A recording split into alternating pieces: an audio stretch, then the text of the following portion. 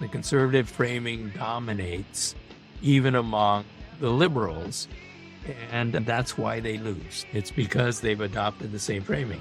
Deficit is scary.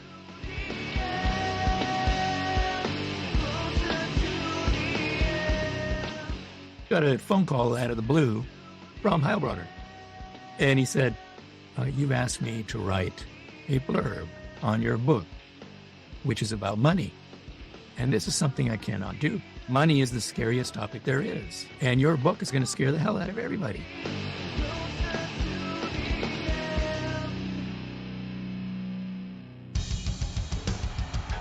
What I have said is that this campaign is not just about electing a president.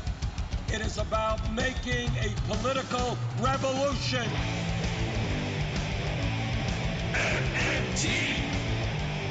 Taking money from our children and borrowing from China. People are dying. Is the program so critical it's worth borrowing money from China to pay for it? And if not, I'll get rid of it. Stop lying!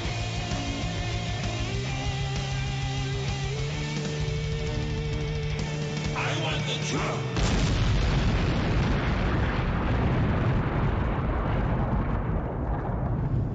Now let's see if we can avoid the apocalypse altogether.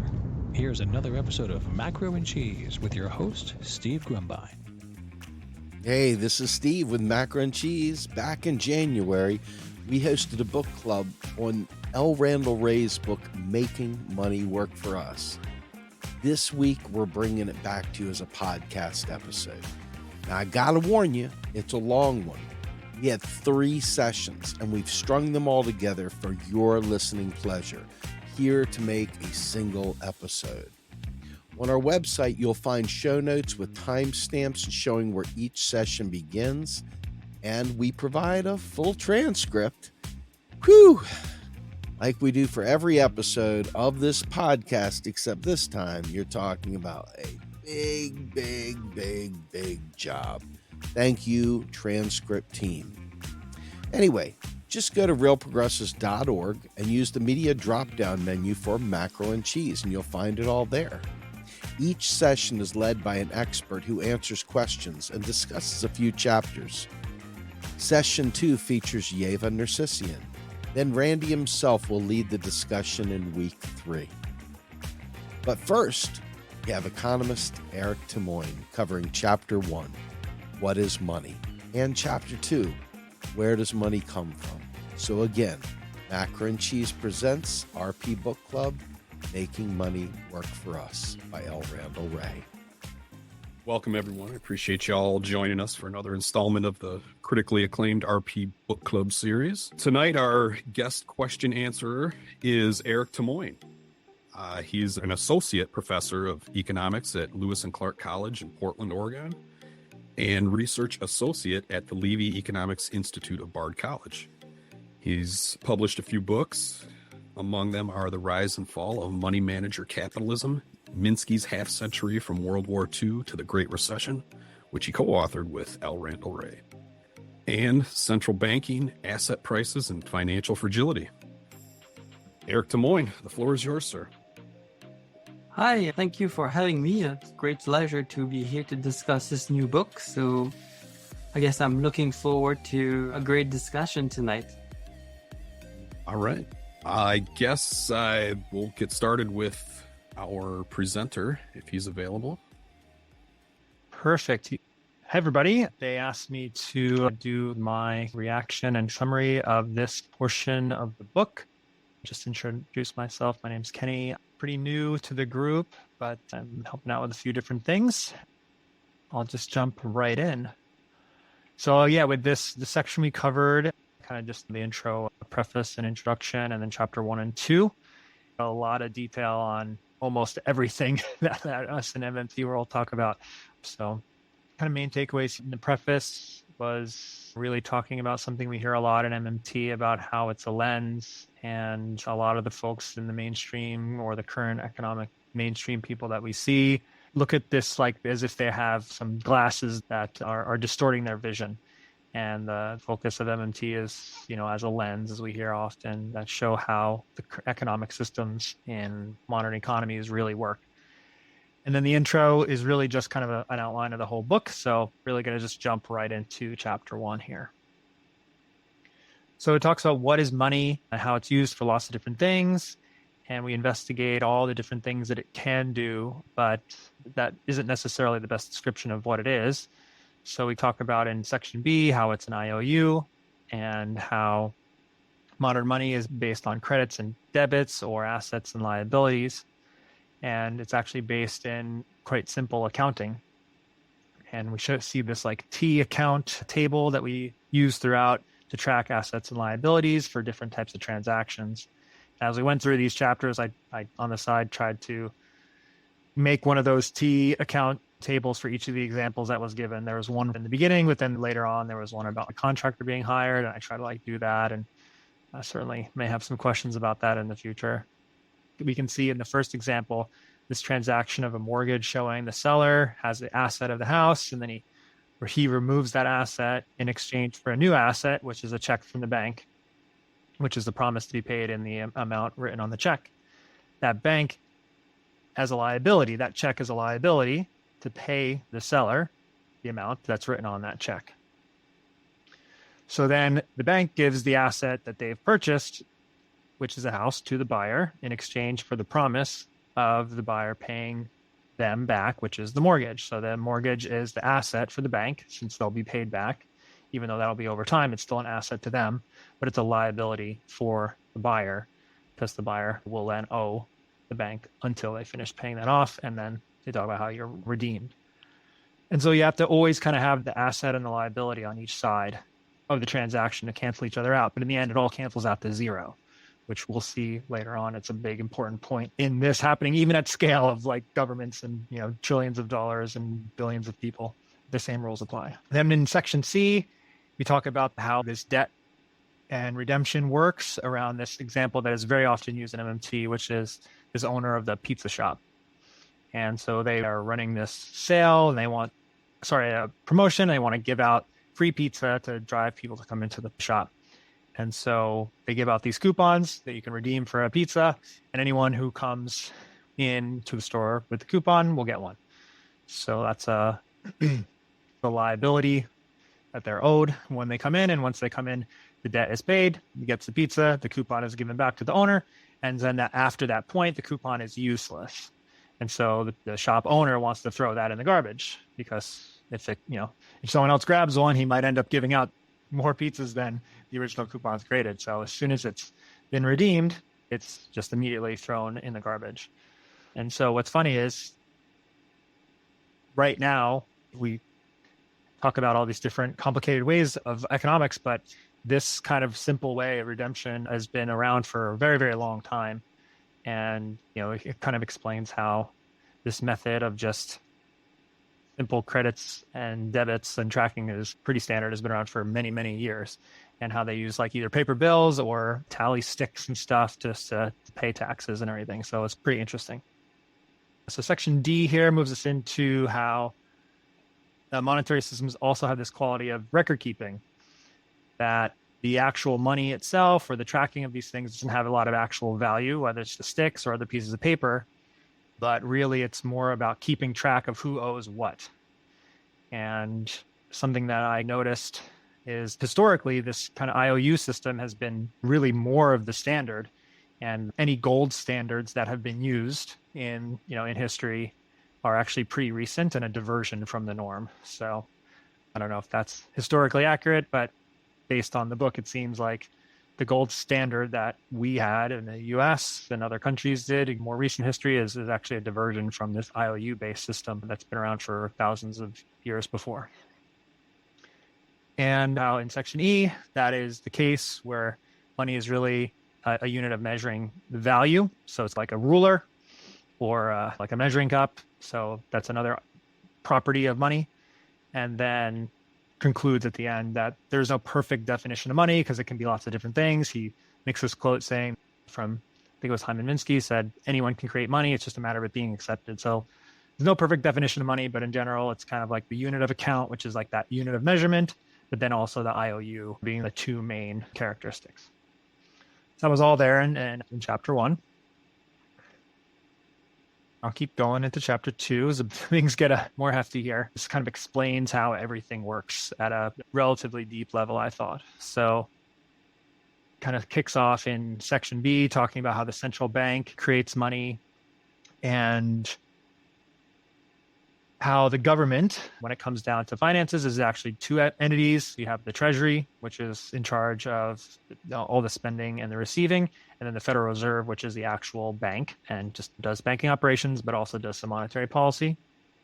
So the saying is the central bank lends and the Treasury spends.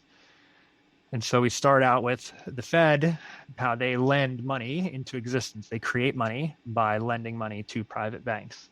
Every private bank has an account at the Fed, which is something I only pretty recently learned when learning about MMT. And that money in those accounts is really just like normal money, but has a special name because it's an account at the Fed. So those are called reserves. So that's that one particular relationship between a private bank and the central bank is a little bit different because it's the central bank, and that, those are reserve accounts. But they're dollar and cents like anything else. And then private banks can then lend monies to individuals like us for a mortgage or car loans or all kinds of stuff like that.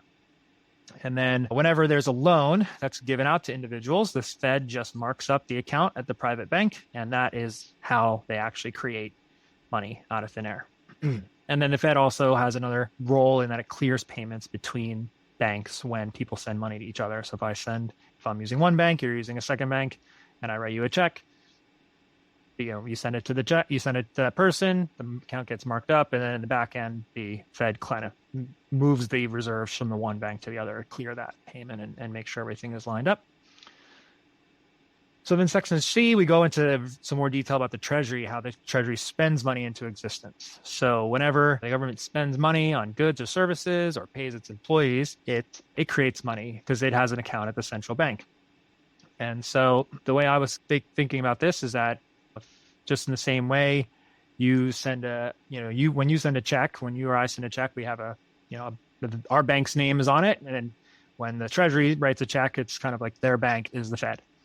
And so in this example that's given, the Treasury writes a check to a contractor for building them something, and the contractor goes ahead and takes the check, deposits into their private bank. His bank sends the check back to the Fed to be cleared, and the money is moved from the Treasury's account at the Fed just to that bank's account. And now the contractor has the access to that money.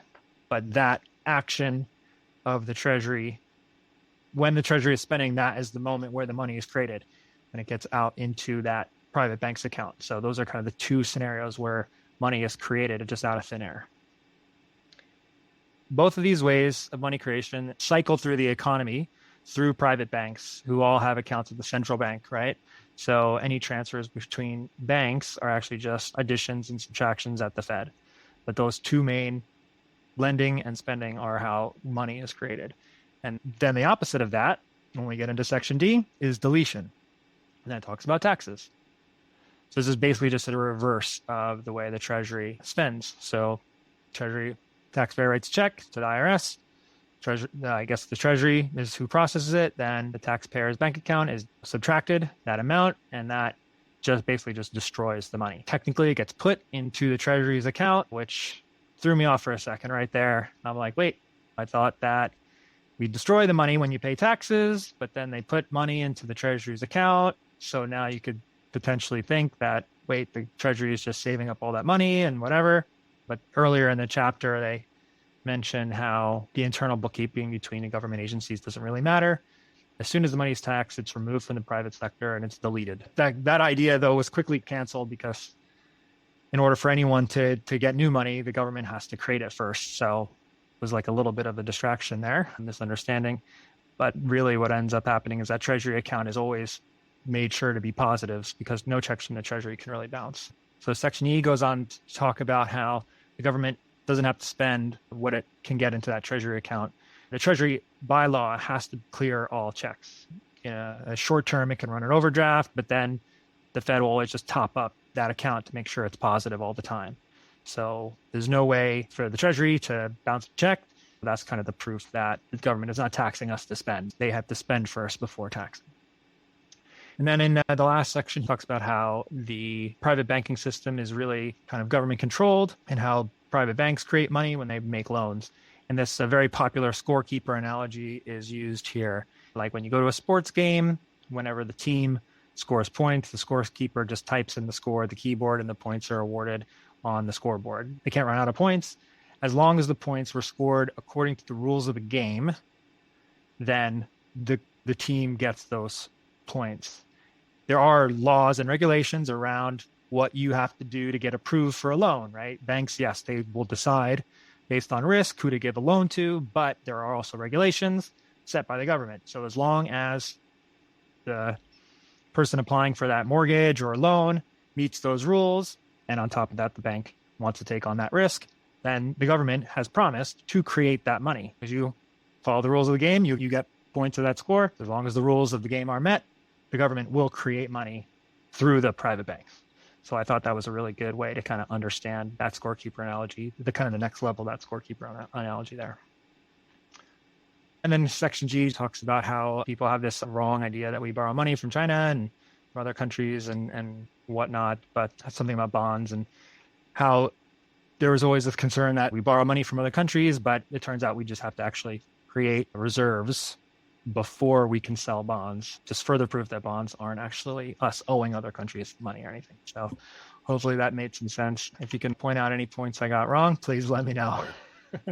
Again, real quick, I guess the thing with MMT is it's crucial to understand that, because I think by default, the way we're taught from birth what money is we see it as like a lot of people think it's a, spontaneous market forces brought it to be. And, they don't really understand it. So right away, I guess our scope of what we can do as a society with money is kind of limited because we kind of think maybe there's a limited supply or I don't know. It's so important to understand what it is and where it comes from. That's what I kind of took from these chapters. But Virginia, do you have anything else before we hand it over?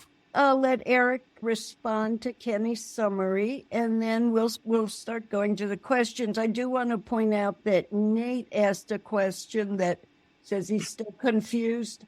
Actually, Nate, why don't you ask that question? So tell Eric what you were confused about, because you weren't very clear in your question, but I have a feeling it's important. Okay. Everything gets debited and credited, and it all seems to balance out in the end. My initial understanding was that Congress could spend money into existence and that basically it seems like everything balances, and that goes counter to my understanding of it. Okay. Thank you, Kenny, for the summary. That was a lot to go through in a few minutes. So I'll take 5 minutes to go out a few points. And then in doing so, I'll try to answer Erin's questions. And after that, I guess we can open it to anyone. I guess chapter 1 is really about understanding what a monetary system is. Okay, what is that? And there are two essential components in there. There is a unit of account, what in the book he calls money. Okay. And then there, if you want something he doesn't use in the book, but monetary instruments, okay, financial instruments more broadly, that what we call also money. Okay. But I want to make a difference here between the unit of account, as he does in the book, between unit of account that he calls money and those monetary instruments, the cash, the bank accounts. Okay, those things are financial instruments that are denominated in the unit of account. And once you have this definition of a monetary system with these two components, the next question is, well, how is money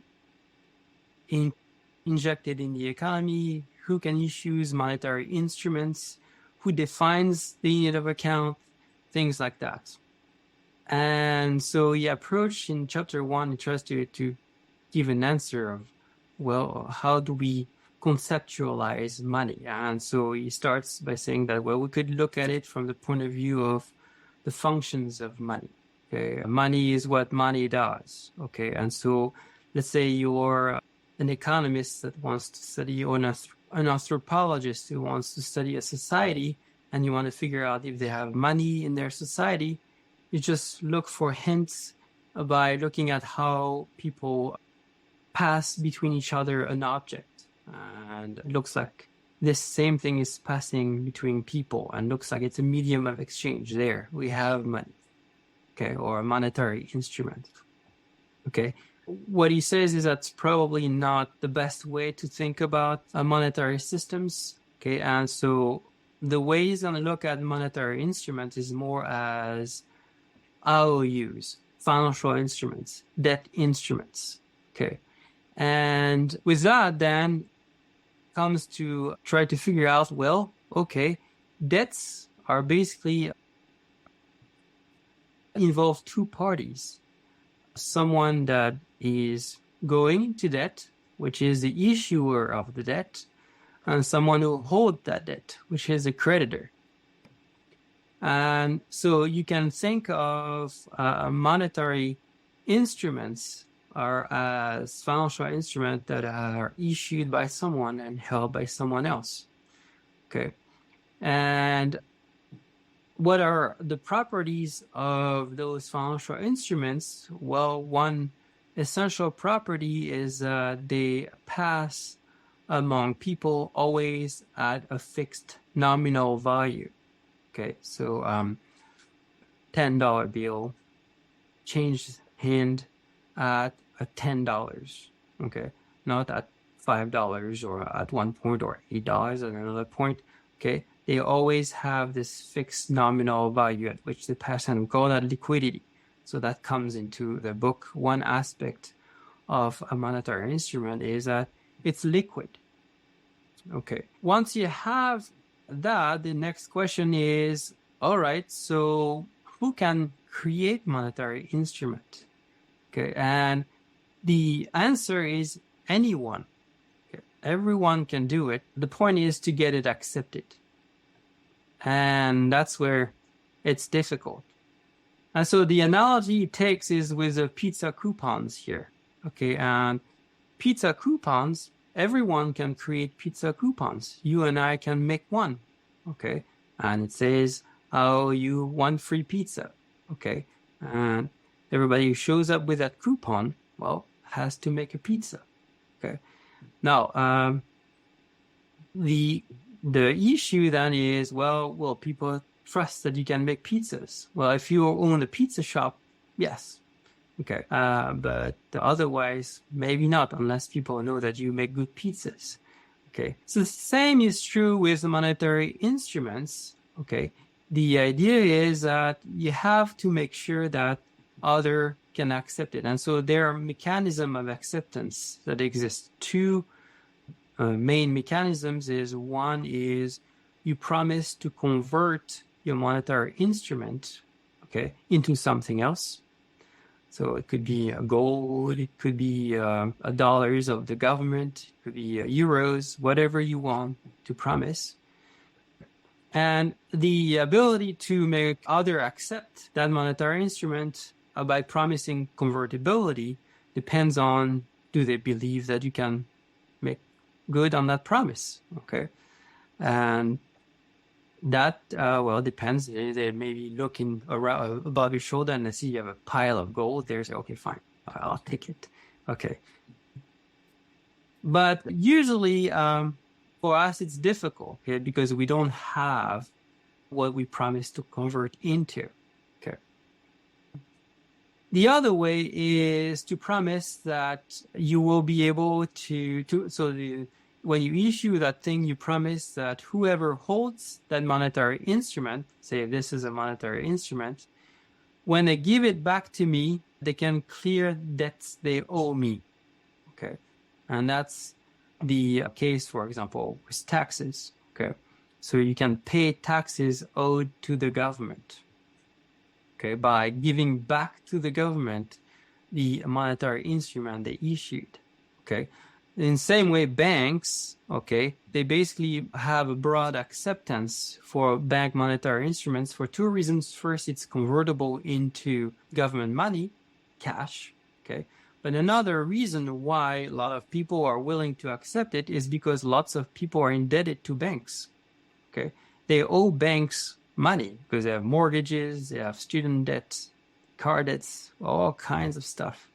And so banks say that if you give them back their own monetary instrument, you're clear of that debt. Okay, basically they debit your account. Okay, and the bank account is the money issued by banks, and you can use that to pay debt you owe banks. And so these two mechanisms of what in the book's called redemption means to return to the issuer the monetary instruments that it issued previously, conversion and paying dues owed to the issuer. Those are the two main ways you create acceptance. If you have a broad range of debtors, okay, and so in that case, you can basically, you'll find a wide range of people willing to accept your monetary instrument because they know that they can pay you with those things. If you have a pile of whatever you promise to convert into, that also will create acceptance. Okay, so that's the first chapter. The second chapter is trying to explain, well, how does the issuer inject money into the economy in monetary instruments? Okay, and so there you can, as you said, you can either lend or you can buy something. Okay, there's actually a third way. You could also provide gifts. Okay, give grants. Okay, that's another way you could go. And so that's how you inject it. Okay, now the way you remove it is through the redemption channels that we just talked about. Okay, for the government is you can, taxes is the one. Okay, but another one, they could promise to convert into a foreign currency, or they can promise to give you gold. Okay, for bank money, okay, the way it's removed from the economy is by people paying debts they owe banks, okay? Or by people going to the ATM machine and giving back to the bank its own IOUs, okay, the bank account you have, and in exchange gaining the government money. It's a bit like the same thing as the pizza coupon. Okay, when you go to the pizza shop, you give back to the pizza shop the coupon, which is the IOU of the pizza shop, and in exchange you get a pizza. Where for banks, they don't make pizzas, okay, but they do promise to convert their own IOU, their own monetary instrument, into another IOU, another monetary instrument, which is Federal Reserve notes. Okay, that's how they're officially called. Okay, and well, then after that, the book goes into the nitty-gritty of, well, how does, when you pass the idea of just the government, okay, as an abstract thing, and you go into the nitty-gritty of the institutional operations of government spending and taxing and issuing bonds, okay, there what you get is you have to look at the coordination between the Treasury and the central bank. And basically what you have here is complicated debits and credits, okay, that occur. But broadly, you can get to the main point of the chapter, which is government spends by creating money and taxes destroy the currency. And so in doing so, here we get to Aaron's point, the debits and the credits and the assets and liabilities. Okay. When the issuer issues money, well, it's an asset for you, okay, whoever receives that, and it's a liability for the issuer. And when you pay your taxes, your accounts are debited, okay, and your debt to the issuer also goes down, okay. So for every, if you want to put it another way, for every creditor, there is a debtor, okay. For every spender, there is an income earner. And so for every credit, there must be a debit somewhere else, basically. So that's basically what we have here. So I'll stop here and just let questions flow. Stephen D. asks, from Chapter 2, are the bank reserves at the Fed plus bonds outstanding equal to the cumulative deficits over the years? Okay. The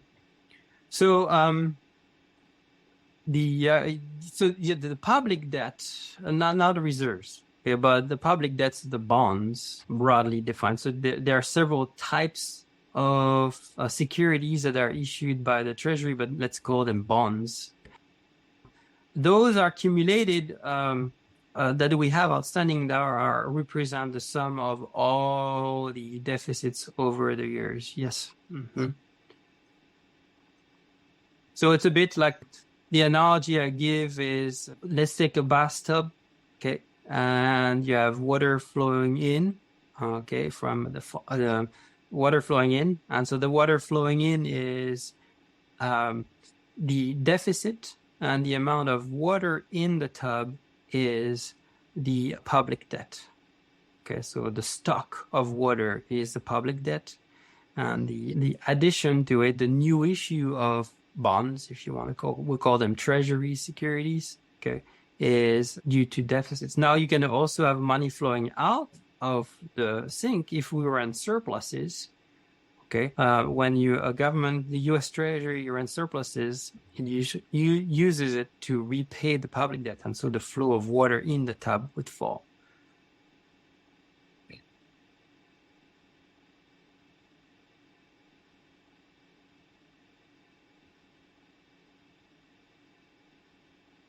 All right. Virginia, did you have a question?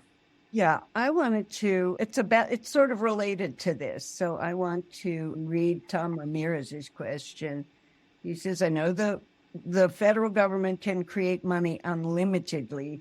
What is the constraint on private banks creating money? Is it a capitalization or reserve ratio, or are they only limited by the demand for loans? And I'd like to add to that because, Eric, I get so confused about this idea of reserves. If reserve what? Where does it's not like they have a vault somewhere with money in it. So where do those reserves come from? And then whenever somebody mentions fractional reserves, people get mad at them. MMTers get mad at them because it somehow has an implication. So I need you to really explain all of this too. Okay. So I guess to bring it back to earth, let's start back to the pizza analogy and the pizza shop. Okay. So what constrains the ability of the pizza shop to create pizza coupons? Okay. They could create millions of them. Okay. Problem is, of course, that then the business will go under very quickly because they basically will provide pizzas for free, and we're in a capitalist system where you have to show a profit if you want to survive as a business.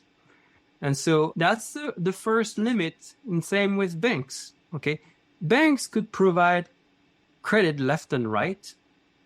Okay, but the problem is that, well, first of all, when they provide credit, they do two things. They accept the IOU of whoever wants to get credit. So like when you go to the bank and ask to finance a house, you issue to the bank a mortgage. So the bank now has this IOU, okay, and that IOU says, I promise to pay over the next 30 years, every month, a certain amount of interest and principal.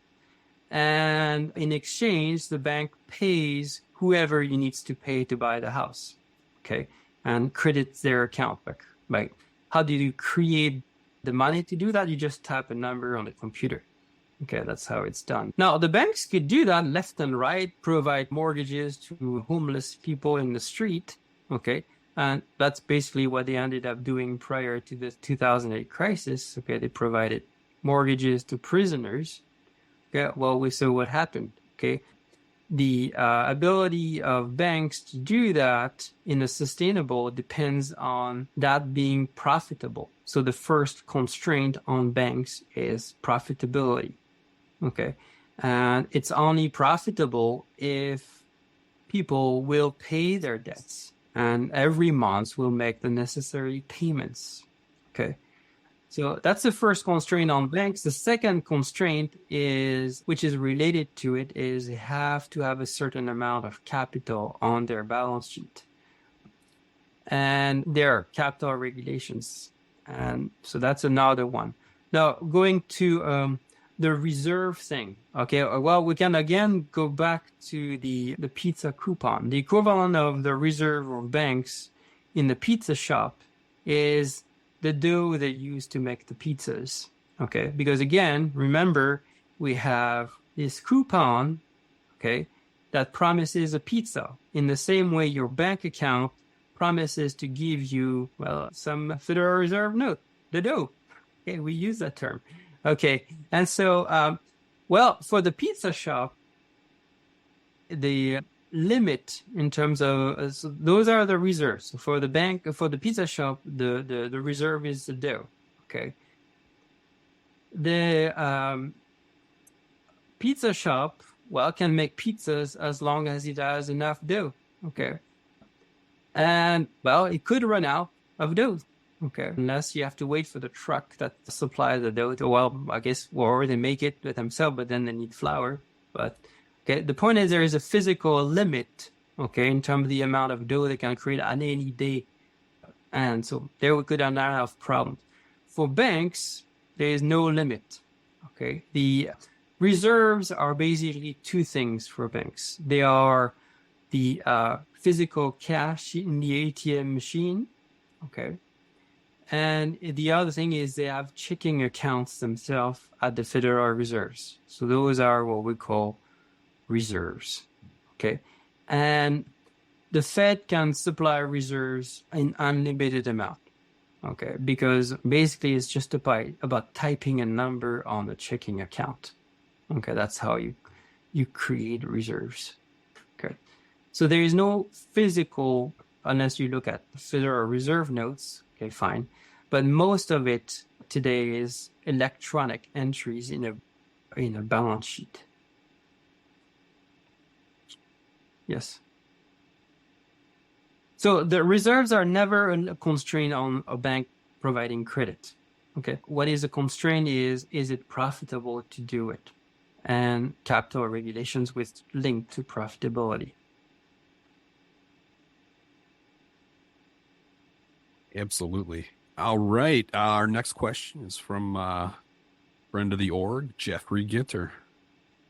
Jeff? I'm here. Can you hear me? Yes, sir. That angelic voice. Okay. To whatever degree you feel is relevant or you feel you have the time for, I really feel this is an important one, and Chapter 2 starts to touch on it.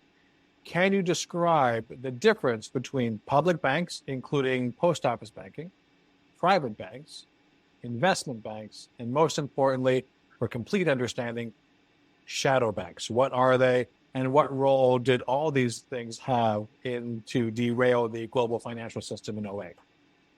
Okay. So postal banking doesn't have the same constraint as a for-profit private bank. Okay. So here you have more of a public purpose at play. Okay, and if you have any trouble, you have the government helping directly. No problem. Private banks, they have to show a profit. Okay, that's how they run, and they also have extensive government backing these days if they run into trouble. Okay, but they at least have to show a profit. For the rest, investment banks and shadow banking, investment banks, they really work more in the financial markets. So what you and I call banks, they are here to basically provide financial services for the little guy, okay, the little business.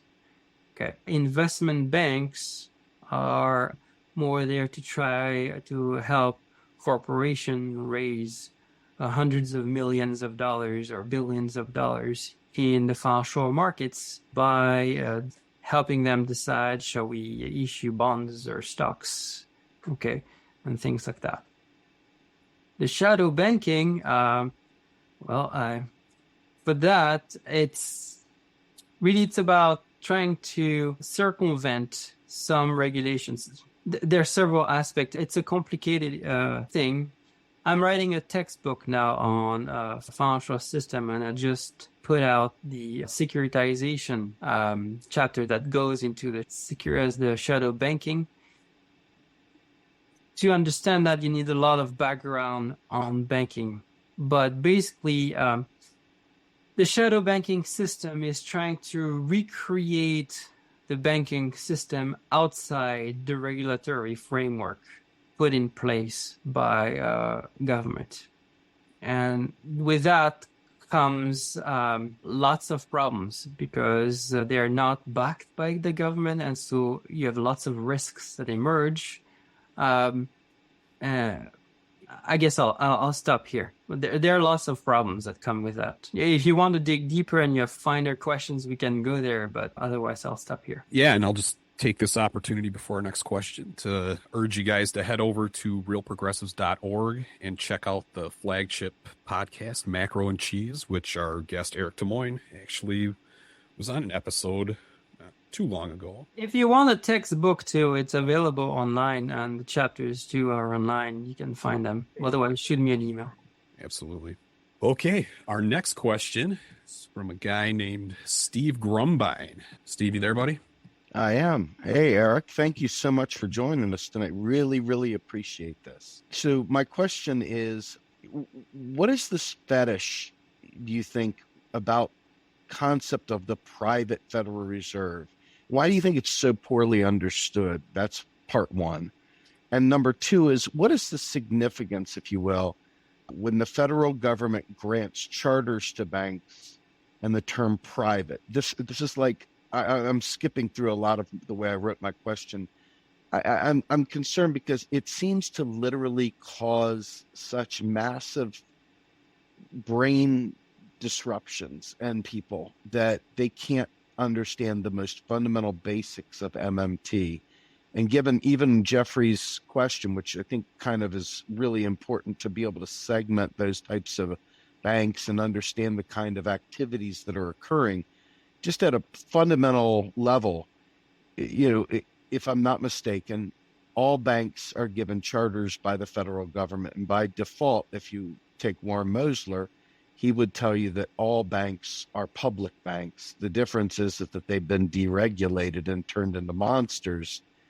So I guess my question to you is, what is it about the concept of private and public Federal Reserve that you feel over the last 100+ years has generated so much angst and lore and mythology and literal incapability of understanding basic concepts? How has that impacted society? So on the Federal Reserve, I mean, the Federal Reserve is a compromise of the culture of the United States that sees the federal government with very suspiciously. And so the way the Federal Reserve was created and organized is awkward, I would say. But ultimately, it's a public institution. So if we look at the way it's organized, you have 12 regional banks, okay? And these 12 regional banks are for-profit institutions, okay?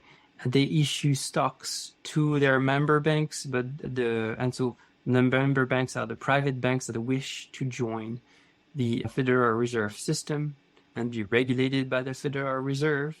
And to do that, you have to buy stocks of the Federal Reserve banks, one of those 12 here. Okay, so in Portland, we are in District 12, and District 12 is overseen by the Federal Reserve Bank of San Francisco. So if you are a bank and you want to become in District 12 and you want to become part of the Federal Reserve system, which most banks are not, what you have to do is buy stocks of the Federal Reserve Bank of San Francisco those stocks are not tradable. They cannot be used as collateral. They're more just card membership card. Okay, what's good about them is they give you a 6% dividend. Okay, and that's lots of free money there. And so you have that. The board of each Federal Reserve Bank, or the board of directorship of each Federal Reserve Bank, is composed of directors that are supposed to come from different sectors of the economy, the banking side and the other sectors of the economy, the central bank, the Washington, D.C., where you have the board of governors that basically oversees all the system, all 12 banks. Okay, also has a say who is becoming on the board of directorship. Then they elect the president, and the president can then participate into what we'll call the Federal Open Market Committee. And then there is a system of vote on this committee. Not every president can vote all the time, except the president of the New York Fed. So the point is that, yes, you have a complicated institutional organization where the Federal Reserve banks are a for-profit, but at the same time, they are overseen by a board of governors that basically tells them what to do. And they also, any leftover profit they make, they basically give that to the treasury. Okay, we call that a remittance. Okay, and so banks compete to give as much remittance as possible to the U.S. Treasury. Okay, note that they make a lot of their profit by owning U.S. Treasuries. Okay, which are the debt of the U.S. Treasury. So, yeah, here you have a big plate of spaghetti here, all kinds of things moving around and being mingled together. Okay, and that's again a specificity of the American culture. Okay, and we have this complicated way to do it. We could just have one central bank that oversees the entire United States that has no for-profit purpose whatsoever, just the board of governor, and that's it. Okay, but again, people in the United States don't like that. They like to have a decentralized system that lets more participation into the decision-making process somehow by the rest of the population. Thank you, sir. Appreciate it. Is that Kag Lee? Is that the question? Yes. Okay. The question is, there are 12 Federal Reserve banks, with the Federal Reserve Bank of New York being the most influential. Why do we have so many Federal Reserve banks? Why not just have one? Well, I just told you why. Yeah, it's connected to what you said, but you were talking about private banks as well. Is that all connected? No, I was not talking. I was talking about this. So you have, so think of it as a pyramid. At the very top, you have the board of governors. Right. Then below that, you have the Federal Reserve banks. Okay, San Francisco Bank, the New York banks, the Kansas City Federal Reserve banks, many others. And under that, you have the private banks that operate and can be members of that system or not. Okay, I wanted to be sure. Okay, great. Yeah. Next, we have Larry Day with a question. Larry, if you're ready, I guess we'll ask for him. In the Chernova-Presley proposed federal job guarantee program, would congressional allocation go through the Federal Reserve at all? Well, so the Congress decides what the spending should go, what kind of spending we should do. Okay. And once this is done, the role of the Treasury is to implement that budget. And so the funds used to implement that budget are all in an account. They're in accounts at the Federal Reserve. In the past, they also used to be, and Randy mentions that, they used to be at private banks. Now, since the financial crisis, the central bank, the U.S. Treasury basically closed all those private bank accounts and moves all its funding into the account it has at the Federal Reserve. So everything is in there. And so to spend the Treasury uses that account. Okay, to receive tax revenues, it also uses that account. Yep. And I think that comes to one of Kenny's questions, which is, well, I thought taxes are destroyed and they're not the source of revenue. We can deal with that if we want. Friend of the org, Matt Pivovitz has a question. Matt? Yeah, so I just wanted to bring it back to something that was mentioned a little bit earlier regarding capital requirements as opposed to really having reserve requirements or fractional reserve. So I'm just trying to get a little more information on what exactly is the capital requirement. I think my most latest understanding is Tier 1 capital assets divided by consolidated assets. I don't really know what that means, but I would like to know more. Thanks. Yeah. So the question then is, what do we consider capital? Okay. And so here you have several ways to generate capital. The first one is banks generate capital by making a profit. Okay. So when we think about, I want to make money. Okay. And making a profit is making money. Well, if you think about it for a second, banks, they're the issuer of the money. So for them making a profit, they don't get anything on the asset side like we have in our bank account is credited. Boom, oh, we have more money in our account. No, because for banks, the money is their IOUs. Okay, so the way they make money, the way they record a profit is purely as an accounting entry in a balance sheet, okay, which is you have more capital. Now, we could go through the accounting if you want. In the textbook, I do go through that. But the main point is that for banks making a profit, there's nothing physical that is gained. There's nothing that they earn on an account somewhere. What they earn is just +5 on a piece of paper, and that's it. And that's hugely important, okay? Because for banks, they need that +5 as additional capital because it helps them to continue the process of creating money, and it helps them to meet the capital requirements. Now, if you move beyond how you create capital through profit, another way to raise capital is to issue stocks. Okay. And then comes another question is, what about beyond stocks and undistributed profit? Are there other forms of capital? So there, some people are going to say, yes, you could also include other things like what we call loan loss reserves, PASS. You could include in there also, let's say the bank issued very long-term bonds. Okay.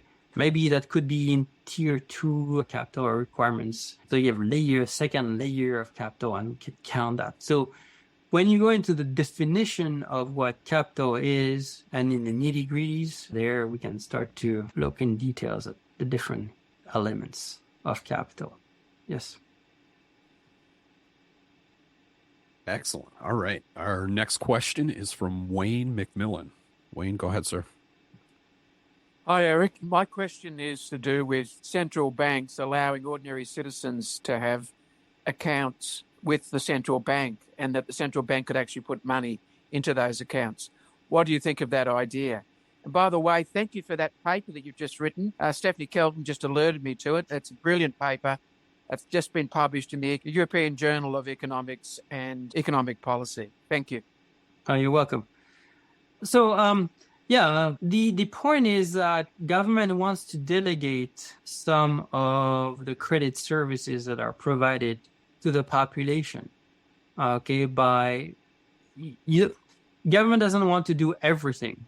Okay, because we think that for right or wrong, we think that bankers are better at judging the credit worthiness of people and have incentives to do that carefully. Now, we saw during the financial crisis that may not be the case, okay?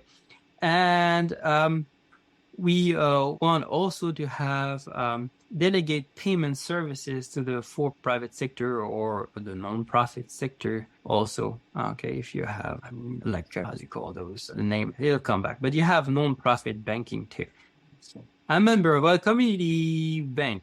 Okay, those are non-profit banks. I'm part of one. I don't keep my money in for-profit banks, and so.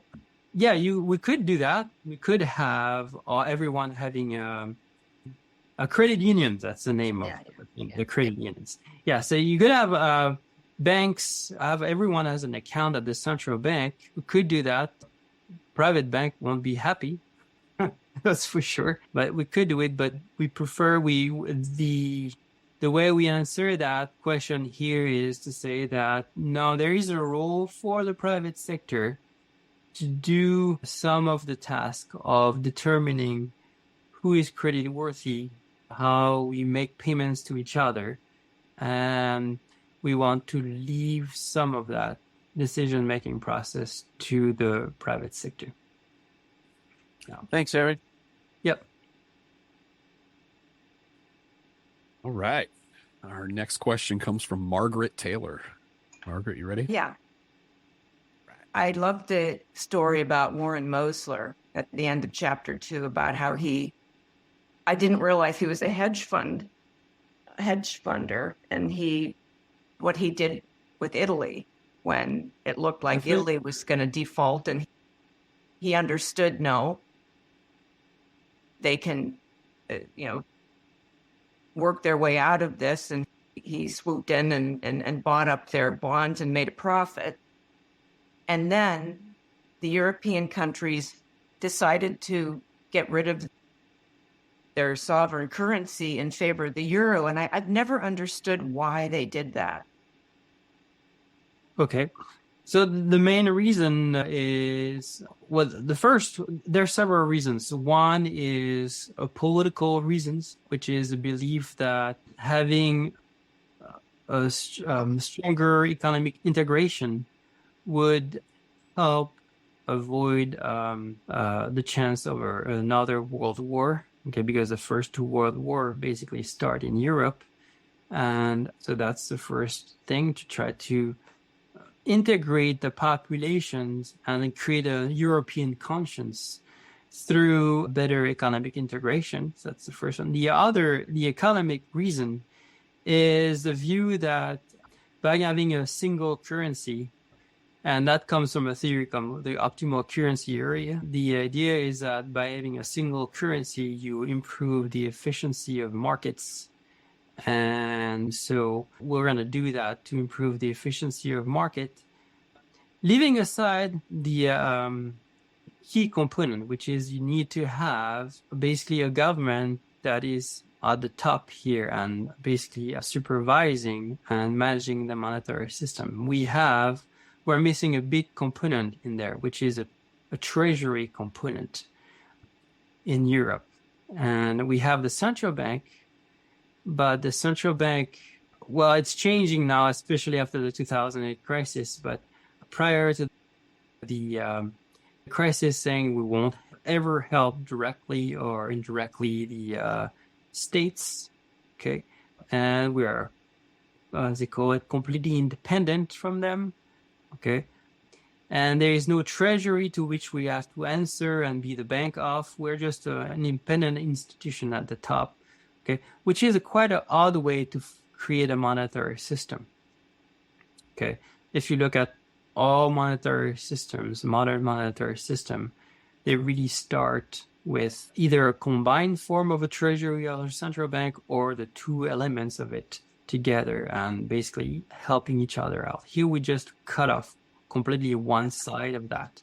And it didn't go very well, okay? And ultimately, the central bank during the crisis had to intervene to help the member states, basically. And it continues to do that up to this day.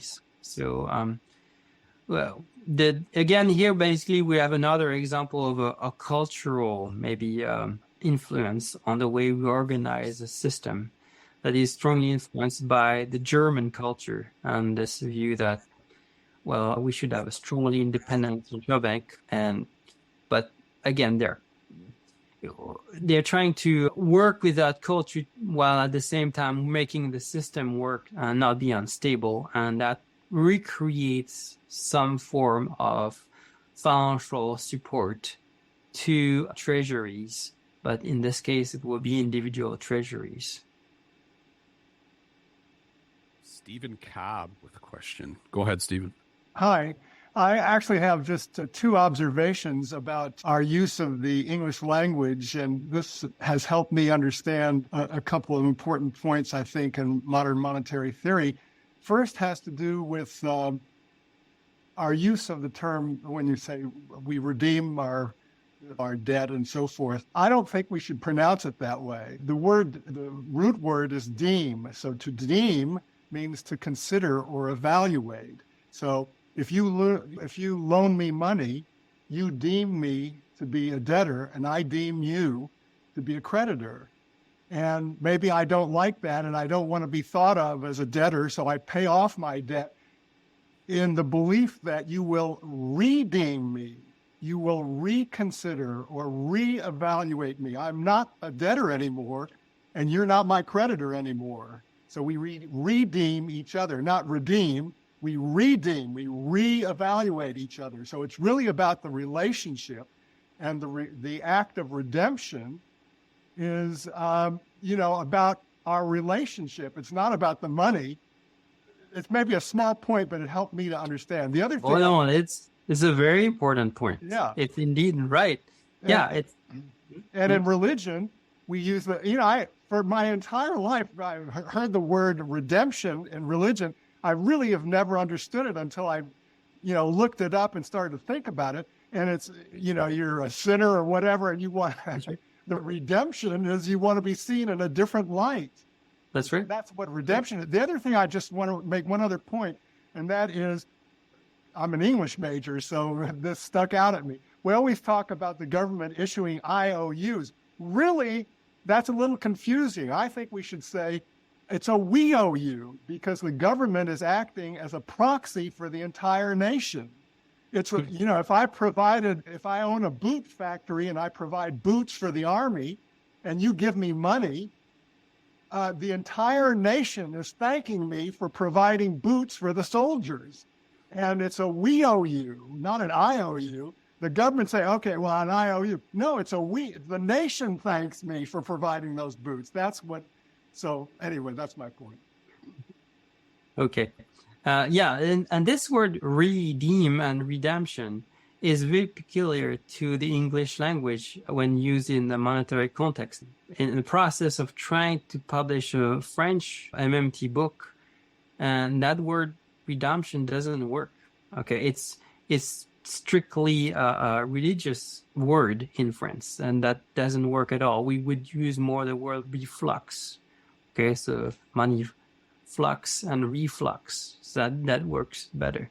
It's really peculiar to the English language, this word, but I think it's the proper word because it indeed reflects the fact that monetary systems emerged, modern monetary system emerged through the religious authorities, okay, and the social organizations through classes where you have religious authorities at the top that create monetary system because they make others indebted to them. Yep.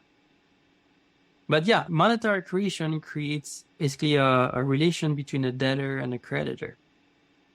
And so, yeah. Next up, we have Betty Taboni. Are you ready? Go ahead. Okay, why is it a liability to the bank if they are the ones giving money, like when they create a deposit or a reserve? Mm-hmm. And is the money an IOU? So I have to give the bank something, don't I? So that they know that I owe it to them? Right. Yes. So when we go ask for home financing, so you want to buy a house, okay? Unless you have money up front or you pay cash, okay, entirely, usually we have to go to the bank and we say ask for a mortgage. Well, really, we're the one issuing the mortgage, because for those of you who have had the chance to become a homeowner, okay, and you remember back in the day when you went to the lawyer's office and you had this huge pile of documents to read through and lots of signatures. Okay, probably the most important documents here was what we call the mortgage note. And the mortgage note does clearly say that I, and then your name shows up. So I, Eric Tymoigne, and if there is another letter like my wife, okay, I, Eric Tymoigne and Yen Liang, we promise to pay those things. So you are the one issuing the mortgage. It's your debt. Okay, and you decide to give it to someone issuing it. Now, what does, so that's what you give to the bank. In exchange, what does the bank do? Well, the bank creates its own IOU. Okay, we call that bank accounts. Okay, and it doesn't give you the money. Okay, you never see the money. What it does is directly to make the payments for you to the home seller. Okay, and why is a bank account a debt of the bank? Well, it is for two reasons. The main one is that the bank promises to do something. In the same way, when you sign the mortgage, you promise to do things. Okay, monthly payments of interest and principal. The banks, when it creates a bank account, also promises to do something. And you can go into the nitty-gritty of the legalese of documents come with your bank account. Okay, two things you can do. And the first one is the bank promises that it will convert 1-to-1 into government cash, physical currency, whenever you want. Okay. Now, if you want to withdraw lots right away, you might have to give them a heads up. But otherwise, it's anytime you shows up, they'll give to you. That's the first thing. So the first part of the redemption mechanism, okay, conversion into something else. The other thing that they promise is that if you ever owed to the bank something, okay, so you have to pay them something because you are indebted to them, you can use the bank account to pay them. Okay, so they promise they will accept that. Okay, that's the other promise. There is no situation in which you have lots of money in your bank account and you say, okay, let me pay my bank now, and I'm going to do that by asking them to, or write a check to them, or ask them to debit my account. And the bank is going to say, nope, sorry, I don't accept that as a means of payment for the debt you owe me. Okay, that would be defaulting on their promise. Okay, because they promised that they would accept these book entries and a debit of these electronic balances as a form of payment. Herb Wiseman, you can go ahead, buddy, and ask your question. I didn't really have a question so much as I wanted to respond to the earlier comment about liability, but then I came up with, having just noted, that Brazil and Argentina are having conversations about a common currency. And interestingly, Paul Sigma apparently has come out opposed to it, and I would suspect an MMT would oppose it as well, and that is what I'm wondering about, would be opposed to that. I'd like to make a comment about the double entry bookkeeping. I didn't hear you say that, Eric, but basically the answer to Betty is that it's double entry bookkeeping. That's right. Yeah. Thank you. Another question here from one of RP's own, Christina. And she asks, can the big private banks be realistically, practically reformed? Yikes. Okay. My views is that banks today are far too big. Okay. And there is a huge local moral hazard here, because basically if they are ever into problems, okay, as we saw during the crisis, okay, the answer, we had a lot of banks that were insolvent, okay, at the time, Okay, some were illiquid, some were completely insolvent. Okay, meaning that the value of their assets was way too low. If valued properly, okay, was way too low to be able to meet all the debts they had to pay. Okay, and so the way we went about it is we went to say, well, we first pretended that they were not insolvent by valuing their assets at a different price than what they ought to be priced. And then after, we went to also provide them financial assistance for months or years, okay, to make sure that they can keep making their payments. There is a good paper about that at the Levy Institute, okay, and that looks at how much help the central bank provided. Okay, it's in the tune of, if you sum up all the different amount of credit that was provided, we could come up to $29 trillion, okay? And then add on top of that all the other assistance that was provided by the FDIC, by the Treasury, okay? And that creates a lot of moral hazard, because now banks is where we're so big that the government is afraid that if we have problems, we're going to crash the entire economy. So we can never lose. Okay.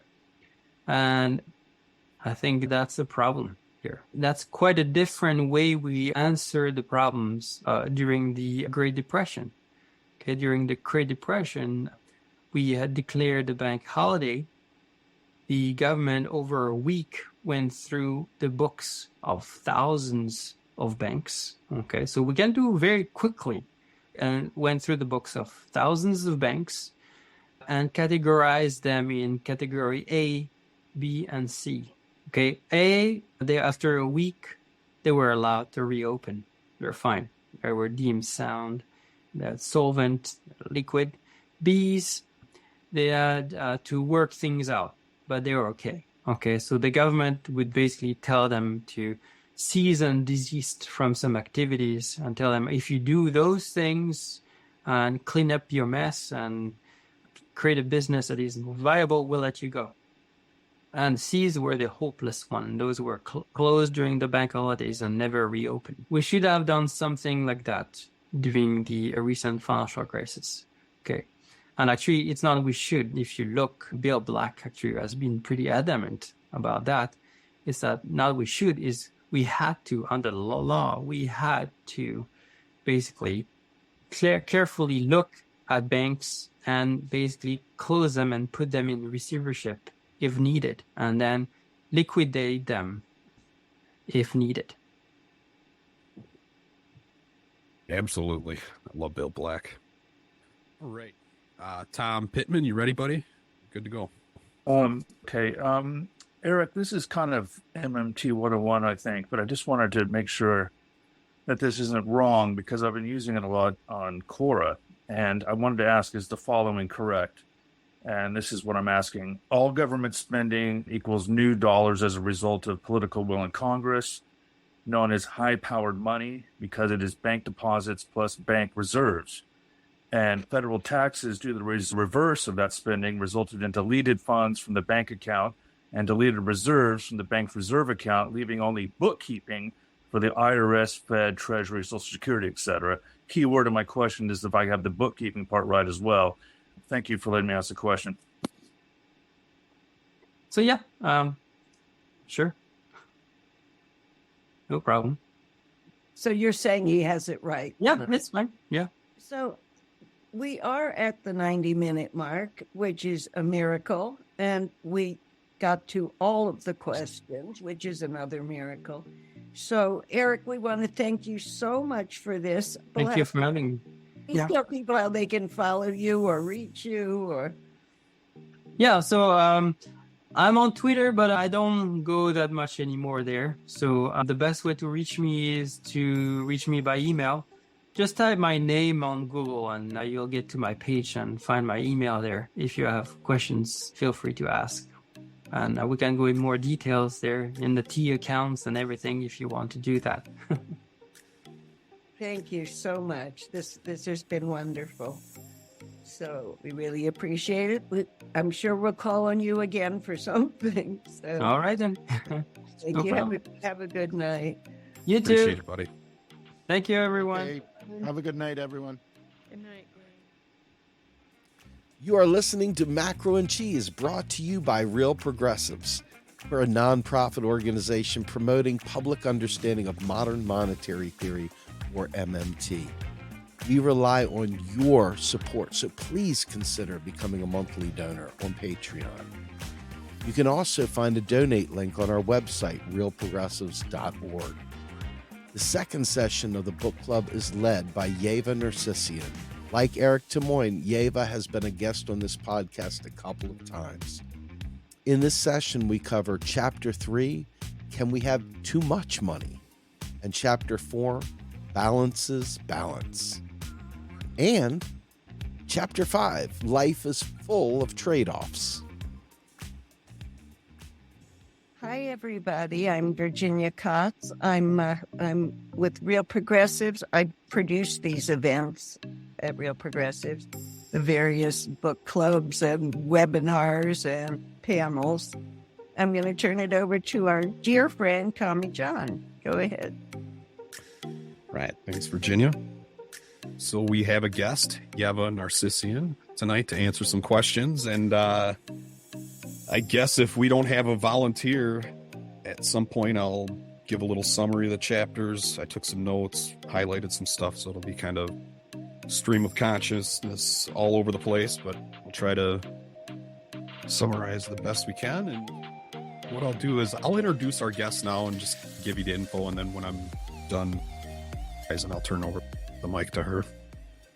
Yeva Nersisyan is an associate professor of economics at Franklin and Marshall College and a research scholar at the Levy Economics Institute. She received her BA in economics from Yerevan State University in Armenia and her MA and PhD in economics and mathematics from the University of Missouri, Kansas City, or UMKC as it's known around here. Yeva has published a number of papers on topics of interest to MMTers, including a paper she co-authored with Randy Wray with the title, Are We All MMTers Now? Not So Fast. She actually did an episode of Macro and Cheese about the paper, which I just listened to. It's amazing. Check it out if you haven't. And the chapters we're going over this week are 3, 4, and 5. Hold on, John. Stephen D. is here. He's the one who volunteered. Stephen? Go ahead, buddy. Can you hear me? Yes. Okay, fantastic. Sorry, Tommy John. Looks like I've stolen your thunder there. You looked all ready to get worked up over this. Take it, buddy. It's yours. Tell us where you're calling in from, Stephen. Okay, I'm from Perth in Western Australia. Great. And, okay, so Chapter 3, Can We Have Too Much Money? Chapter 1, we're told that money is an IOU from the government. You can always use those dollars to cancel any debt you owe the government, also known as paying your taxes. Because of this, nearly everyone accepts dollars for purchases. And the more money in circulation means more people are owed more goods and services. Now, that's all fine, unless everyone starts demanding their goods and services, also known as spending their money. Why is this? Because there's a limit to the goods and services an economy can produce. And if spending uses up all of those resources, prices will rise and the value of the dollar drops. The author introduces us to the fact that banks can create money by making loans. It's a complex topic. I hope the author expands on it in later chapters. But suffice to say that to control inflation, governments must control lending as well as spending to keep the money in circulation down. I got very little out of Chapter 4, but maybe Tommy John might want to say some stuff out of that. Pretty much all I got out of that was the government deficit is balanced by a non-government surplus, and that surplus is the money that's in circulation, which we kind of need. And in Chapter 5, we learn that the US government has been in deficit for most of its existence, and that governments don't ever have to actually pay off these debts, and they might be just misnamed. they can just keep paying interest because people will always be looking for these secure investments. That we're told that the debt limit is the capacity to pay that interest, and the governments that borrow in their own currency will always be able to pay that interest because they are able to create money, and that ability to create new money is limited by the capacity of the economy so that you can avoid inflation. Final note I have is that government's tax, in order to reduce private spending and free up resources in the economy that they require for public needs, and they can then spend those taxes into those resources. That's all I had. Nice job, man. I appreciate it.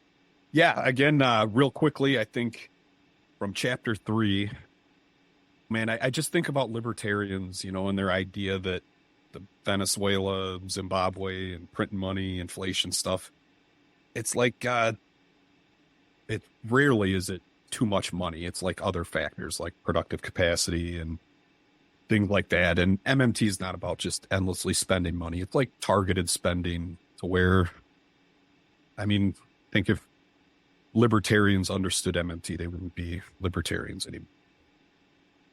In chapter 5, the one thing that kind of came out to me is, I guess it's like the whole Phillips curve and the Nairu and there's this natural, I don't know, like area to where we have to have unemployment to keep inflation down. And it's just been accepted as, well, it's just, like that invisible market hand, it's something we can't control. We got to try to live with it or whatever. And it's just, that's the beauty of MMT. It simplifies and demystifies a lot of the economic nonsense we've been taught to believe and gives us the answers and shows us that it's just accounting. But either way, I am going to turn the floor over to our guest, Yeva, and I guess let's get her some good questions. But just before you begin, I would just like to encourage people who are new to MMT to ask their questions. This is not just for people who already know it.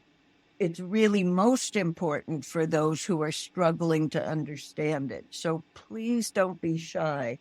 The only way to learn it is to just ask and ask and ask people who can explain it.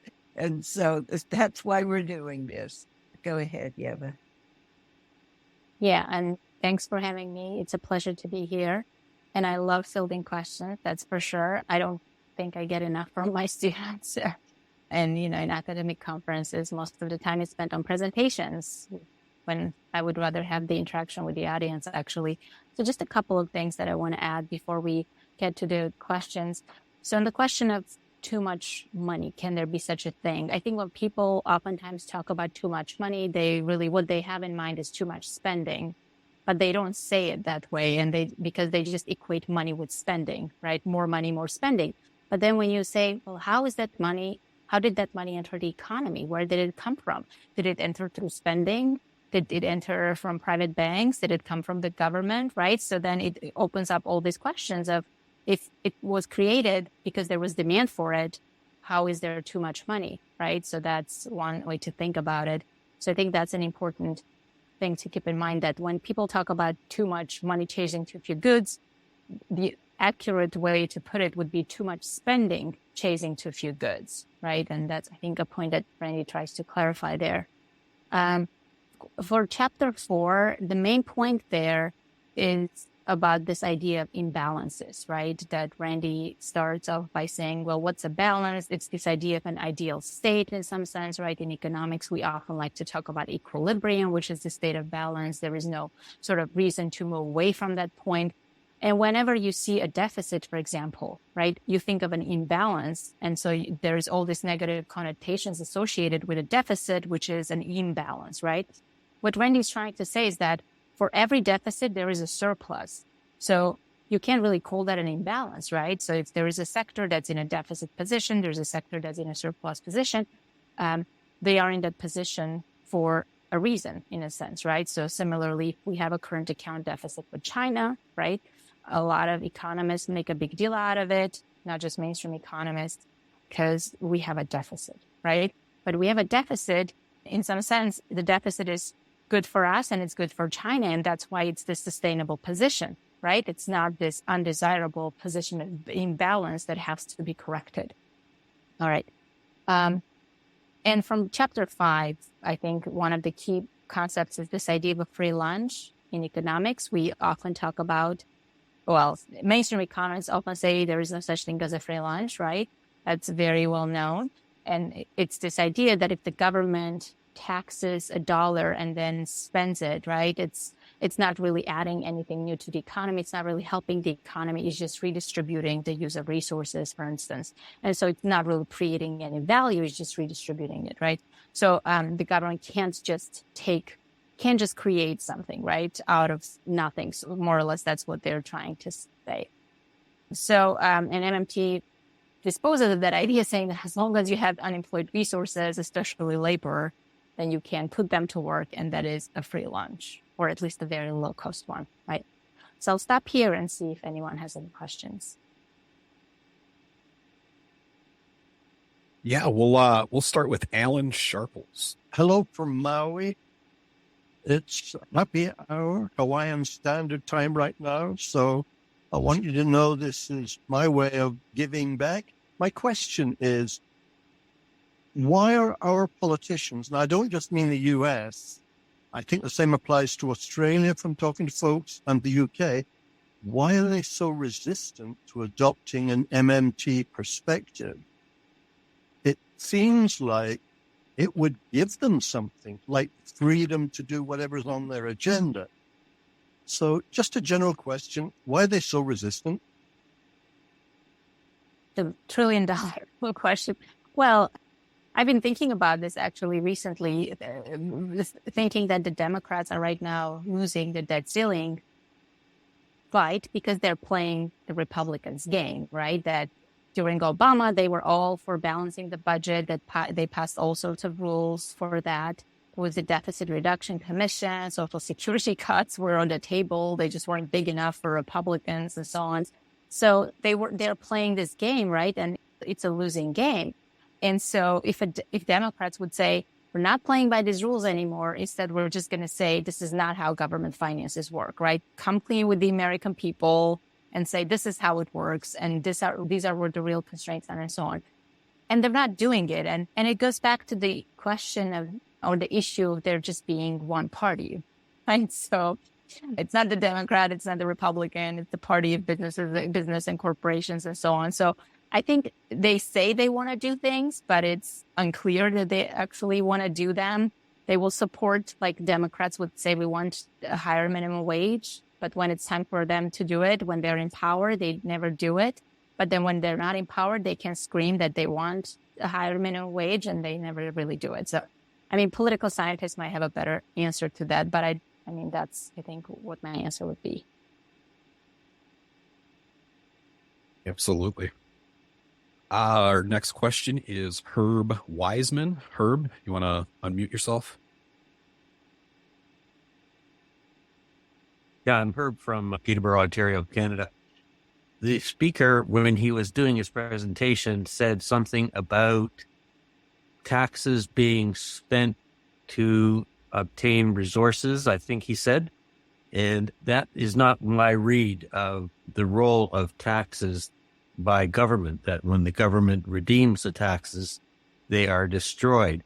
And so I saw that as a bit of a puzzle, and I'm wondering if, Yeva, you could clarify. And by the way, hi again, Yeva. I saw you at the summer seminar. Right. Yes. Taxes are not used to financing government spending, right? That's not what they do. Instead, the way we should view taxes is as creating non-inflationary space for public spending, right? Because if the private sector produces $100, it creates $100 of income, right? And that income, if all of it is spent, can actually buy all of that output.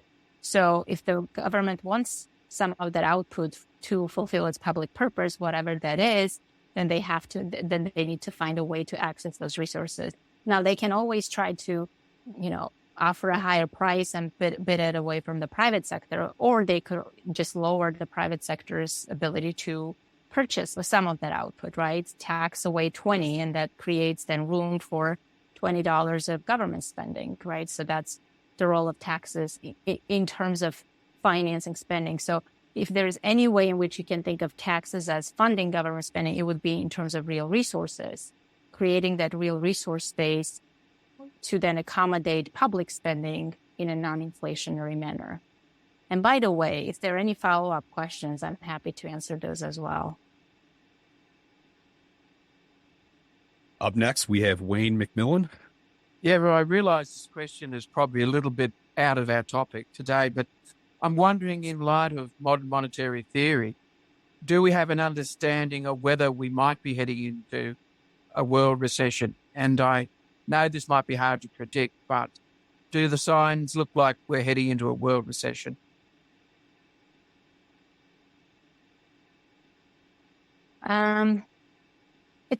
It's difficult to say. I think there is a good chance that we are, and obviously what happens in the U.S. doesn't stay in the U.S. If the U.S. goes into a recession, that's going to have worldwide implications, considering that the world economy is very fragile.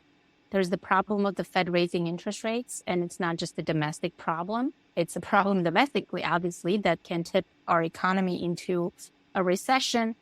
Higher interest rates can have two different kinds of impacts. On the one hand, higher interest rates means, higher costs of borrowing. So that can lead to lower spending by businesses, lower spending by consumers, and so on. So that's one aspect of it. The housing market, obviously, is the one that's most affected by this. But then it has ripple effects throughout the economy, right? What happens in the construction sector doesn't just stay there. It's going to then have ripple effects throughout the economy. But then there is also the problem of the Fed raising interest rates and what that means for other parts of the world that have dollar-denominated debts, right? Which might not necessarily be have fixed interest rates. So that could then mean potentially bankruptcies around the world because of higher interest rates. And by the way, the same can happen in the U.S. It sort of depends how much short-term debt we have, right? So if there's a lot of short-term debt that has to be rolled over at higher interest rates or refinanced at higher interest rates because interest rates are higher now than when the debts were originally taken, then that could have financial implications in the United States economy as well. So it's hard to tell. It sort of depends on the health of the balance sheets, right? That's the issue. And of course, inflation has been eating away at people's real incomes, right? In a way, the way we're fighting inflation, we're saying, well, we don't want you to pay more for food. Instead, we're just going to raise your interest costs. So it doesn't matter how you're giving that money out one way or another, whether it's higher prices or higher interest rate, it's going to be siphoned away from us, right? That's what's going on. So there's a good chance. It's really difficult to say if it's going to happen or not. I think the economy seems to be more resilient than I would have thought, but also it takes a while for interest rate, changes to have an impact in the economy. And I think there is also this drumbeat by the business leaders saying, we're going to go into a recession, we're going to go into a recession. And I'm wondering why they keep saying that, right? Because it doesn't really help them in some sense to create this pessimistic outlook, right? So why are they doing it? Is it going to be, do we need a recession to discipline workers because workers are trying to unionize and so on? Maybe that's where things are going. I'm not really sure. Yeah, it seems that way. Seems a good way to keep workers in precarity. Okay. Anyways, our good friend Bakari. Go ahead, buddy. Oh, well, thank you so much. I have two questions. Probably answered the question that I posted, and I wasn't paying attention because I'm multitasking. Randy Wray says that taxes are government revenue. So I'm not quite sure I understand what he means by government revenue if taxes are kind of destroyed and the government doesn't need taxes to pay for stuff. And then, so that's question one. And the second question is, why does, like say, the Democratic Party propose that people who earn a certain level of income do not pay any federal income tax at all? So in other words, by people not paying income tax, they were able to keep more money in their pocket and also keep more money in the states. Because it seems like the government doesn't need that tax money, and we see inflation happening and people can't afford to keep up with it. So why not just cut out taxes in a certain level? I mean, certainly not for rich people, because they do need to pay taxes, but they absorb a lot of money. But those are the two questions. Thank you. So on the first question, calling taxes government revenue, I think the reason why we still keep doing that is because revenue is from the French word revenue, which is like return. So it's returning government IOUs back to the government. So in that sense, right, it's still appropriate to call it revenue, not because it's money that the government is going to spend, right, but it's just the government IOUs that were returned to the government. On the question of tax cuts, right, I think a smart Democratic Party would be the Democratic Party of tax cuts for the poor, right, or lower income or lower middle class people, right? So that could have been, right, the right strategy. But every time there's a question of tax cuts, like payroll taxes, right? Let's give a payroll tax holiday. I think this was getting discussed during COVID. And then you have progressive economists saying, no, we can't do it. Why not? Because payroll taxes fund Social Security, right? If we cut payroll taxes, which disproportionately affect, lower income people, because those on the higher end of the income distribution don't pay as much in payroll taxes, right? Because of the cap, right? So then they say, well, then we're not going to have enough funding for Social Security, right? Because they still have that framework, right? That we need government revenue to spend, and in particular, we need this particular revenue earmarked for Social Security, and we cannot touch it because then the Republicans will come after Social Security and they will say, let's cut it. And they're right. Republicans will do that, right? But that's because you've already you've already accepted their framework. You're already playing by their rules, so you're going to lose. So that's one point. But there is another point here that if you are thinking of taxes as a way to withdraw resources, right? Let's say you're fighting a war, then you can't just rely on taxes on the rich to pay for your war in that sense, right? To create enough resource, to free up enough resources in the economy for fighting a war, like let's say World War II, right? You actually need people who are middle class, who are lower income to cut their spending, right? Because that's where most of the spending in some sense is coming from because of the numbers, right? So then what do you do there, right? On the one hand, for your taxes to actually create room for, say, a Green New Deal, you need to tax those whose consumption will be affected by the taxes, right? If you raise Jeff Bezos' tax rate, they're not going to cut their consumption. So it's really not going to free up as much resources unless you really raise their taxes really high, which I'm not saying we shouldn't do. So there is a reason why there should be taxes on people, but there is alternatives, right? So there's alternatives. You can try to encourage people to save by, say, selling certain kinds of bonds that only, say, lower income people or middle income people can buy and so on, right? With, say, high interest rates, in a way like you are delaying their consumption rather than confiscating their income and hence permanently lowering it, right? Again, happy to answer follow-ups. Excellent. Yeah, and I think every congressperson knows MMT. They know how it works. And it seems to me like when you see the FICA tax taken out of your paycheck, it's almost like a reinforcement of this illusion that taxes fund stuff. It'd be bad if a lot of people knew MMT and they understood that taxes don't fund anything, and it would change the whole argument. So maybe it's preventing revolt by keeping that illusion going or something. I totally agree. You could eliminate taxes on working people. Okay, on to Kenny Sabaris. Excellent. Well done on the last name, by the way. On page 6162, chapter 3, section A, there's a whole section around talking about this fixed price floating quantity, fixed quantity floating price, alternatives, two options of spending. And, that's where they talked about freeing resources and stuff. That was just hard to track for me. So if you could maybe recap that and kind of the context of how that's important.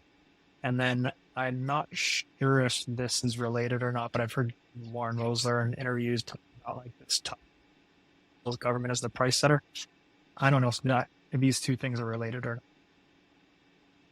Yes, they are sort of related, right?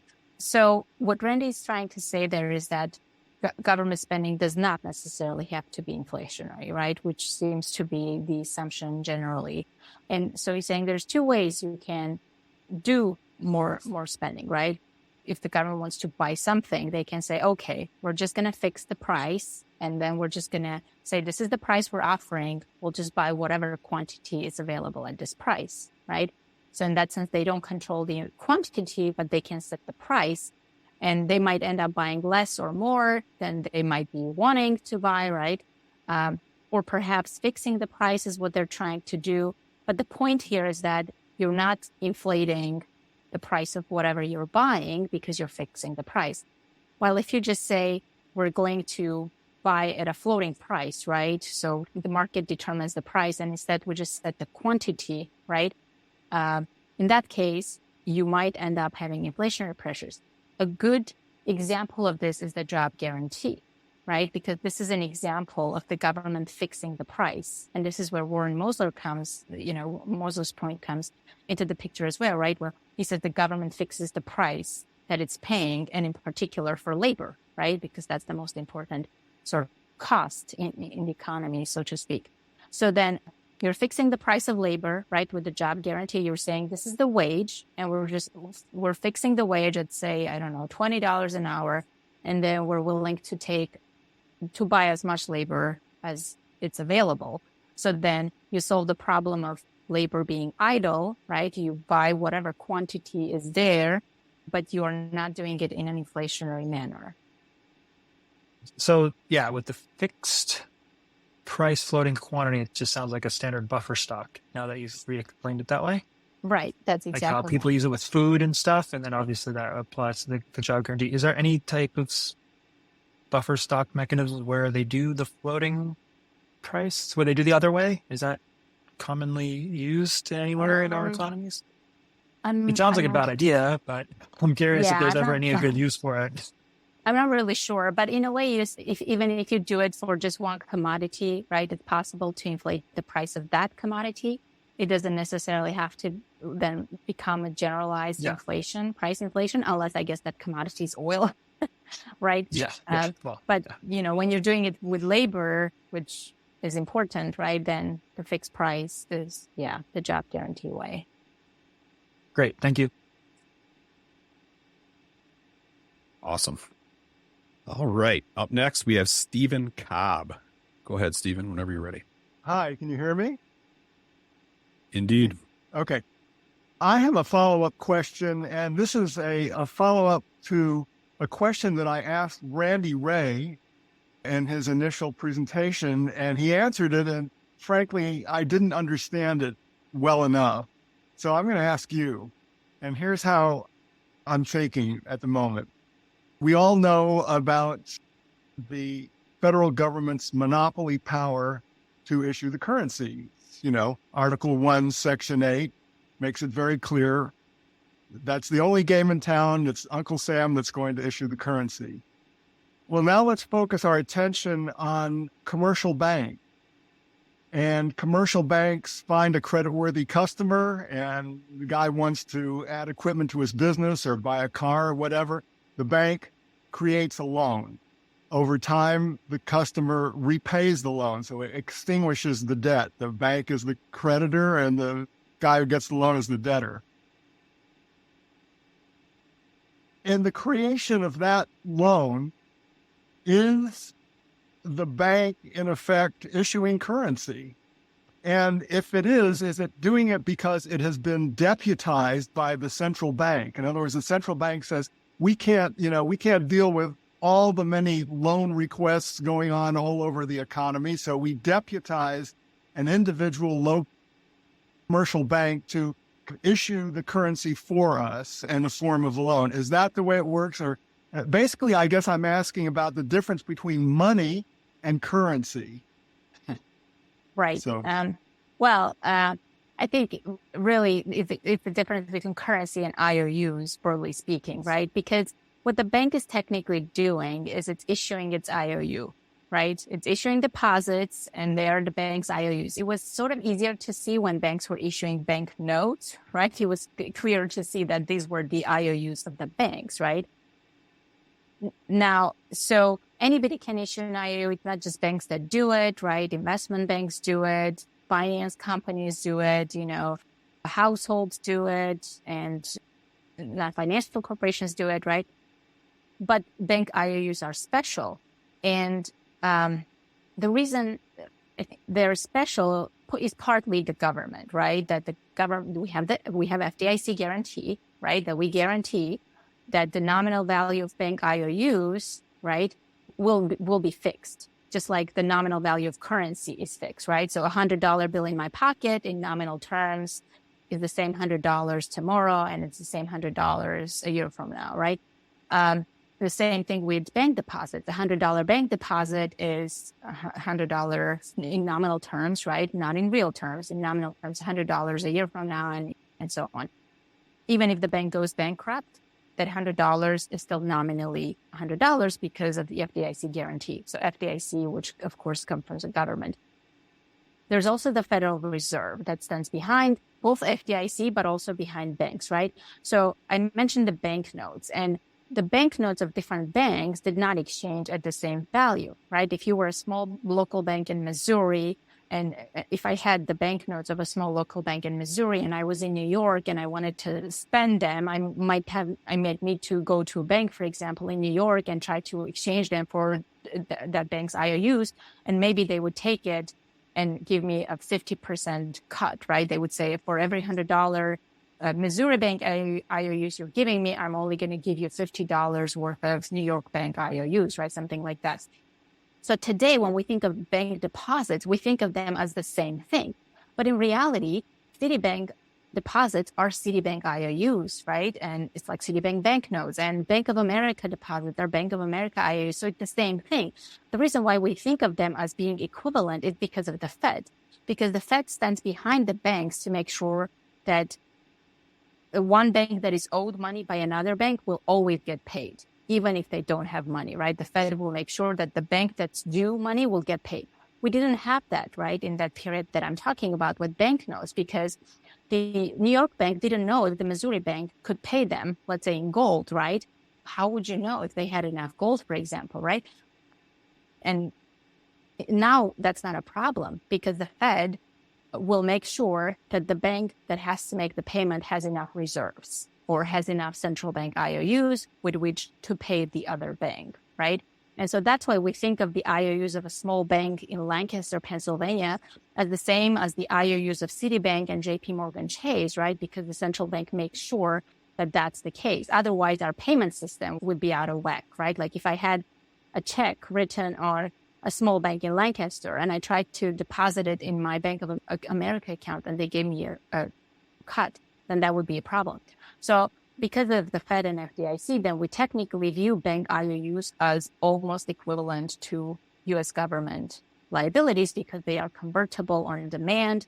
Their value sort of does not depend, their nominal value does not depend on the solvency of the issuing entities, which is not the case for other entities, right? That's why we like to talk about the hierarchy of money, where you had the government that stands at the very top, and then banks come right after it.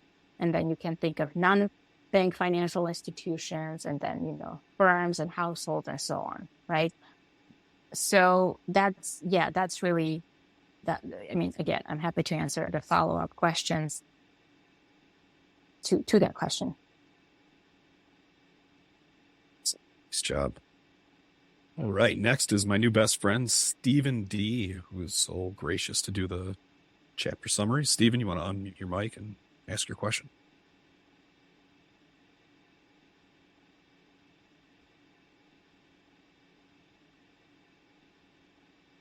I understand now that when buying bonds, a bank swaps its reserves at the Fed for bonds.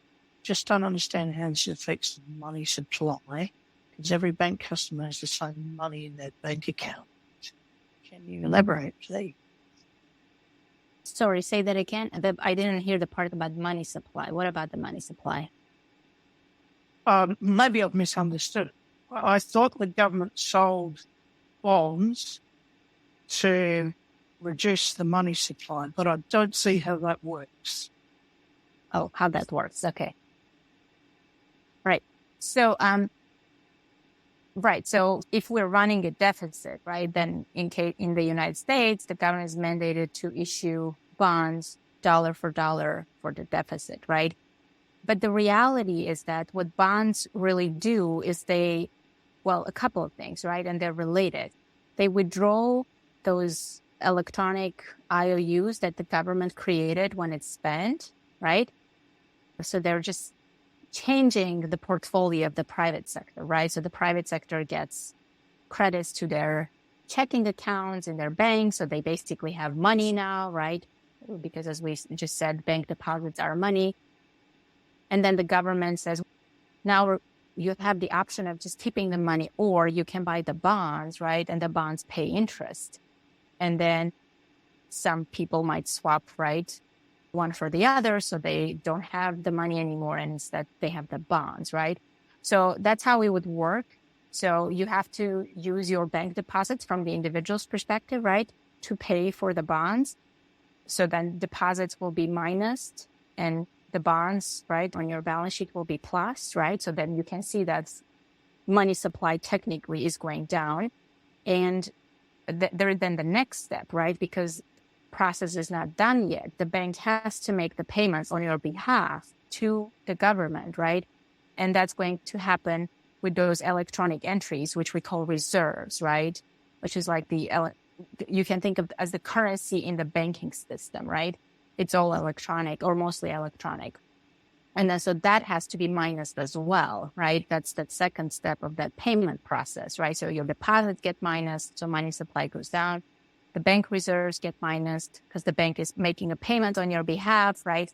Then you're going to that's when the transaction will finally be settled. So reserves will go down, and then the money supply will go down as well. But the key point here is that why would the government want to do that, right? Why does it make sense for the government to swap one IOU for another? Both of those are IOUs, right? At the end of the day. And the point here is that with the bonds, the government is now offering an interest earning IOU, and hence it establishes a non-zero interest rate. So I have a currency that I use in my classroom, actually. I call them Franklins, because Franklin and Marshall College, and I guess Franklin's kind of works for money, right? And so I tax my students 25 Franklins at the beginning of the semester, and they have to pay me those 25 Franklins at the end. I mean, it shows a bunch of things to them, right? For example, it shows that the worthless piece of paper that I showed them at the beginning of class, right, is not worthless anymore after I impose the tax, right? Now it's worth 2 weeks of their labor, basically. I then show them that each Franklin is worth 1 hour of their labor, more or less, right? Because they have to earn the Franklins through participation, attending lectures, and so on and so forth. But it also shows them that they cannot pay their taxes at the beginning, right? They can only pay taxes after I've bought their services like participation and so on. So they can only pay their taxes at the end of the semester, not at the beginning. But one thing that I also do there is I offer them bonds, right? I say, okay, I'm going to sell bonds, and I do it like it's in the real world, through an auction where the private sector gets to determine the interest rate that they're going to earn, in a way. And what that shows them is that if the bonds weren't offered, the interest rate in the economy would be zero, because I'm not paying them anything on their checking accounts, right? Once I start offering the bonds, right, then there is an interest rate which is greater than zero. And they can see that I don't need to borrow money from them because that money that they're using to buy the bonds came from me, right? But they can also see that it's for the interest rate purposes, that now the interest rate is non-zero when there are bonds. Now, given that the Fed now pays interest on those accounts that banks have at the Fed, then technically we don't even have to issue bonds to maintain a non-zero interest rate. That's why we could just stop issuing bonds tomorrow, and then we would have no problem of debt ceiling because we would not be issuing debt. But that's another question. Absolutely. All right. Up next, we have Alan. Alan, go ahead and unmute your mic. I was looking at the chat, and the Q&A. And the questions seem to imply a level of hypocrisy on the part of politicians and neoliberal type economists that I find, is it really as bad as it seems?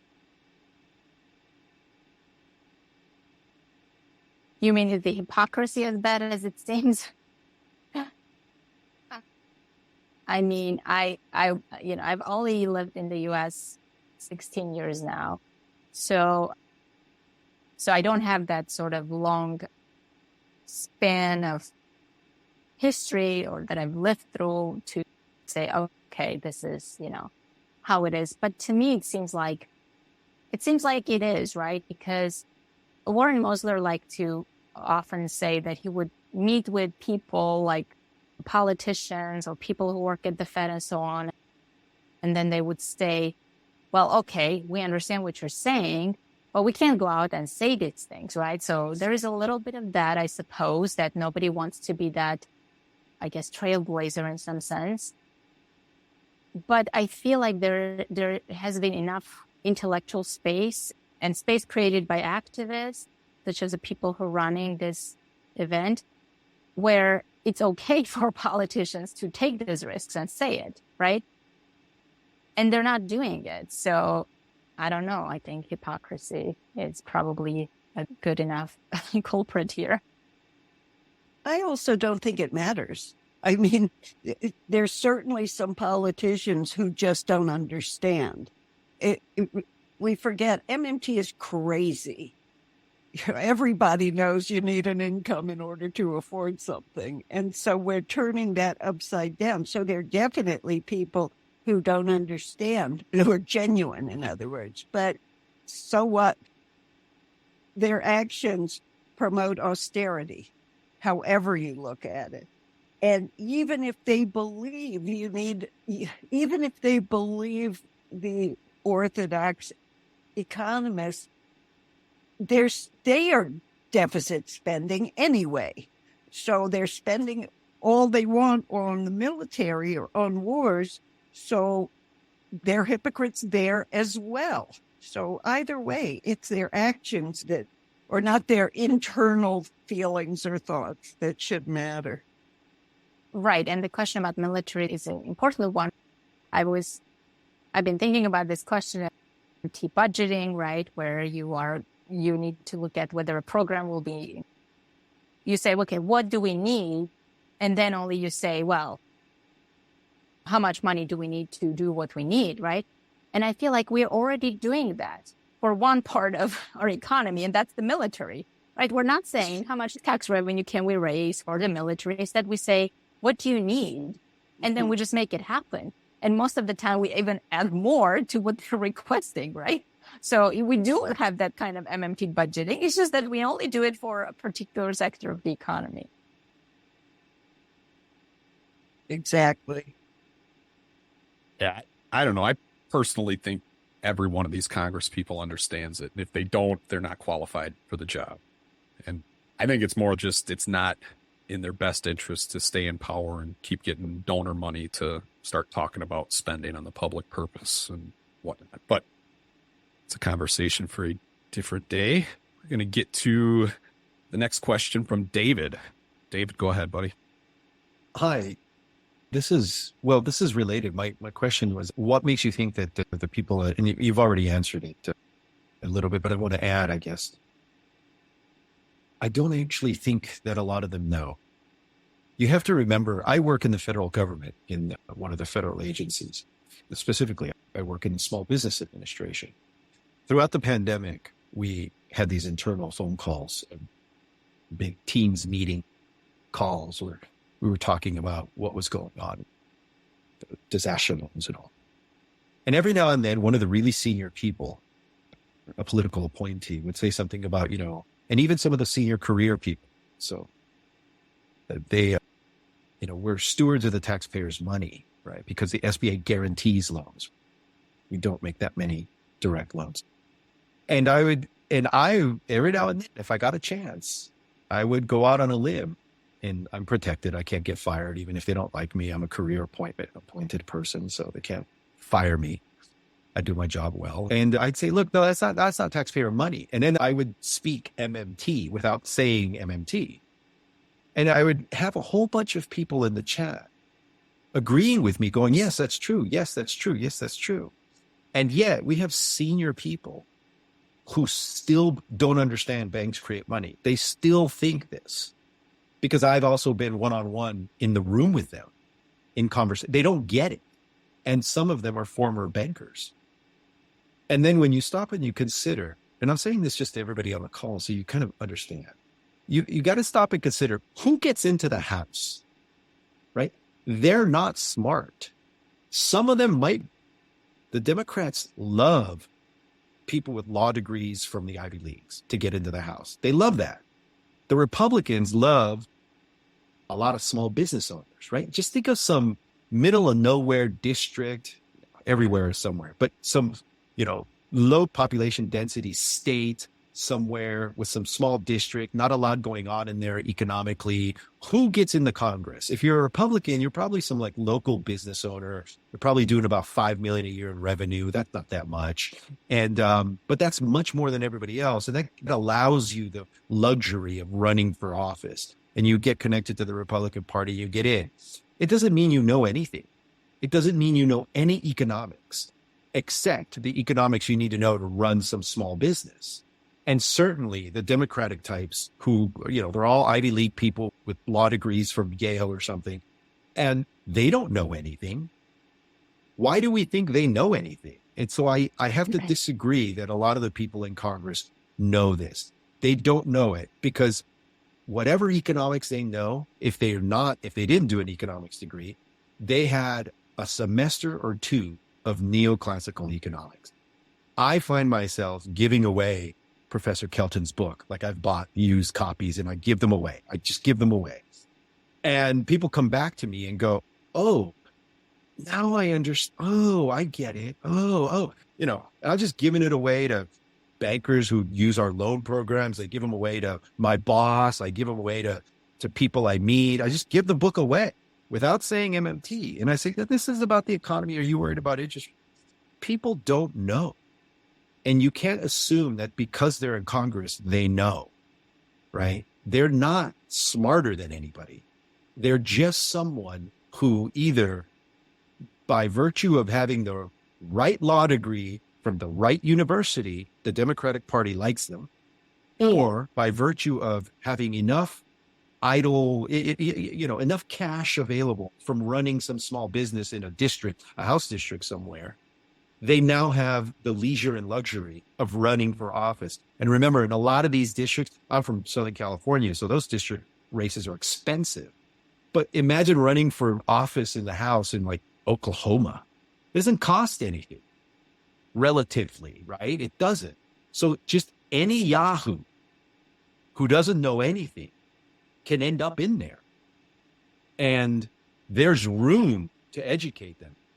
And last thing I'll say, someone mentioned that Frank Newman book. By the way, that book's even cheaper than Professor Kelton's. I give that one to the people who I think don't have the attention span to read Kelton's book, right? Because it's really slick.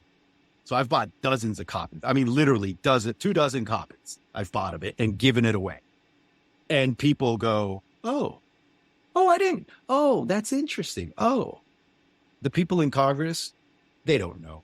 Some of them do, but they don't know. They're no smarter than anyone. They don't know anything. That's my thing.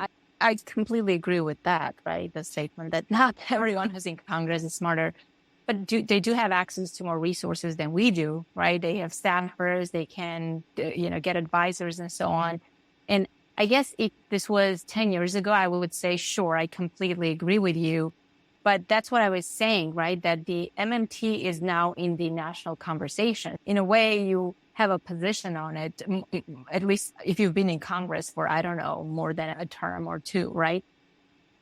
And I guess when I say they understand it, I'm thinking of people like Chuck Schumer. I don't think Chuck Schumer doesn't understand how government finances work, right? And, if he's running the Senate and Democrats have the House and they're still not doing So that, those are the kinds of people that I have in mind. I don't mean just like any member of Congress understands this, right? But that's the point, is that MMT is now out there. These ideas are out there, right? So if you are able to access them more so than you could say 10 years ago, like Kelton's book. And that reminded me of when I was a graduate student at UMKC, we were doing these post-Keynesian conferences, and we had Randy Wray's books out there. I guess we were selling them at the conference or something. And then Matt Forstater was there, and we were like, can we leave the table unattended? He's like, yes, it's okay if people steal the books. That's a good thing. Let them steal the books. Understanding Modern Money was the book.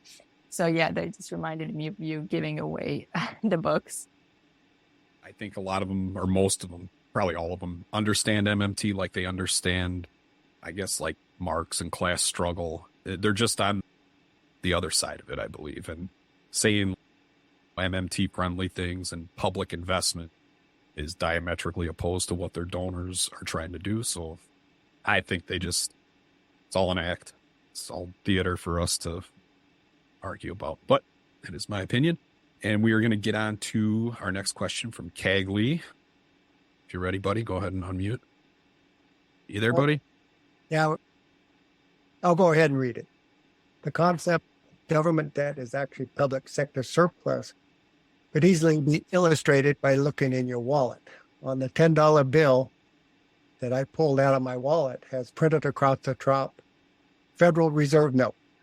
This represents a debt obligation of the federal government.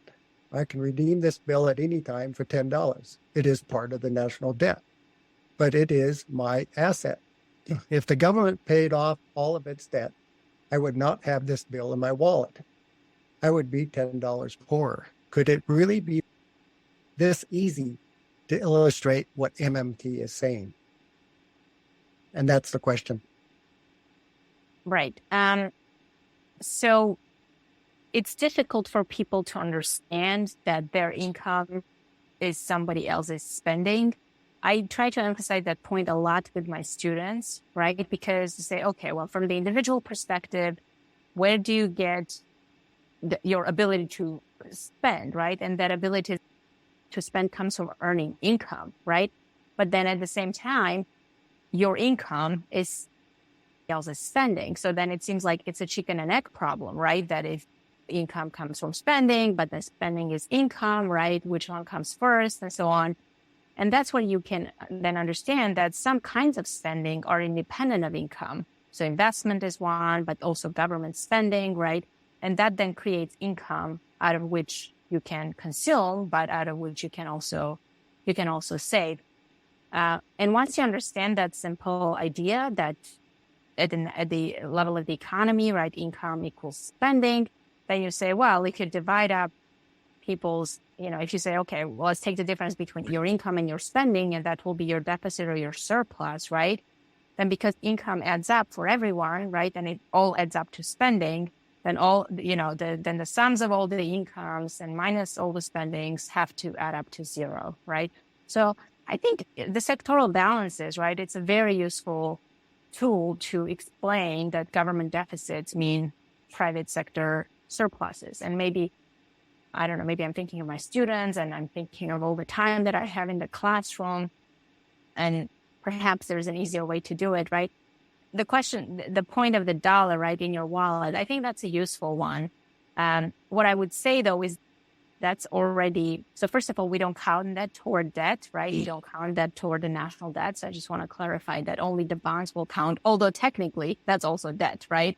So that's one of the things that you can point out. You say, well, why do we have a debt ceiling for the bonds, but we don't have a ceiling for the dollar bills, for example, right? Or the reserves and so on. So there is that. But that's the debt side of things, right? So it's not the flow of the deficit, but it's the stock of liabilities that are out there, right? Which is related to the flow, right? The positive flow of a deficit leads to a stock of national financial wealth for the private sector and so on. But yes, you could then look at this and say, well, it's a Federal Reserve note, there's a government liability, and it's my asset. Now, the panic right now, right, about the debt ceiling, that illustrates the point very well, right? there's a panic that what happens if the government defaults? What about all the 401ks that have government bonds, right? And so on and so forth. They say, wait a minute, suddenly now the bonds are a good thing, right? Because they're in the 401ks and so on, right? Then you see, right, that it's wealth, that it's in somebody's 401k, and it's not the national debt, right? So, right, the current panic over that, I think it's very illuminating. Absolutely. All right. Next up, we have my comrade from another momrade, Jeffrey Ginter. Go ahead, buddy. How you doing, Yeva? Nice to see you again. May the force be with you. There's two things that I just, every now and again, I like to get things front and center because I think people just need to hear it. So if you could talk about two different things. What is the law or rule? When was it done and under whose authority? The relic of the gold standard, stating that bond sales must equal deficit spending. If we could talk a little bit about that. And second, what is the law or rule that forces the CBO to tell Congress about how budgets will affect the deficit, almost to the exclusion of just about anything else? When did that take place? Yeah. I'm not sure about the first one. I want to say from the beginning, whenever we've had to run deficits, which was usually war related, but don't quote me on that. So I don't know when we made it a rule that the deficits have to be paid for by government bonds. And I guess I should know this. I should make a note to myself. The second one, the CBO was created for that purpose, right? At least that's my understanding, that CBO was created to score, right, the spending programs, right, according to how much they would be adding to the deficit. So it's not like the CBO was there and then they decided to do this as well. I think it was created for that purpose. And I'm going to quickly Google when CBO was established, because I think it might be related to that. No, it's not related to the 87 thing. So it was established in 1974. Yeah. So that's what I think. That's my understanding of where the CBO and the scoring comes from. I think CBO was created for that purpose. Right. Our next question is from Ditya Ball. Go ahead and unmute your mic, buddy. Hi, everyone. Hi, Yeva. Thanks for doing this. And I just want to say I've also appreciated a lot of the content you put out on RP. I learned a lot. So I have a question in the similar theme of the recent ones here. So, I mean, especially now with debt ceiling, there's been sort of this resurgent discussion about mint the coin. I've also heard other people, including Warren and John Carney, discuss the possibility of running overdraft accounts at the Fed, which to me personally, not that that means anything, is actually a more appealing option in some ways and achieve the same kind of political outcome. Can I just ask you then, in your opinion, putting you on the spot a little bit, is there any compelling argument for or against this idea? An overdraft account, perhaps there's some law that's related, Yes. and is there any reason this idea hasn't really gained as much traction as mint the coin, for example? Well, so I think the reason why the mint the coin has been advocated for by people like Rohan Gray and others is because you don't need to change any rules for you to be able to do it. You're just using a loophole in existing legislation to do something. I wrote a short piece, and I don't know if it will ever see the light of day, but I basically said Janet Yellen is right. The coin is a gimmick, because that's what she said it is. But I said, so is the debt ceiling, right? It's like one gimmick to overcome another gimmick, right? In a way, you have the self-imposed constraints, and then you're trying to find a way out of them. And you say, here is a loophole, right? So in a way, if the debt ceiling is sort of legitimate, right, then so is the coin in that sense. It's the same thing. So that's why the coin, right? It's not that the coin is the preferred alternative. It's just that the coin can be done without needing for Congress to make any changes, because Congress is not going to make those changes, right? Now, ideally, we should have an overdraft facility, right, at the Fed, where the government that the government can just use, and then it doesn't have to issue bonds dollar for dollar. It can still choose to issue bonds. It can approach them in a functional manner, right? Do we need more bonds for pension funds and insurance companies and so on, right? Do we need more of those, for instance? Given the kind of pension system we have, right? We might need to keep that, and then we can just issue them. Do we need to issue more short-term treasury bills? Do we need to issue longer term? So we can sort of approach that whole bond issue more functionally, right? Depending on the needs of the economy for treasury securities, and then and then leave aside the question of budget deficits, right? And then if we have the overdraft facility, then we can do that, right? So basically use the overdraft facility unless you also want to issue the bonds for a particular reason, for instance, although you can, I guess, do both at the same time. They're not contradictory. Now, we did have the option of the Treasury having a line of credit at the Fed until, it was either 1973 or 1978 when that was eliminated. Okay, I don't remember the legislation that eliminated that, but until then we had that possibility. Now, it didn't mean that the Treasury could just spend without issuing bonds, right? There was a limit to that line, but it was still there, and it's not there anymore. Now, Bank of England, right? The Treasury there in the UK has a line of credit to Bank of England. They actually tapped that line of credit during COVID, right? And there was a lot of a lot was written about that at the time, right? That they're printing money to finance the government spending. Why are they doing that, and so on? If I'm not mistaken, in Canada they have that as well, right? So there is no reason why we cannot resurrect something like that. But the problem is that Congress has to actually decide on that. And if Congress is not going to agree to raise the debt ceiling, then there is no chance that they are going to make these kinds of changes, right? Yep. Tyrone, whenever you're ready, buddy, go ahead. Sure. My question was kind of inspired by the SBA guy's comments. And I was wondering, I guess, what you would say about collateral requirements for banks, and particularly when government backs loans. It seems like the effect, particularly on like small business SBA loans or guaranteed loans, you end up getting a wealth test, which means fewer people of color, fewer women, fewer people with low income backgrounds or not high income backgrounds get filtered out of the potential creating a business, building affordable housing, doing anything other than working with earned labor. Right. And I think that's one of the issues that Randy discusses in chapter 3 when he talks about the private money creation by banks, right? So when people talk about bank money creation, sometimes they will say the bank creates money out of thin air. I think that's not exactly correct. It doesn't create it out of thin air. It creates it by accepting the IOU of somebody, right? Whether it's a household or whether it's a business, right?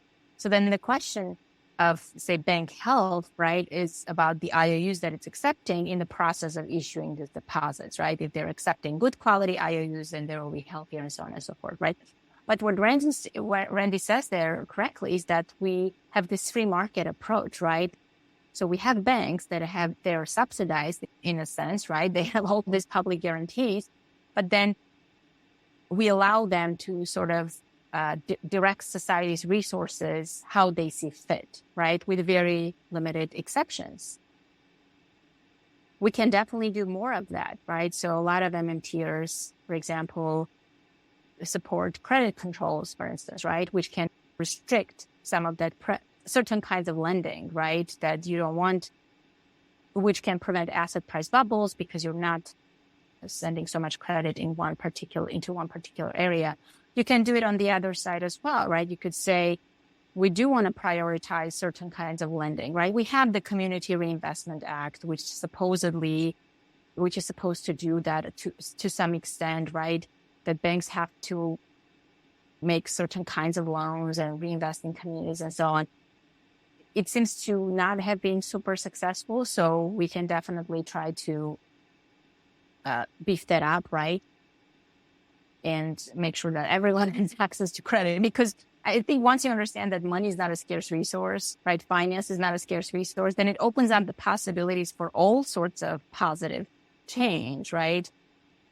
The problem is that it's very difficult to win when you have the power structure that's set up in a way to not want you to make those positive choices, right? I mean, but changes, not choices. Yeah. All right. Our next question is going to be read by Virginia from Greg Roast, who I imagine is laying on a pile of goats and he cannot ask his question right now. He's probably milking the goats right now. Right. But Greg is one of our most valued writers at Real Progressives. He says, could Yeva please provide some insights on the Saudi principle? That sounds British, doesn't it? You sod. On the Saudi principle, page 80, how compound interest on debt outpaces growth. Our present path of asset inflation and wave deflation. How might a debt jubilee unfold? Uncle Sam can roll over the debt forever. So without policies such as ZIRP, that's zero interest rate policy, without policies such as ZIRP, inequality could, in theory, get worse forever. We can't spend our way to equality without first canceling some of the inequality. That's a question. Is this our situation? Please connect some dots for me. Right. So I think it's the idea that if you have an interest rate, right, that is higher than the growth rate of income, then it means your debt will become unsustainable. Because if your income is not growing sufficiently to at least cover the interest, right, then it means you're not paying down the principal. And in fact, you could be adding to the principal. So in some sense, you become a kind of a Ponzi, right? And you have that positive position in that Minskian terminology, right? And so that's not going to be sustainable. Now, so a lot of economists, like people like Jim Baker, right, say, how come people aren't appreciating the kind of economy we have? It's a very good economy. And I think, okay, if you look at it in a vacuum, you would say, this is a good economy, relatively speaking, right? The unemployment rate is low, for example, and so on. But then, at least compared to the previous recoveries that we've had, which have been very jobless and sort of dragged out. But at the same time, you say, well, you can't look at it in a vacuum, right?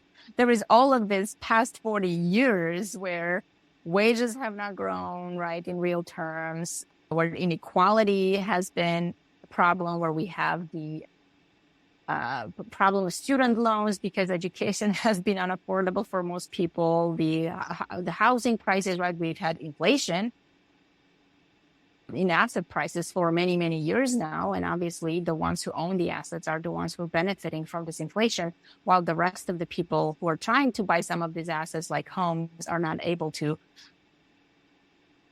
So yeah, that's sort of the context within which people look at the current economy and they say, it's not working for me, right? Because it has not been working for quite some time. It's not just about the current sort of point in time. It's not just about that. The point is that macroeconomic, and then politically, right? How much more can people take? I don't really know. I think I'm constantly amazed at how much more they take, right? Without being on the street, especially in the United States. They are on the streets in France for their retirement stuff. But macroeconomically, right, if the debt becomes too unsustainable, it's not going to, a process that is unsustainable by definition cannot be sustained and therefore will have to have an end, right? So if the private sector becomes too indebted, for instance, then that's definitely going to be a problem. And so to the extent that inequality can have that sort of breaking point, right, it could be that. Macroeconomically speaking, politically, I don't really know. I'd like to make a comment about the difference between the reality and the rules. And think about, I think about when people use the word debt. Are they talking about the national debt or personal debt? It can get very confusing. And the same is true with the rules about deficits, for example. You know, Stephanie Kelton uses that analogy of the scorekeepers at a sporting event, and the scorekeeper never runs out of points. But on the other hand, there are some games like tennis where it can only go to a certain, the game's over once you reach, 15 points or something. And so then you can say the scorekeeper ran out of points. I mean, in theory, they could play forever, but once they reach a certain number of points, it's over. And I'm sort of feeling like that's the issue with deficit spending, because, if you say we can't have new programs without income for them, without raising taxes, that's true. It's a rule, but it's not literally true. So I don't know if this is a question, but it's certainly something that I've been thinking about. Right. I mean, there are all these self-imposed rules that tell us what we can't do and what we can't have, right, in some sense. So in a way, it's like they do have that bias of not doing things, right, rather than the bias of doing things instead. So, yeah, I guess we are playing the game of tennis in some sense. That's a good analogy. Right. Yeah. And we've somehow been taught that we have this economy we have to support, this fragile economy. And there's nothing about actually supporting the people. The people have to worry about protecting the economy. So our last question is from Herb, who wants to weigh in on an earlier question. So go ahead and unmute, Herb. I wanted to address the issue about politicians again and why they do or don't do things according to MMT. And I did write it in the chat, but I don't know if you're recording that or keeping track of that. There is a book called Democracy in Chains by Nancy MacLean. And the subheading is the radical rights stealth plan for America. And it documents the history of neoliberalism and libertarianism, mostly libertarianism, from the mid-50s, the Brown versus the school board case, moving on from there to the present, and all the various things that were happening in order to put libertarian thought in dominance. And I wanted to make a comment because we had the chapter Balances, and the thought that I'd had around that was that we have a strong push by the libertarian sect trying to diminish our personal responsibilities, our social responsibilities to each other in favor of individual rights and capitalism, commie. There you are, commie. And I think that that's a real important aspect. The final thing I was going to say is that there was an excellent article written in Skeptical Inquirer in the year 2000, November-December issue, called Why Bad Beliefs Don't Die. And I think that's relevant to the Congress members who have these beliefs. They come in with these beliefs and they don't change them very easily because it's actually tied in with their belief in the libertarian project, and it's tied into their other beliefs about how their brain sees the world surviving. So those are all complex issues that I see as being a very systematic or systems-oriented way of looking at these things. So to bring about the social change we need to have a systems orientation, and it gets really complicated. I just wanted to make that comment for people, but I recommend the book Democracy in Chains by Nancy MacLean. It's probably one of the most important books for people to read after the MMT ones. Thank you. Let's see, David, you want to unmute your mic? Yeah, hi. Sorry. 2 questions. I hope I don't take time from anyone. I'll make it fast. I've been wondering about this since I moved to DC 4.5 years ago to work in the SBA.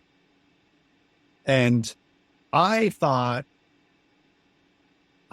oh, sure, I'm going to get to go, when I was sort of excited in a nerdy way, like, oh, I'm going to get to go to all these seminars by these think tanks that are sort of left of center, right?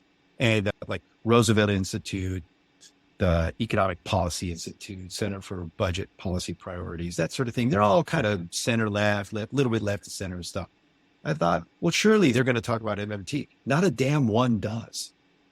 Like, I mean, like if you say the word MMT, and I've done this, if you say MMT at any one of these little things that they have in the middle of the day or in the evening after work, and it's easy for me to go because I'm in DC. If I say MMT, it's like I farted at the dinner table.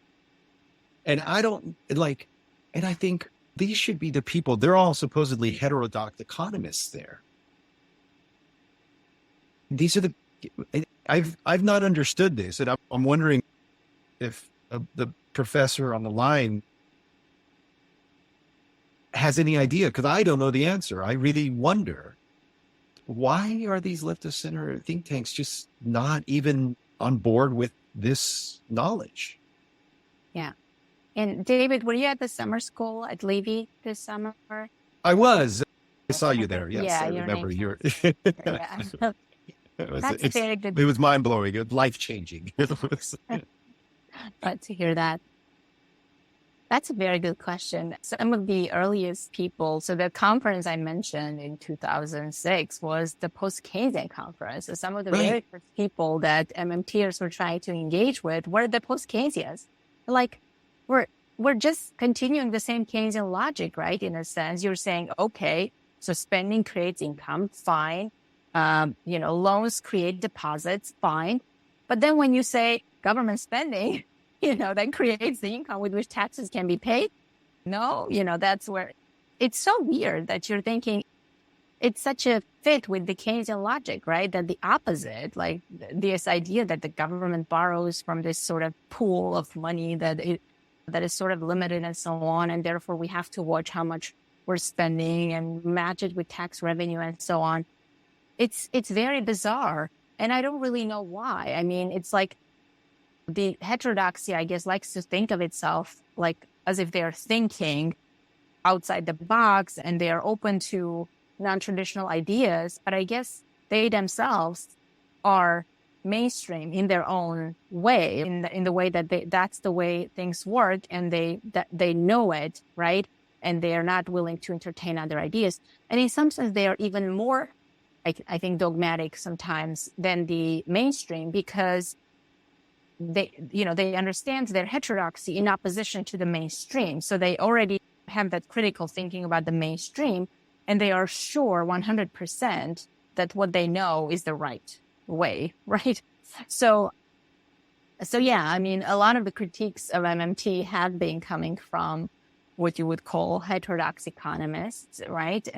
Post-Keynesian Marxists and so on. There's that post-Keynesian listserv that's run by people from the UK, and the UK is undergoing potentially another round of austerity, right? And their economy is in a very bad shape because of all the austerity that has already happened. And yet you have this so-called post-Keynesians in the UK who are writing a letter where they're basically saying we need to raise the taxes for the rich so that we don't have to cut the spending. Once you already work within that framework, then you've lost. You can't adopt that framing. And like an MMT economist sent an email and said, well, you should not be framing it in terms of taxes pay for spending. And they said, no, it's basically like if you don't do it, you're not going to be taken seriously, right? It's this idea that to be considered, to be taken seriously, you have to work within this framework, right? I mean, I was at a conference with Bob Pollin, who was sitting right next to me, and I presented my paper on the Green New Deal, basically arguing that it's not a money question, it's a resource question, that you have to do a resource accounting and so on. And he says, yeah, but you still have to structure the financing. Like you still have to have a way, like you still have to say how much will be taxes, how much will be bonds, green bonds, red bonds, whatever. You have to have all of that. Otherwise your proposal will not be taken seriously. And that's such a shame. Yeah, and I think it would be a hell of a lot harder to push austerity measures if people understood MMT. If they realized that money wasn't scarce and that we don't have to worry about the budget, it'd be a lot harder to convince folks that we have to do this. We got to eat our peas and stuff. But geez, it's such a mess. All right, we have 2 more questions. I think we're going to wrap up. Betty, are you ready? Yeah. Am I on? You are. Go ahead. Yeah. It worries me that even with MMT, which I think is great, doesn't the economy have to keep growing and expanding? And isn't that going to be a basic problem? Right. For the environment, I suppose, is the question. Right. So I think growth for the sake of growth is definitely a problem, right?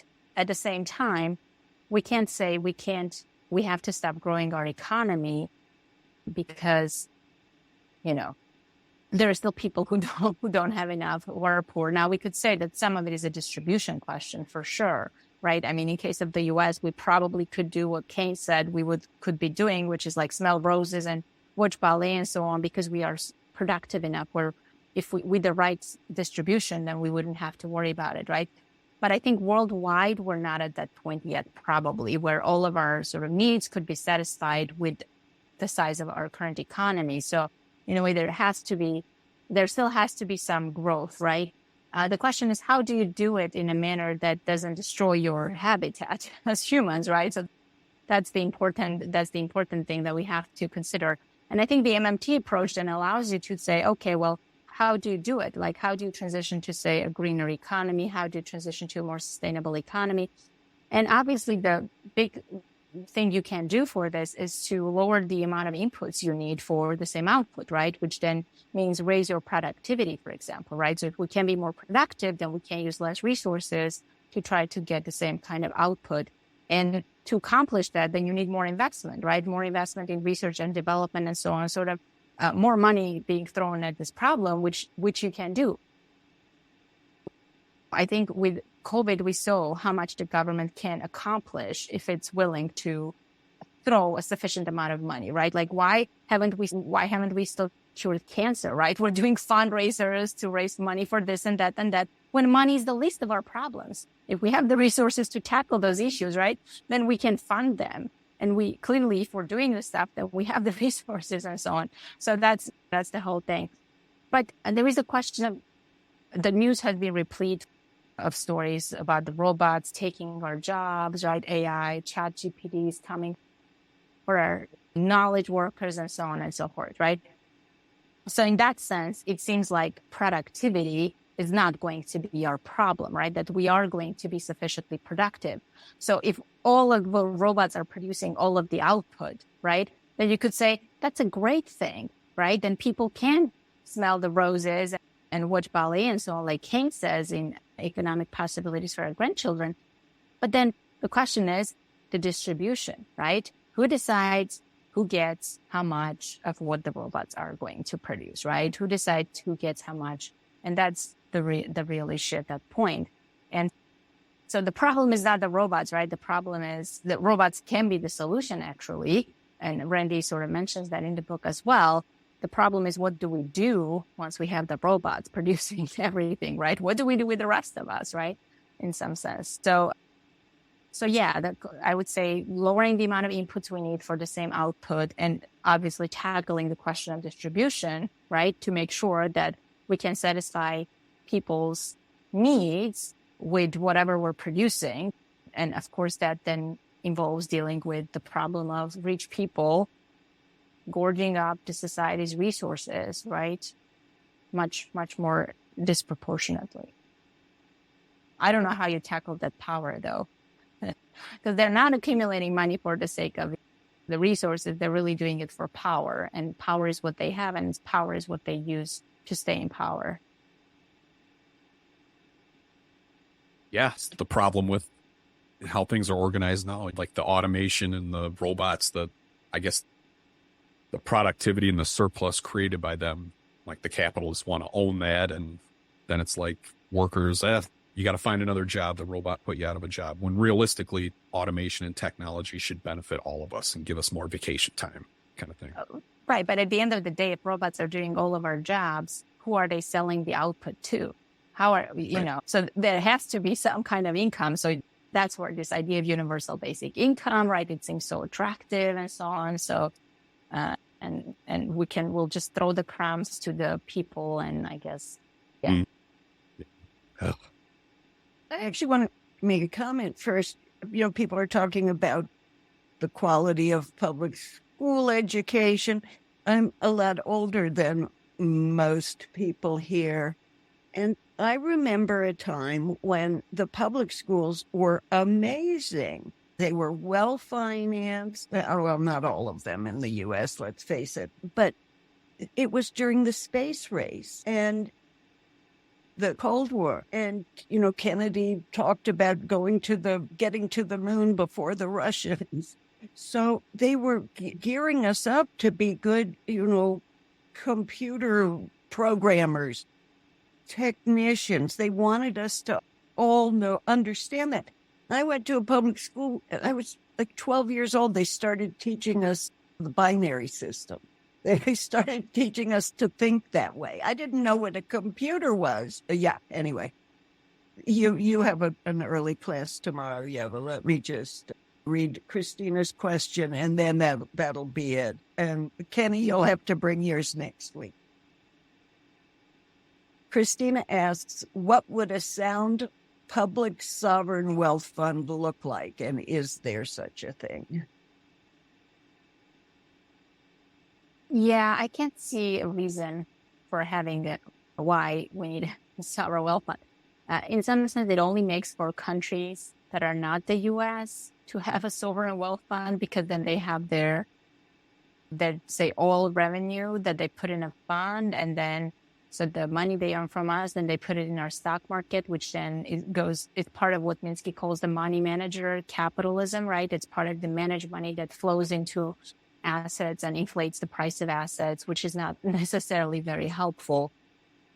So recently, the person who wrote "How are you going to pay for it?", which I guess was, ripping off MMT a little bit. I don't know the name, but he was being interviewed about Social Security, and his proposal was the government should issue bonds and then raise that revenue and then invest it in the stock market. I just couldn't, seriously? So that's the Brent's plan to save Social Security, right? We're just going to add more money into Wall Street. We're going to send more money towards Wall Street. That's our good plan. I mean, Germany wanted to do something similar. I gave a talk to a German group over the summer where they wanted to take, I don't know, it was $100 billion, so not too much, and basically invested in the U.S. stock market, more or less. I mean, they said international, but I think the point was to invest it in U.S. stock markets and then to earn the money so that they could afford to pay their retirees, which makes no sense, right? So the point is that if you are a sovereign government, there is no way for you to save in your own currency, right? Because you can't save your own IOUs, right? The Franklins that I mentioned, I don't save them from one semester to the next. I don't need to invest them in the stock market to earn returns so I can pay my students next semester. It just doesn't work that way. Now, if you're Norway or if you're Saudi Arabia and you have a lot of oil money, which is in dollars, so it's a claim on the United States, then it kind of makes sense for you to do it. Is it a good thing? Not necessarily, to the extent that it contributes to asset price inflation. Man, this has been real informative. Thank you for your time. Wrapping up next week with the finale with chapters 6 and 7. And the man himself, the author of the book, Randy Wray, will be joining us to answer all your questions. Yeah, but thank you so much for stepping up and helping us once again. Sure. Thanks for having me. It was a pleasure. Yeah, and thanks to everyone, and thanks for the good questions. Yeah, I'll try to join Randy's, when Randy's doing the webinar next time. So good night, all. Cool. Good night, everyone. Take care. You are listening to Macro and Cheese. That was the second session of Real Progressive's book club on Making Money Work for Us by L. Randall Wray. Folks, if you appreciate our work, and I know you do, I hope you do anyway, the easiest way to show your support is by following us on social media. Subscribe to our YouTube channels, like and share our posts on Twitter, Facebook, Instagram, TikTok, Twitch, and Rockfin. Now, we're going into session 3, our final meeting of the series of the RP Book Club. This one is led by the author himself, Randy Wray, covering Chapter 6, the MMT Alternative Framework for Policy, and Chapter 7, MMT and Policy. Well, I want to welcome everyone to RP Book Club. This is our final session on Randy's book, and we have Randy himself with us tonight to answer our questions. Okay. Okay, so we are going over Chapter 6 and 7 of the book here from Dr. Randy Wray, Making Money Work for Us, How MMT Can Save America. Chapter 6, the MMT Alternative Framework for Policy, and Chapter 7, MMT and Policy. I want to give a little disclaimer. This is a great book, and one of the things I really enjoy about Dr. Wray is he breaks everything down to the lowest common denominator. Like, he makes it so simple to understand this stuff, and that's the beauty of MMT, is it simplifies and demystifies a lot of the economic gobbledygook we're taught to believe. But MMT, from what I understand, one of the basic policies that it proposes is the job guarantee, because it satisfies that need to pay taxes. It kind of completes the circuit, if I'm understanding it right. And it calls for a job guarantee, and really, in general, public spending, and understanding that we don't need to have like a profit motive or return on investment, or, you know, executives and CEOs, or need to find an investor that wants to take a risk on transportation or healthcare or whatever.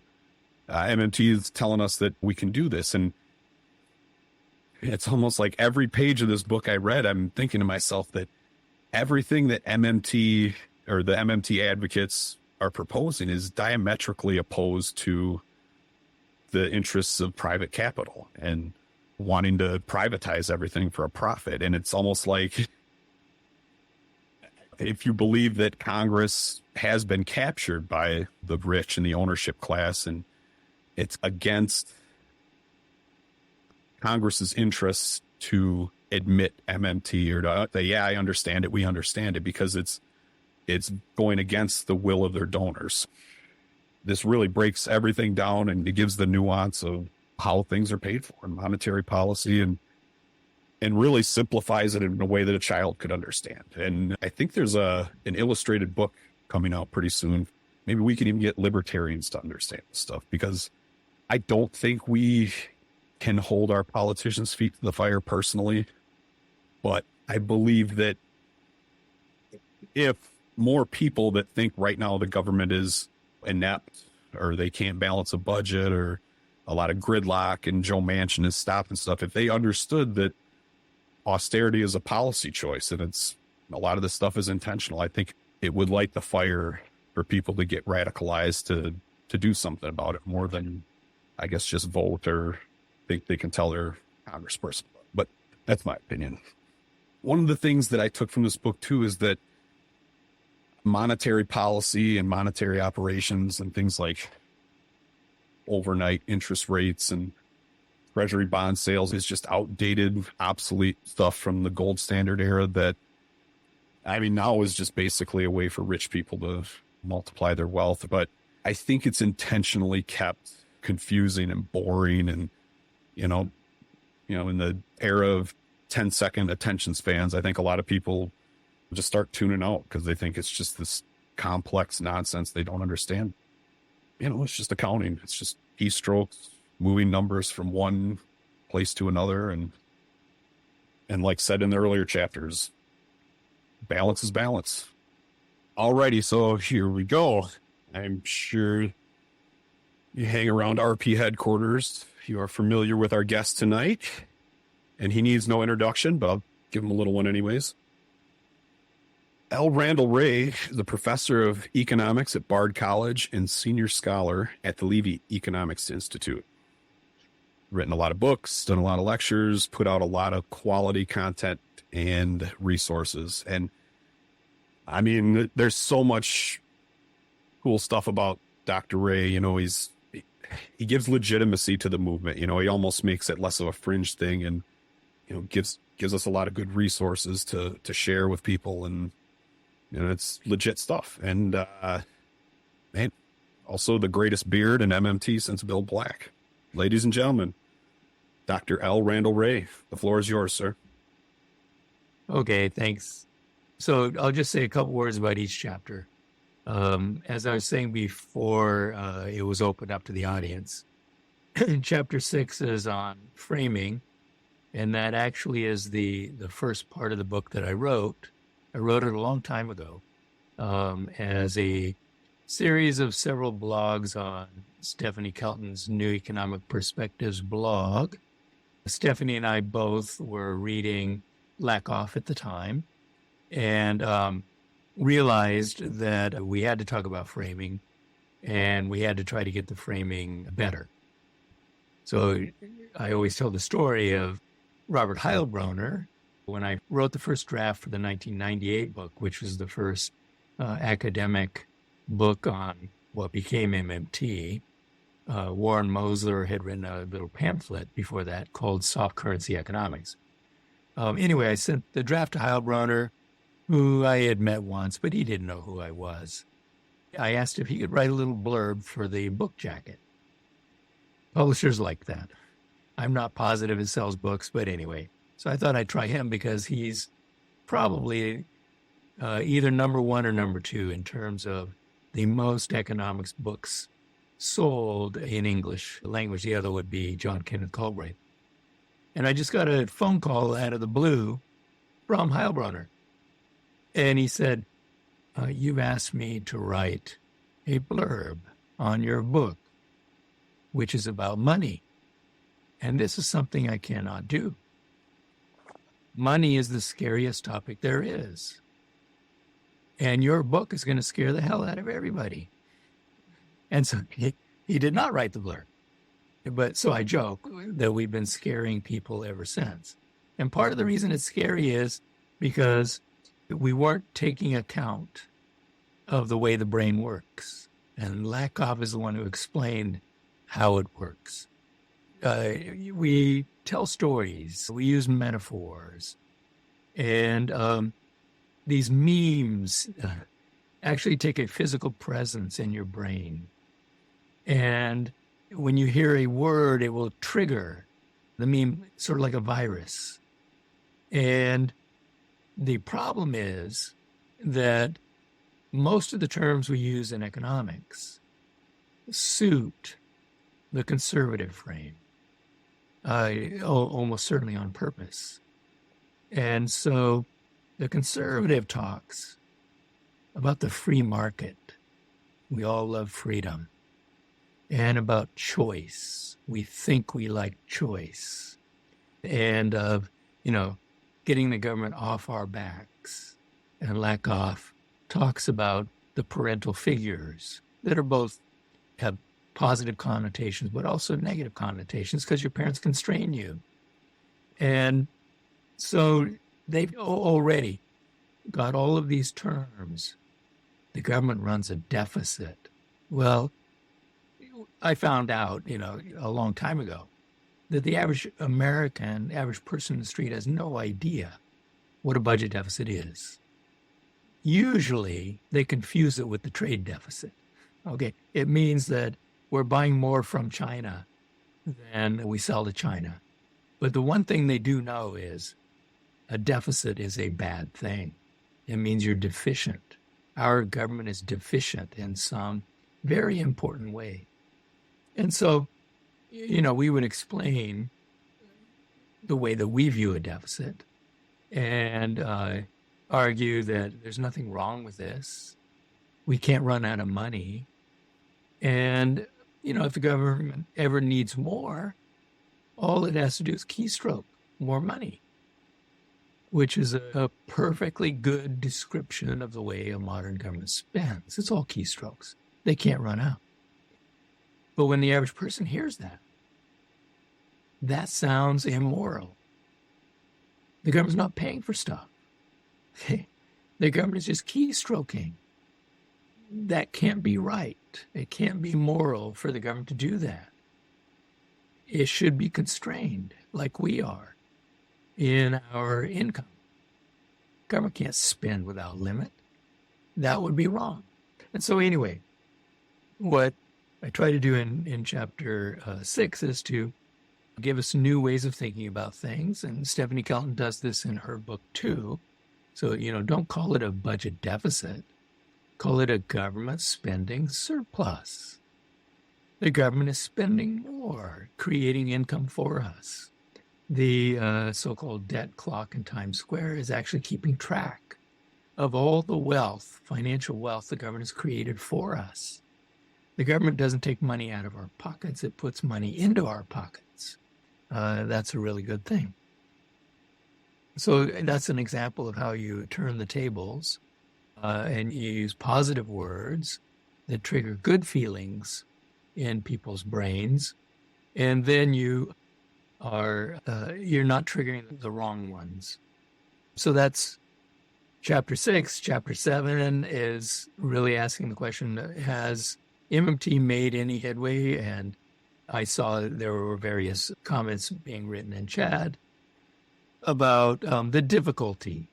Even if you win the debate and you get the framing right, the difficulty of turning the political system around so that it will actually try to serve the public purpose, broadly defined. And that is extremely difficult. Everyone who says this is difficult, that you're all correct. We don't have the political will to do this, to do the kinds of things that most MMT proponents, who mostly are progressive, want to do. I don't see politicians as leaders. They're followers. Okay? But we can use that to our advantage. If we understand how things work, then every time Obama tells us the government ran out of money, you say, you're lying. We know you're lying. You need to stop it. We know that cannot be true, and you know that too. You know that you're a liar. Call him out. Make him afraid to say silly things like that in public. It's been hilarious watching Paul Krugman over the years. He is, he's so confused and so wrong on virtually everything he says that has anything to do with macroeconomics. I think Krugman is pretty good on some things, but not on macroeconomics. And he's called out all the time. And he has to try to defend himself. And gradually over time, he's learned some things. He stopped saying things where he will, suddenly get 100 people commenting on his blog, telling him he doesn't know what he's talking about. So I think that is what is useful about teaching people who, don't have the kind of power that our politicians have, but who can try to hold them to their errors, point them out, and say, we're not going to take that anymore because we know that you are not telling the truth. I think I'll stop there. All right. So we're going to get to the Q&A, and we're going to actually go to the CEO and founder of RP himself, Steve Grumbine, who has a question. I believe you're familiar with him, Dr. Wray. Yep. Actually, I saw his question too. Cool beans. Okay. Well, I'll read it for him. From Steve. Do you feel that minting the platinum coin is the best way to move on the debt ceiling, or is there another MMT preferred way of expressing this? Well, I'm really not sure. Ron Gray had a little conference a couple weeks ago at Willamette, and I went, and I met the guy who pushed the law through in order to allow the mint, actually, to mint platinum coins of any denomination. And all along, he had in mind that this would be a source of finance for the Treasury. So the idea of selling coins to the Fed in order to get around the debt limit really is sort of the intention. of the platinum coin. Back when the law was passed, he wasn't thinking of trillions of dollars. He was thinking of some billions of dollars that Congress would have without worrying about where's the money going to come from? Are we going to have to increase the tax rates? How are we going to get around pay-go? This was going to provide them with the capacity to spend without worrying about any of that stuff. And he is very gung-ho on trillion-dollar coins. And he believes that there's a pretty good chance, or very, very good chance, that that the Treasury will do this. Now, all of the elected officials and appointed officials are saying they will never do it. They're not going to do it, that it's a gimmick and so on. I think it's very good that it's out in the open. People are discussing it and realizing that the debt limit is very silly. And some prominent people have come out and said that we ought to get rid of it. Probably most of you heard Yarmouth in interviews. He was the head of the House Budget Committee, saying that we should just raise it to $1 gazillion and then not worry about it anymore. Just one-time increase to some gazillion dollars, and we'll be good for the next few hundred years. So it helps to make it clear that there is no real spending constraint. This is a self-imposed constraint. We can find ways to get around the self-imposed constraint. So I would rather get rid of the debt limit. But as a last resort, hopefully the Biden administration will use it. I don't know the answer to that. Our next question comes from actually one of the coolest people I know, and I met out in D.C., Cheryl Van Epps. Connie, John, that was really nice of you. I'm asking this question from a position. I'm a patient who is one of those high-class patients, as they call them, in the legislation for Medicare for All. When I looked at the HR 1976 legislation text, it was written in the point of view they're looking at cost cutting. And to me, that means cutting services. I don't want to go into it, but it looks like the Senate, the newer version, 4204, is not. I'm just now going through it, and I'm really pleased at that. So that's where I'm coming from with this question. So theoretically speaking, could we write legislation with an open-ended amount of appropriations, write it as if it's mission-based to meet the public's needs? Sure, absolutely. And we have programs essentially like that don't have dollar amounts attached to them. They are, I'm not an expert on the budgeting, but Stephanie is. But a large part of the budget is open-ended. So certainly we can do that. Unemployment compensation, for example, at the federal level is open-ended. So you just need to meet the requirements. And sometimes they loosen the requirements so that you can stay on unemployment compensation longer. So certainly we can write the bills that way, and that's a large part of the budget already. So, of course, MMT says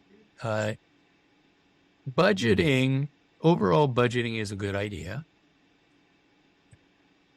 There are some areas where you don't want to give unlimited budgets, like building freeways, building interstates, because with an unlimited budget, the transportation department is going to ramp up the spending. Your prestige and your pay is somewhat related to the number of people and projects that you're managing. And so there's a big incentive to pave the whole country if you give them an open-ended budget. But if you are, say, setting unemployment compensation, what matters is not the amount that you spend, but the requirements for receiving unemployment compensation. And the same would be true for medical care. It's not how much you spend, it's providing the treatment that's needed. Should they? Yes. It should be open-ended. Social Security is that way too. Now, part of the reason I was leaving that out is because you've all been taught that Social Security is paid for with payroll tax, which of course is nonsense. All the payroll tax does is reduce your take-home pay. That's all that it does. But we pretend like the payroll tax pays for Social Security, and they keep telling you, well, we're going to have to cut the benefits in about a decade because the revenue coming in is lower than the benefit payments because we have the baby boomers, and I guess we didn't plan well enough ahead of time. Well, that's all false. The Social Security can make all the payments as they come due, and we have set the conditions under which you qualify for Social Security, and also the formula for how much you will get on Social Security. That's all written into the law. It's always claimed that Congress would have to raise the income cap. Well, do something in order to, find the extra money, estimated to be about 1/4 of the benefits promised, in order to pay for that. But that's a self-imposed constraint. Yeah, and I would go further and say that, there's this idea. I remember working for the Bernie campaign, and one of the things was those darn Republicans have been stealing from the cookie jar of Social Security, and we got to get them to pay it back and stuff. And I told people this phone banking, and then when I listened to some of your lectures, read some stuff, it's like, Jesus Christ, it's all nonsense. It's totally solvent. you're not. And I think that's part of the thing that gets people pushing back against MMT is they see on their check minus, $100 for FICA or going to that. And it's like, well, I'm paying for this stuff. And, they just can't wrap their mind around that it's not like that. Randy, I wanted to, you said you don't know a lot about legislation, but we were working with a Medicare for All group, and they were at one point looking into ideal legislation. What would be ideal legislation, or how would they ask Congress or Senate to change whatever legislation is sitting in their offices now? And one of the questions that we got hung up on was taxes. The Physicians for a National Health Plan and the National Single Payer groups were insisting on progressive taxation being included in the bill. And I'm wondering, nothing wrong with progressive taxation if you got to have taxation, but I'm wondering, is there a way to word it so that, I know Stephanie talked about that we may need some offsets. We don't know what Medicare for All is going to require, but is there a way to word it that doesn't include taxation unless it's necessary? I just wonder if you have any ideas about that. I just don't like the idea of making it sound like, we got to raise taxes, pay for it, pay go, whatever. I'm wondering if there's another way that's realistic. Well, Medicare for All is probably going to reduce total medical spending by a substantial amount. And so Yeva and I have written on this. Rather than a tax increase, we might have to give a tax cut, because we're going to be taking a lot of spending out of the economy, spending on stuff we don't need. And that is, all the people between you and your doctor that are trying to prevent you from getting care. We're going to eliminate those people, the whole insurance sector. And they're going to have to go find something useful to do.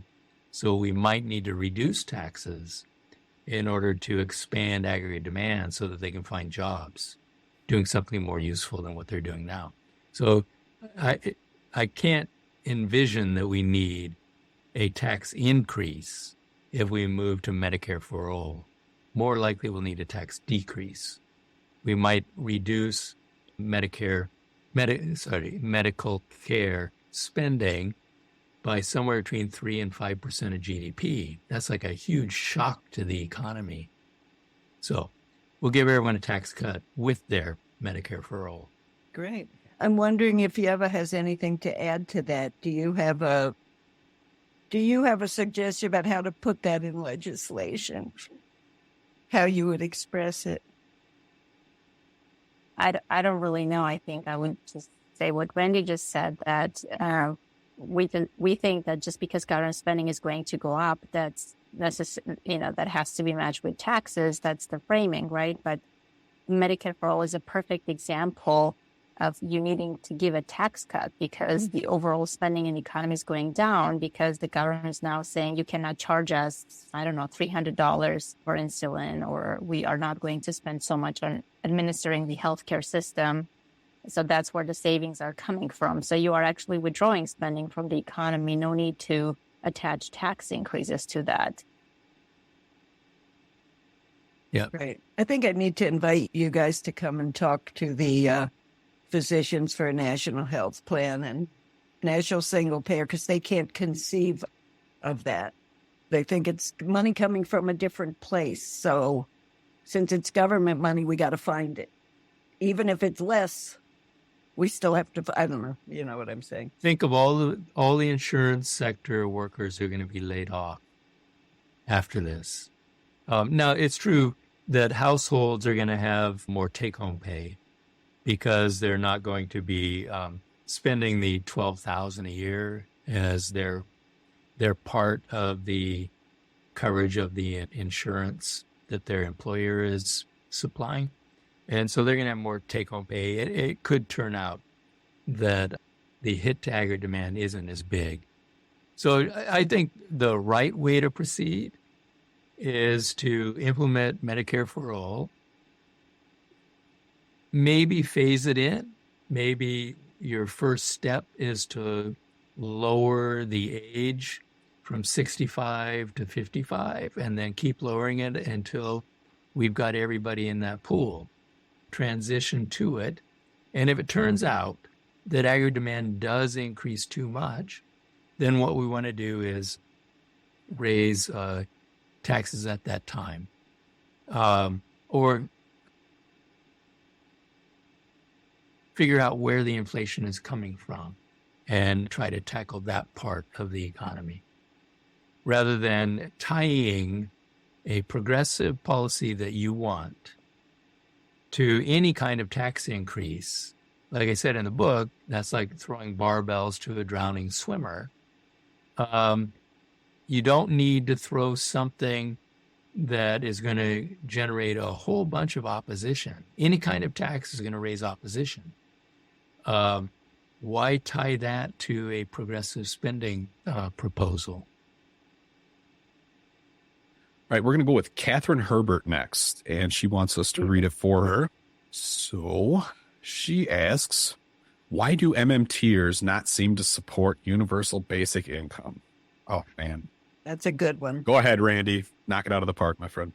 Okay, well, look, so we generally have about 12 million people who want to work and can't find work.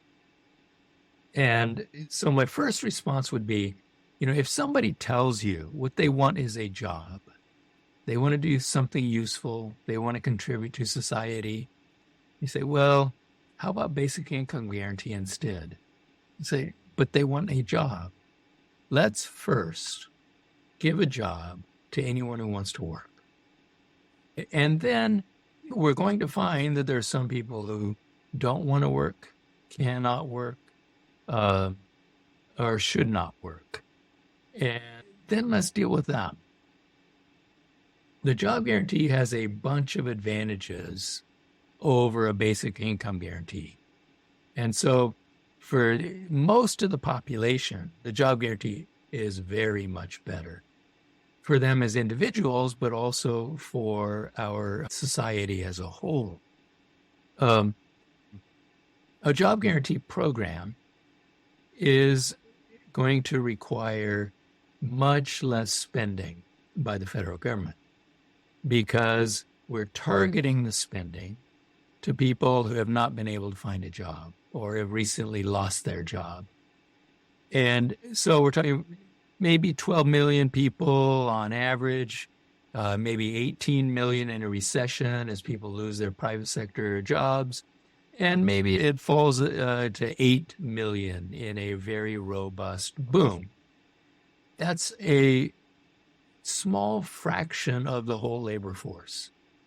If, on the other hand, you look at what basic income guarantee from the very beginning had proposed to do, is to provide an income that is a reasonable alternative to working so that people would not be forced to work. They could choose voluntarily not to work and collect basic income guarantee, and that it would be generous.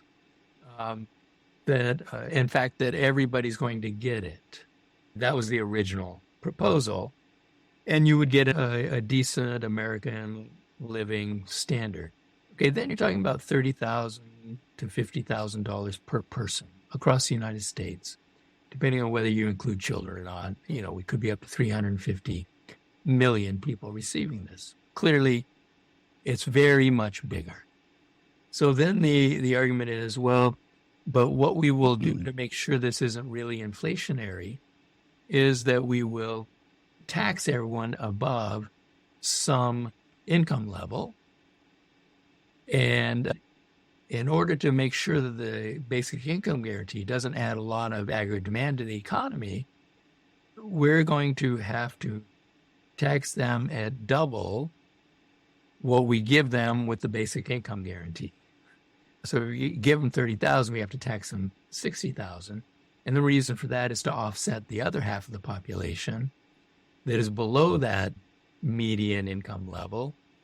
And, all of a sudden, half of the population isn't getting anything with the basic income guarantee. It is actually losing with the basic income guarantee in order to prevent any inflationary pressure. Then you're going to lose a lot of support for the program. And the big argument for the basic income guarantee is that because everyone gets it, it's going to be just fabulously popular. Because who's going to turn down $50,000 or whatever it is? So anyway, that is one problem with it. The other problem, so the size of the spending will be very different. And the other is that we see the job guarantee not only as something that provides jobs to anyone who wants to work, but also as a way to help stabilize wages and prices. It can't be inflationary by itself because all it is doing is catching people that fall out of the labor market. It doesn't compete with the private sector. It is providing an alternative job, public option as some people call it, that has a wage that's established with the law that creates the job guarantee program, and that will help to stabilize wages both on the upswing and also on the downswing. Wages can't fall below that wage. And when the economy does heat up, the private sector and other kinds of government jobs will pull people out of the job guarantee program. So it actually helps to stabilize wages, which helps to stabilize prices. So that's the main arguments. In addition, we could argue that the UBI people claim that what's going to happen is we're going to unleash all of this innovation and creativity because people won't have to take the kinds of jobs that Graeber was describing. I won't use his words, but you know what I mean, the crappy jobs. They won't have to take those crappy jobs because they will get the basic income guarantee and they can then become creative and so on. It's nice. That's a nice way to think about it. But we know from surveys what unemployed people do with all their extra time. And just to cut to the conclusion, they watch television and they sleep a bit more. Those are the activities that we find that actually are occupy the time that people are not working. So it's nice to make these claims, but I think there are problems. Anyone who's interested, I have written all of this in a previous book, Great Leap Forward. I've gone through their claims. I've got the arguments that they made. I have the citations to their literature. Pavlina Cherneva and I have been arguing with the founders of the modern movement for almost 30 years. And I find most of their arguments implausible or mistaken. Randy, you said that the jobs guarantee jobs are not supposed to compete with the private sector jobs, but in fact, if you're offering me $20 an hour with a job guarantee or 15 or whatever, and McDonald's is only offering me $7, then I'm going to stick to the job guarantee job. So that is competing. And my other question is, some people, Pavlina talks about this all the time. The kinds of jobs we can have as job guarantee jobs are the other side of the equation. They can really provide a service, things that the actual community needs. I always think when I lived in New York City of all the empty lots that could have been turned into, public gardens or playgrounds or something, that would be a great job as a job guarantee job. The arts, there's so many things. Anyway, but the competition question is what I'm curious about. Okay. When you implement the job guarantee program, whatever wage and benefit package and working conditions in those jobs will set a standard that the private sector has to meet or compensate you for. So if the job guarantee program has 2 weeks of paid vacation, as all you Americans know, we have no law that requires you to get paid vacation in the United States, and many employers don't provide any at all. We won't need the law, because as soon as the job guarantee program has a 2-week paid vacation, the private employers will either have to add that or pay you enough that you will accept not having a paid vacation. The same with healthcare. If it comes with healthcare, private sector will have to provide that. Okay? So whatever wage and benefit package is provided becomes the new minimum. And we would like this set at a living wage and with the kinds of benefits I'm talking about. So yes, you're right. As soon as you implement this, it has set a new standard. It's like raising the minimum wage. When you raise the minimum wage, or if you require paid parental leave for the birth of a new baby, that sets a new standard. And the job guarantee program will do that. So there is competition at the very beginning. I mean, it's not really competition. It's they meet it or they're out of business. And so some people have said, well, that sounds terrible. I even had a very progressive woman once when we were presenting at the Roosevelt Institute who was worried about her own business because she said, I couldn't possibly pay a living wage to my workers. And her business was in New York City. She said, I go out of business. She said, well, some business models should not survive.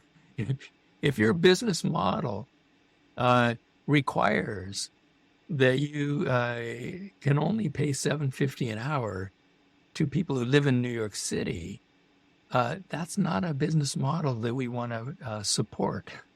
A lot of jobs will disappear because that business model, it can't be successful. And I think that all jobs should pay a living wage. If they don't pay a living wage, they shouldn't exist.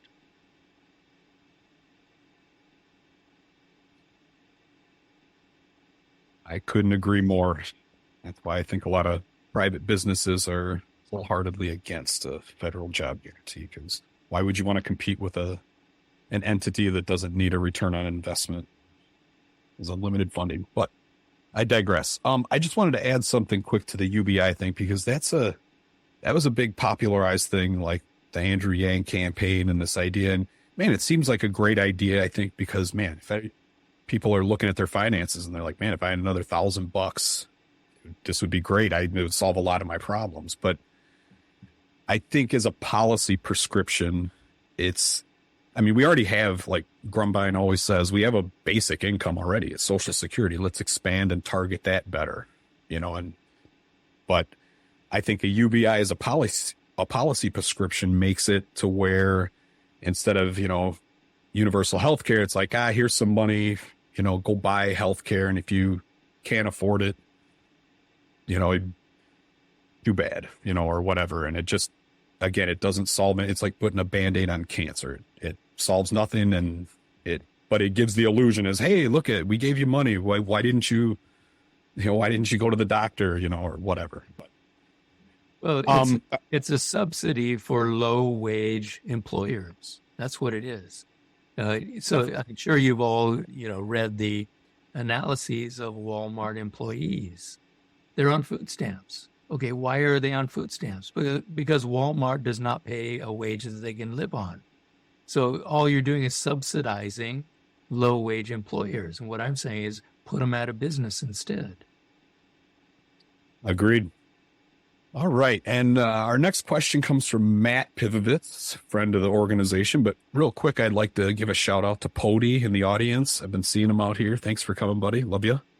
And to Rob Baxter, sorry about the Eagles, man. Matt Pivovitz, go ahead, buddy. You're good to go. Awesome. Well, hey, everyone.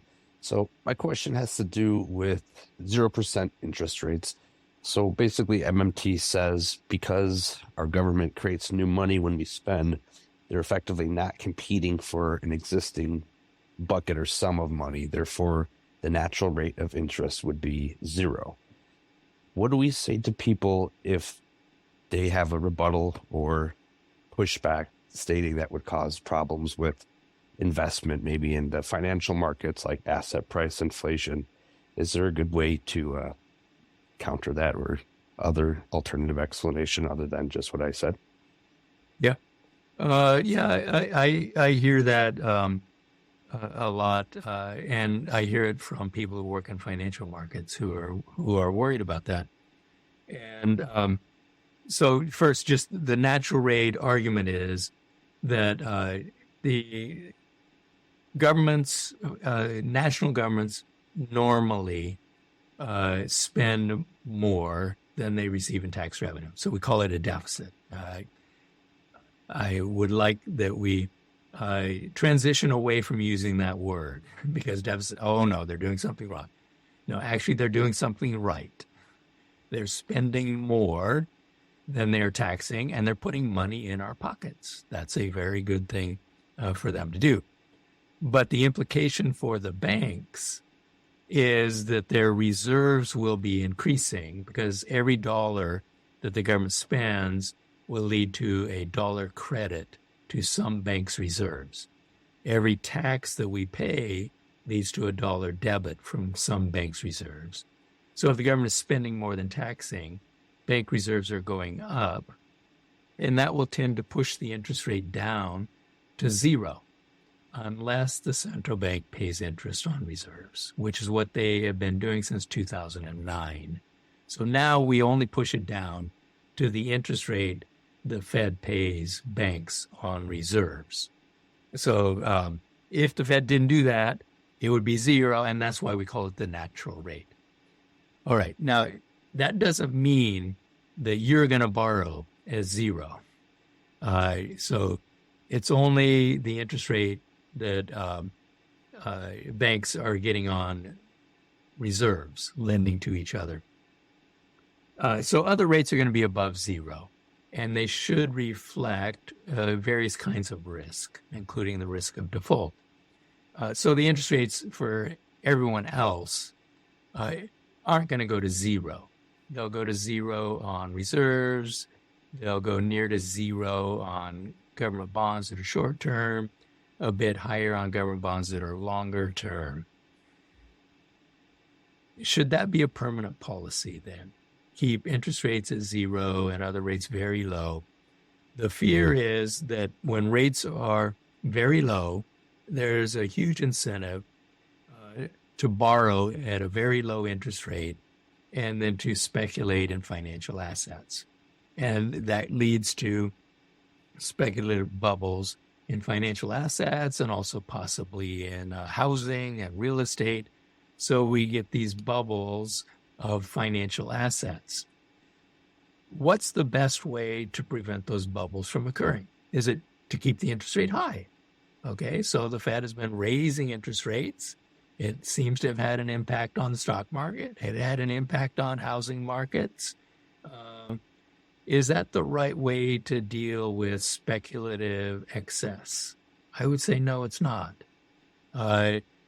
Lots of the speculation should just be outright plain illegal. They should not be permitted to do it.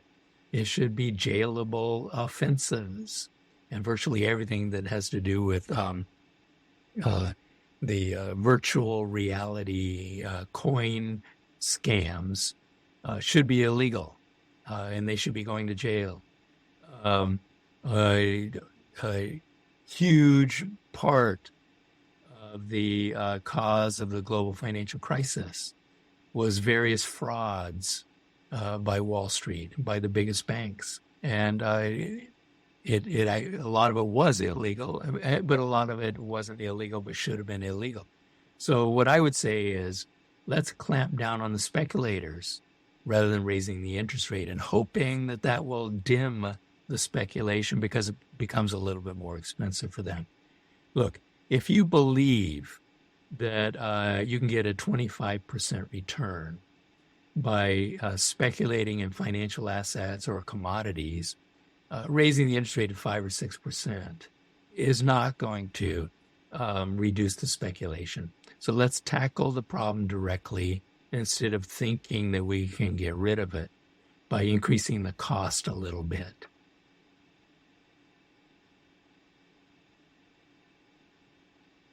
Absolutely. Right. Our next question is from Cag Lee, and he would like us to read it. Yeah. Okay. It's my understanding that there are two types of accounts at the central bank. I'm unable to remember what they are called, but essentially checking and savings accounts. When Warren Mosler has been asked about the ramifications in the event that China sells all of its U.S. treasuries, his response has been that there are no ramifications. The money would just be moved by keystrokes from the interest-bearing account to a non-interest-bearing account. One of the ramifications for China would be their loss of interest income. The only thing we owe China is an account statement. So my question is, what does the national debt number actually include? Just the money in U.S. treasuries, interest-bearing accounts, or all the money deposited at the Fed, interest and non-interest-bearing accounts? Yeah. Okay, so I'll just answer the last part first. When they total up the government debt, they're only totaling up the bonds and bills. So they're not including cash, and they're not including what Warren was calling the checking account at the Fed, which we call reserves. So it's reserves that are held at the Fed that now earn a bit of interest. As I was saying before, those are not included in the debt. So yes, if everyone who held a government bond, all the banks in the United States, all the banks around the world, and all individuals working through their banks decided that they didn't want to hold U.S. government bonds anymore, we could take that $33 trillion or whatever the number is now, $33 trillion of bonds, and change all of that to bank reserves. That is moving it out of the savings accounts into the checking accounts. And now the amazing thing is the Treasury wouldn't be paying any interest at all. It would be the Fed paying the interest. So the Fed would pay the interest on $32 trillion worth of reserves, although it's a very low interest rate. Okay, it's lower than what the bonds are paying. This would just simply be quantitative easing on a much bigger scale than what we saw after the global financial crisis. So that's what the quantitative easing was. The Fed bought back the bonds and credited people's checking account, and they get the interest rate paid by the Fed instead of by the Treasury. So there are some advantages of doing that.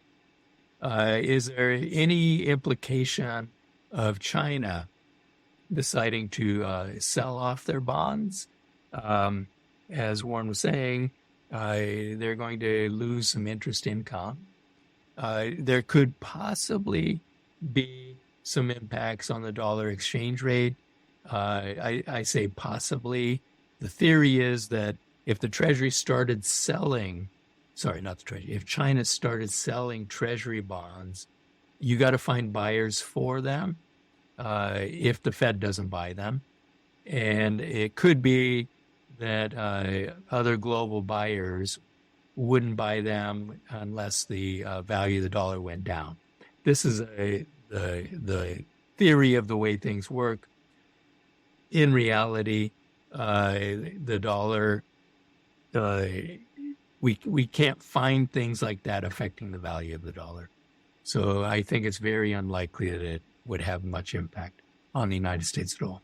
So I think Warren's right, and he's definitely right if it's the Fed that just buys all the bonds and credits their the Chinese central bank's reserves. All right. Our next question comes from my brother from down under, Stephen D. You want to unmute your mic, buddy? And you can stay on and ask a follow-up, or your follow-up you have in here.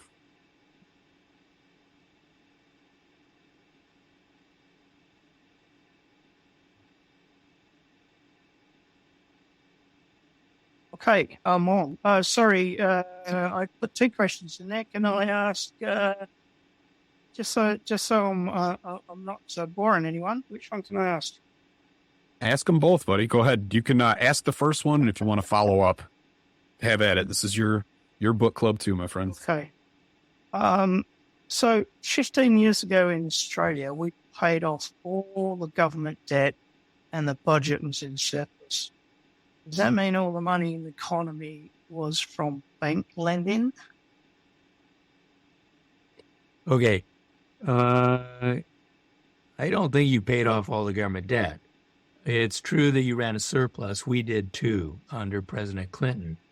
When you're running a surplus, you can be reducing the size of the outstanding government debt. I can't tell you. We actually got down to no government debt except I left $50 billion in bonds because the financial market wanted it. Okay. They needed that interest rate. Other than that, all debt, absolutely all government debt paid down. Okay. In the United States, Clinton had said we would retire all of the government debt within 15 years. Okay. And economists and the Fed took this seriously. We didn't. But we said the budget surplus is going to destroy the economy. We're going to collapse into a deep recession. The budget deficit will come right back. Okay, which is what happened. But anyway, economists and the Fed took this seriously. And so just like you're saying, everyone was worried. What are we going to do if there's no government debt out there?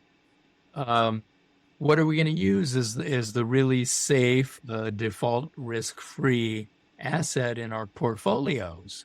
The Fed held conferences on this, trying to figure out what they would use instead.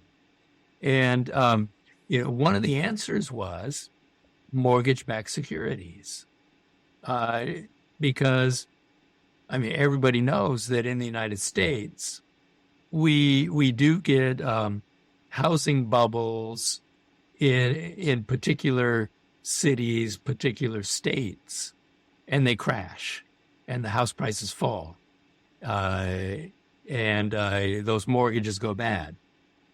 But we had not had a nationwide housing crash since 1929. Couldn't happen, and so, because the advantage of the mortgage-backed securities is you package mortgages from all over the country into the security. The idea is you diversify the risks away, and there's no chance those things can go bad. Therefore, mortgage-backed securities are just as good as government bonds. And so the markets, because it looked like government bonds were going to disappear and we were running a surplus, they started stuffing their portfolios full of mortgage-backed securities. And this helped to lead to the global financial crisis because suddenly there weren't enough mortgage-backed securities to satisfy everybody. So they started securitizing worse and worse mortgages until they got to the point where they're securitizing mortgages that had no chance of ever making a single payment whatsoever. And then the whole thing fell apart. Okay. So you're right. The markets are the ones that demand the government bonds. And so we have all this worry. The bond vigilantes will attack if the debt gets too big and so on. And then the Treasury has no problem selling the bonds. Every time there's a new bond issue, it's oversubscribed. The global markets want U.S. Treasury bonds. So we have this strange disconnect. People warning this can't continue. You can't continue to run deficits and put more bonds into the market. The vigilantes will go on strike. But the vigilantes are out there saying, hold on, we want the bonds. Don't take them away from us. So in some cases, when the Treasury ran surpluses and therefore we're not issuing new bonds, central banks issue the bonds because the market demands bonds. In China, the central bank issues bonds so markets can accumulate safe bonds when the national government is not issuing enough to satisfy the markets.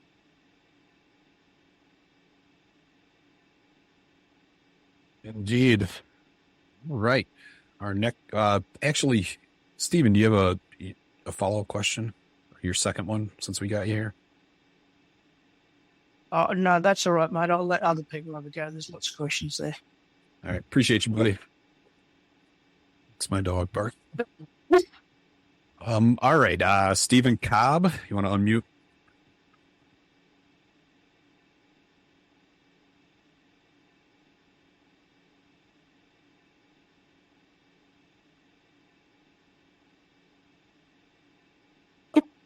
Are you there, buddy?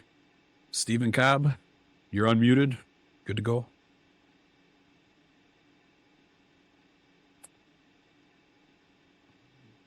Okay, I guess I'll ask it for him. Stephen says, I agree that... Oh, you there? Yeah.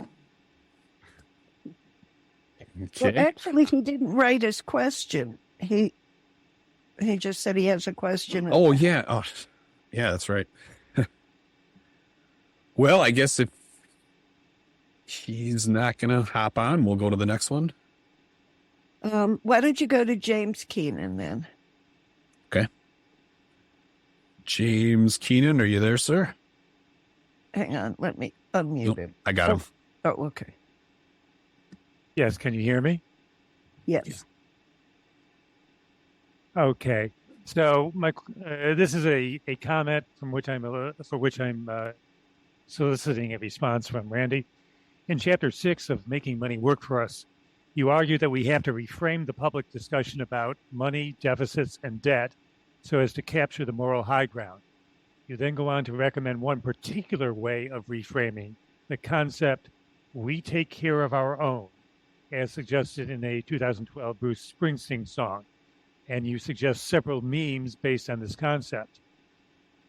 I fully agree with you about capturing the moral high ground and reframing the debate, but I confess I have qualms about the particular concept you're suggesting. On the one hand, we take care of our own suggests a more communitarian approach to politics. But on the other hand, over the course of my life, I've often heard people say about an ethnic group other than their own, those people, they take care of their own. And this most often appears as an anti-Semitic trope. I could also imagine that this trope could get twisted into, we take care of our own, but we don't take care of the others, those who are not our own. I also watched the video of the Springsteen song, and I found it a bit too flag-waving for my tastes. So while I'm fully on board with your search for good political messaging for MMT, I'm more dubious about the particular message that you suggest in Chapter 6. Reaction? Our own means all of us. We're all in it together. I talk about the pandemics that we face as humans, but even beyond humans. The pandemics of COVID is one, climate catastrophe is another, rising seas of refugees, climate refugees, war refugees, of inequality, of racism, of fascism. These are all pandemics we face. We face them all together. We cannot possibly solve these, even a country at a time. We all have to work together. And understanding MMT makes this much easier. A country like the United States faces no financial constraints, either domestic or abroad. Now, that's not true of most countries. We argue MMT does apply to developing countries. And Yeva and I wrote a piece for another book that just came out on this, the problem that they face. So domestically, they can use their own currency to mobilize their resources. But they don't have the resources to deal with these kinds of problems that I'm talking about. And problems that, for the most part, they did not cause. Okay? It's not the small developing countries that have caused climate change. It's the rich countries that have caused climate change. But the small countries are the ones who are already facing disaster because of what we did. Okay, now, they don't have sovereignty externally. They can't spend their own currency to mobilize foreign resources because, for the most part, other countries around the world don't want to accumulate assets denominated in their currencies. The U.S. is not in that situation. Britain's not in that situation. China increasingly is not in that situation. Our currencies can mobilize foreign resources. And what that means is that we can help. We have the capacity, the financial capacity to afford to help the developing nations take on these multi-pandemics that we all face together. And because we can't run out of money, and because we realize the only constraint the only constraints are the resources and the know-how. Okay, for the most part, we seem to have the know-how. I'm not that kind of scientist, but Yeva, especially Yeva, did most of the reading on greening the economy. It seems like we pretty much have the technical know-how to do it. Resources, we don't have all the resources we need, but we can start to build them in order to tackle the pandemics. But we certainly have all the money that we need. And there's no problem for us donating as much money as necessary to help developing nations to start to tackle their various pandemics. But how do we operate in the world? So the U.S. promises foreign aid. We never live up to what we have promised. And what we promise is extremely small, 1% of GDP or something like that. And the reason why we don't live up to it is because we think we can't financially afford it. But that's not the question. The question is whether we can find the resources to do it, or whether they can find the resources to do it. Money is not the problem. So we can provide the funding as long as they can locate the resources in order to tackle their pandemic. So I think that that's how MMT helps. And the definition of us has to be inclusive. Selfishness is not going to work. We found when the pandemic first hit, and you remember what the rich countries did. They all hoarded the masks, and then they hoarded the vaccines. And what good did that do us? It's always going to blow back and hit us if we don't help deal with the refugees or the processes that are generating the refugees. The blowback hits us. So we are all in it together, and we have to realize that. Yeah, we're on the same bus. Nobody gets off the planet. All right, next up we have Aditya. Aditya. I didn't want to butcher that. Aditya? Yeah, hi, how's it going? This is Aditya in Boston. So yeah, first of all, thanks, Randy. I've listened to a lot of your material over the last couple of years. It's been really a major part of my education in MMT. So I just have a very sort of specific, but also potentially, hopefully not too expansive of a question. But I often kind of myself, I'm kind of not entirely clear between the terms like inflation versus relative prices. I don't know, sometimes it isn't even clear to me if maybe people are using it totally in a precise way. So I'd really appreciate hearing you kind of comment or expound on the difference between these two terms.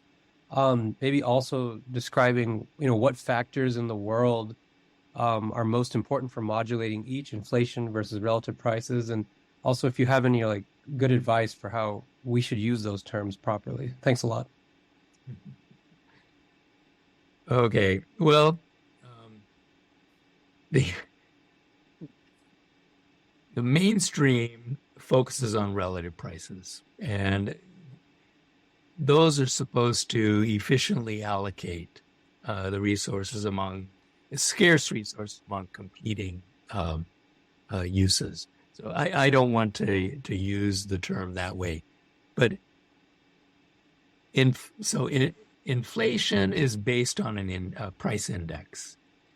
It's a human construction.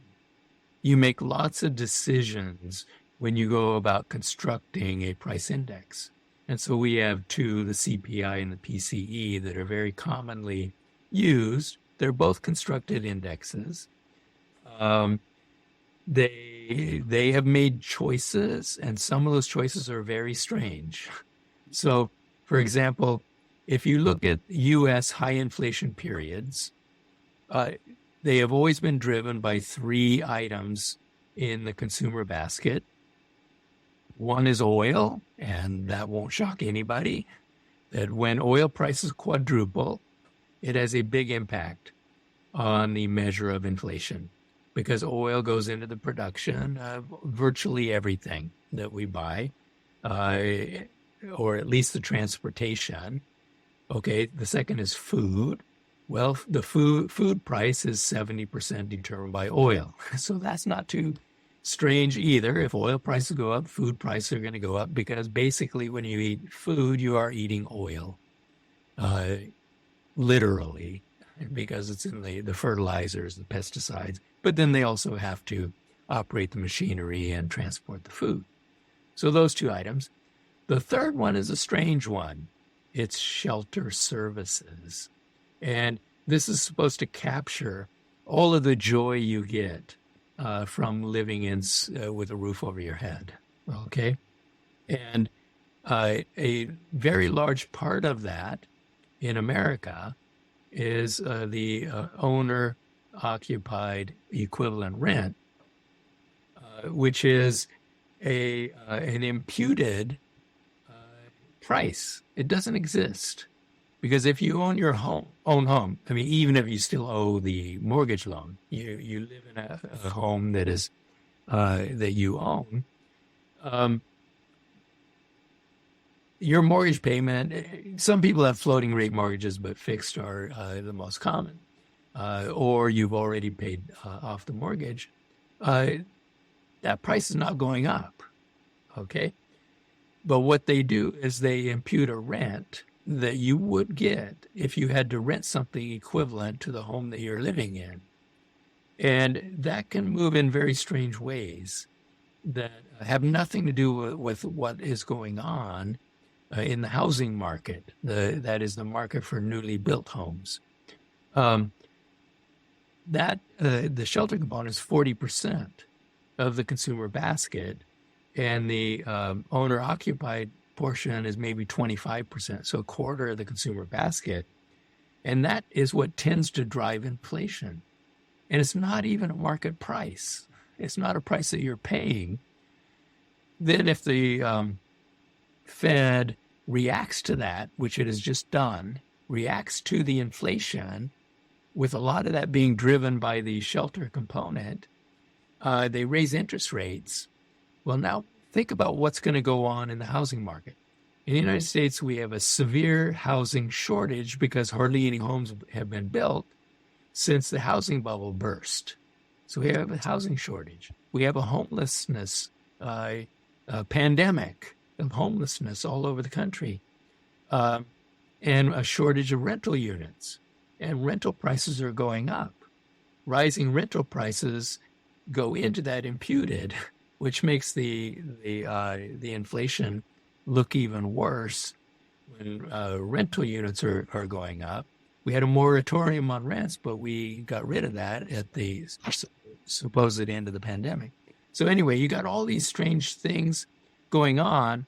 The Fed raises interest rates. How is that going to affect the market for new rentals and new homes? Well, the builders have to pay interest for all the materials they're using to build homes, and all the buyers have to pay a much higher mortgage rate. And so you don't get a lot of homes built, and you don't get new multifamily buildings, dwellings built. And so the shortage isn't relieved. So you're not going to reduce the inflation pressure coming from the housing component by raising the interest rate. You're going to make it worse. So you get this crazy problem because of the way the index is constructed. A lot of countries include the interest payments on your home in the measure of inflation, and we did too. But then it becomes even more obvious when the central bank raises the interest rate target, which raises the mortgage rates, that raises inflation. So the Fed fights inflation by causing more inflation. That's why we switched to the other way of measuring it, I think in the early 80s. But it still is a bizarre thing. It's not reflecting market prices at all. So what I'm saying is a large part of the measured inflation rate is due to the peculiar way that we measure the inflation rate. And you get the wrong policy. Even if you believed that monetary policy is the correct way to fight inflation, you're getting the wrong signals and possibly the wrong impacts on the inflation rate.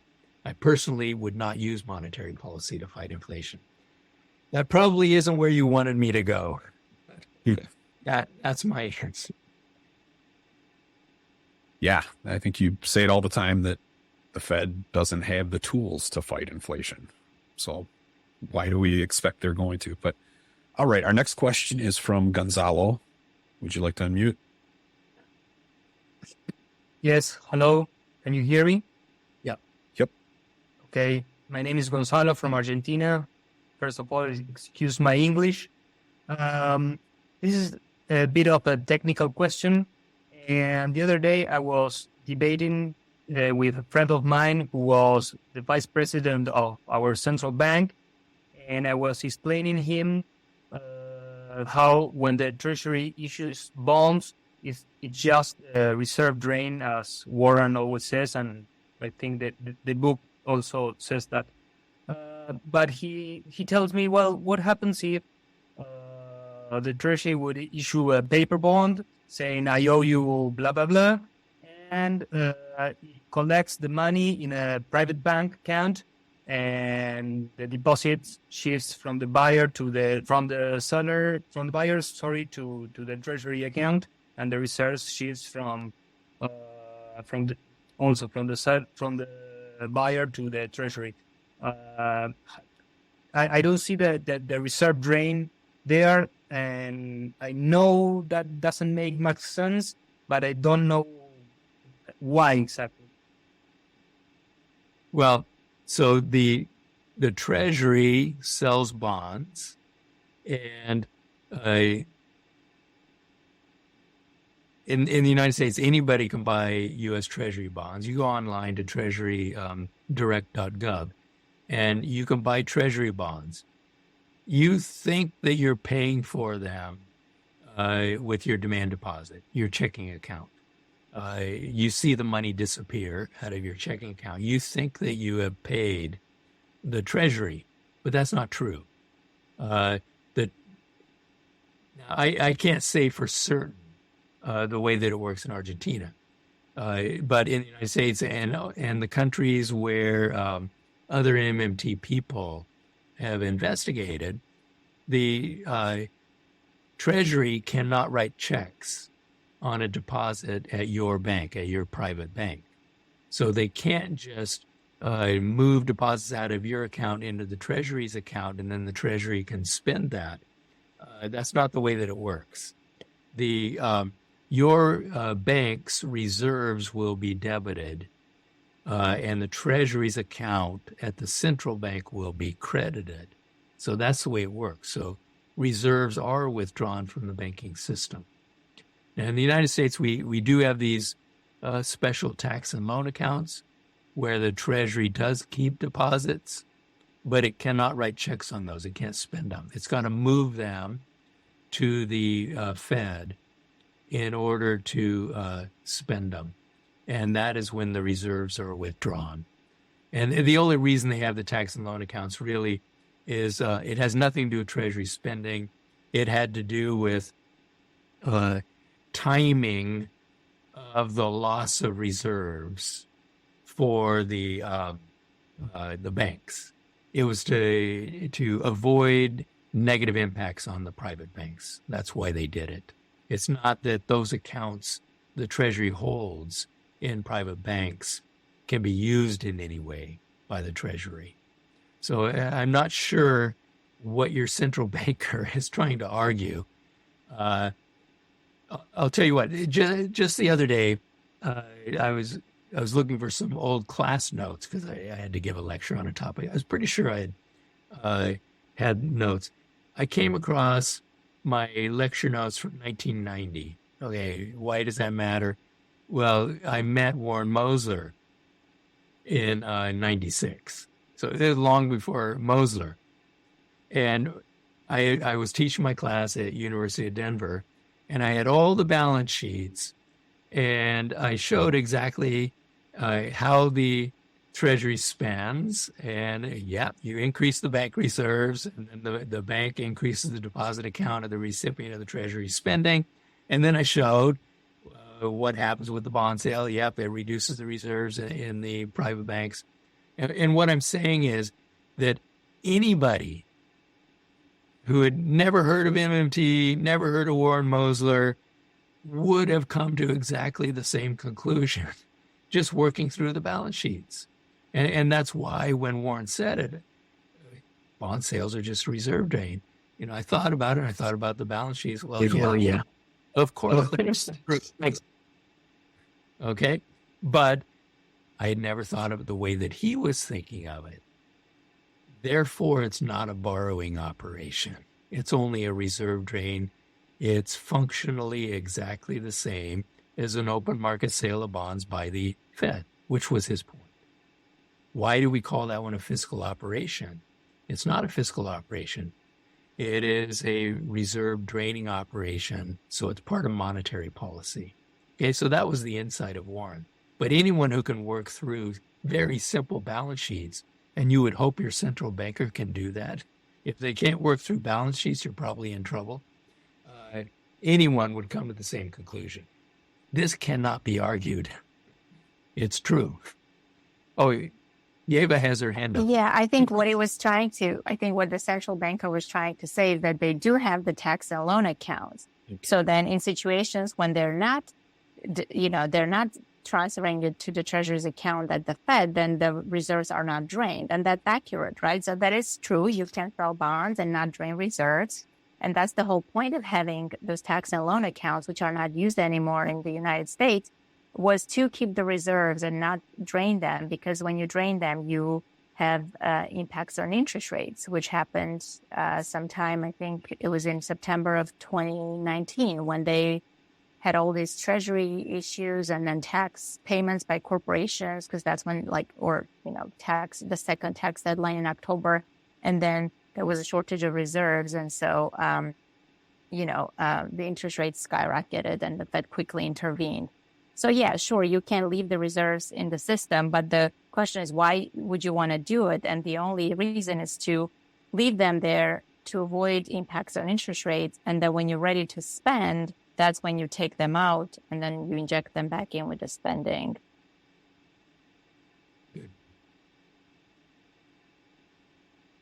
Yeah, absolutely. I think that's one of the greatest things about MMT is it's simple once you get down to the basics, and I think demystifies a lot of economic nonsense that we're taught to believe. Paul Burtwell, you have a question? Unmute yourself, Turn.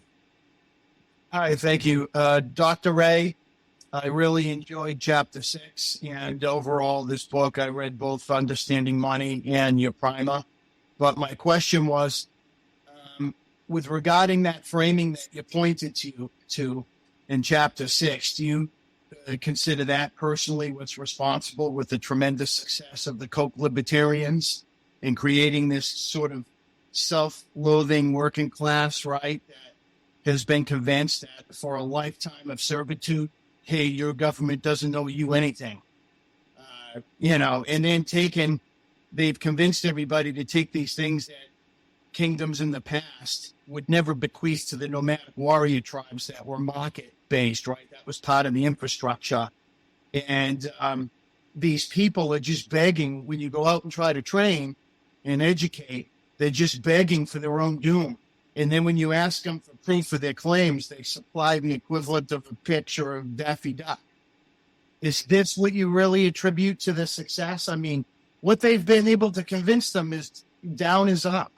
It's unbelief. Yeah, Lakoff is the expert, and so I'm just summarizing what I learned from him. So his argument is that yes, conservatives understand all this. They embraced this notion of framing, and they are extremely good at it, and that's why they have won all of the debates, all the political debates since the days of Ronald Reagan and Margaret Thatcher. And unfortunately, the liberals, he's very focused on the Democratic Party. They don't understand it.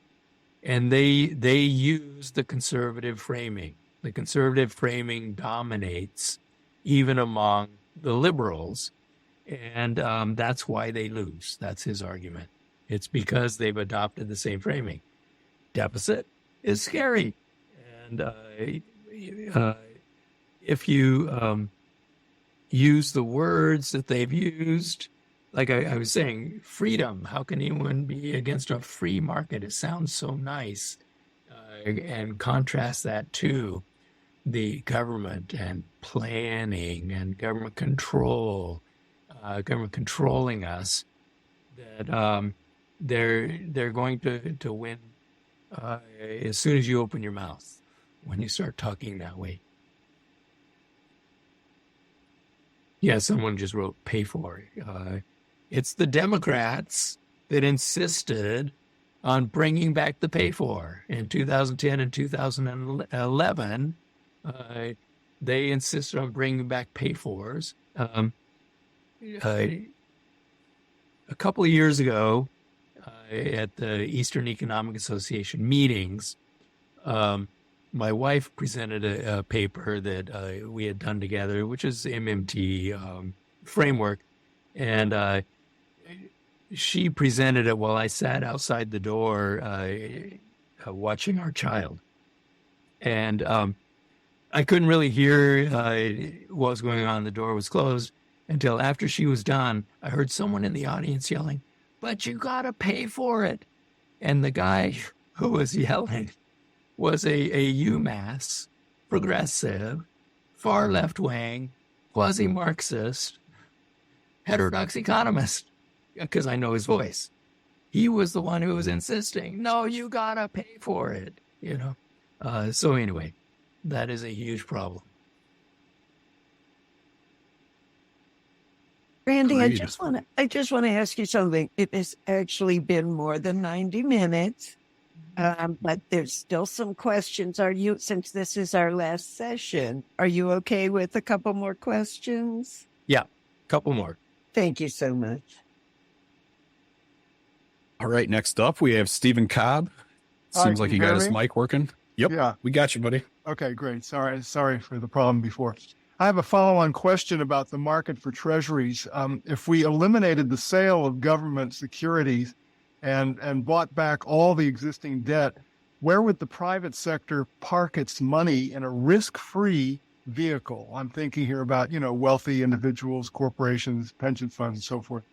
Would it be best to have zero interest treasuries? Okay. Now I'm speaking for myself. We don't all agree on this. I think both Bill Mitchell and Warren Moser would just say, but why give them risk-free? Let them take risks if they want to earn anything. And so they would eliminate bonds, as far as I understand them. My view is I see a role to continue to offer government bonds, but I would target them. And so some of you might be as old as me, and you remember when you were in grade school, and at the end of the week, you would take a quarter to school, and they had these slotted cardboard pieces that you could put your quarter in. And when you got an 1875, you got a U.S. savings bond that would be worth $25 if I remember right 7 years later. Why don't we do that? Okay, let's offer savings bonds to kids. Let's offer government bonds to everyone whose family income is under $100,000, a perfectly safe asset, and let's give them a good return. It doesn't have to be market determined. Congress can set it. And, where do we set it? Well, we set it where it will encourage saving among low-income people in a perfectly safe asset with a good return for them, so that they don't have to go to Bitcoin or to Wall Street and have thieves steal their savings. Let's give them a safe alternative. It's in the public interest. I also would do it as long as we have private pension plans where it is one of the legs of the stool. I mean, ideally, I would like to move beyond that and have full, generous Social Security that is sufficient for everybody, so that we don't need pensions. But we're a long way from transitioning toward that. So let's also allow pension funds. to hold those. Again, instead of putting their money into private equity, which is what they're doing now, and then that private equity buys out firms and lays the workers off. So your own pension fund is eliminating your job, and then also taking risky bets that are almost certainly going to lose money for the pension funds. So I would say pension funds, probably insurance, life insurance, where what they need is a sort of a portfolio with a base that is very safe and long term. And then and any manager of a pension fund will tell you that then they can take some risks with some of the fund to try to get a better return. So I would do that. Pick which kinds of institutions and which kinds of households would be allowed to purchase these special U.S. Treasury bonds in order to get a good, safe return. So that's my view. You don't sell bonds just to drain reserves, just to allow anybody to earn a return on something that is riskless in terms of default risk. Keynes's argument was that we should drive the risk-free interest rate to zero. Okay, so what Bill and Warren are saying is perfectly consistent with Keynes's recommendation too. I'm just saying there could be a public purpose in offering very safe savings bonds or to serve the public purpose. Yeah, almost like I have any risk at all is to have a public retirement program funded by the federal government.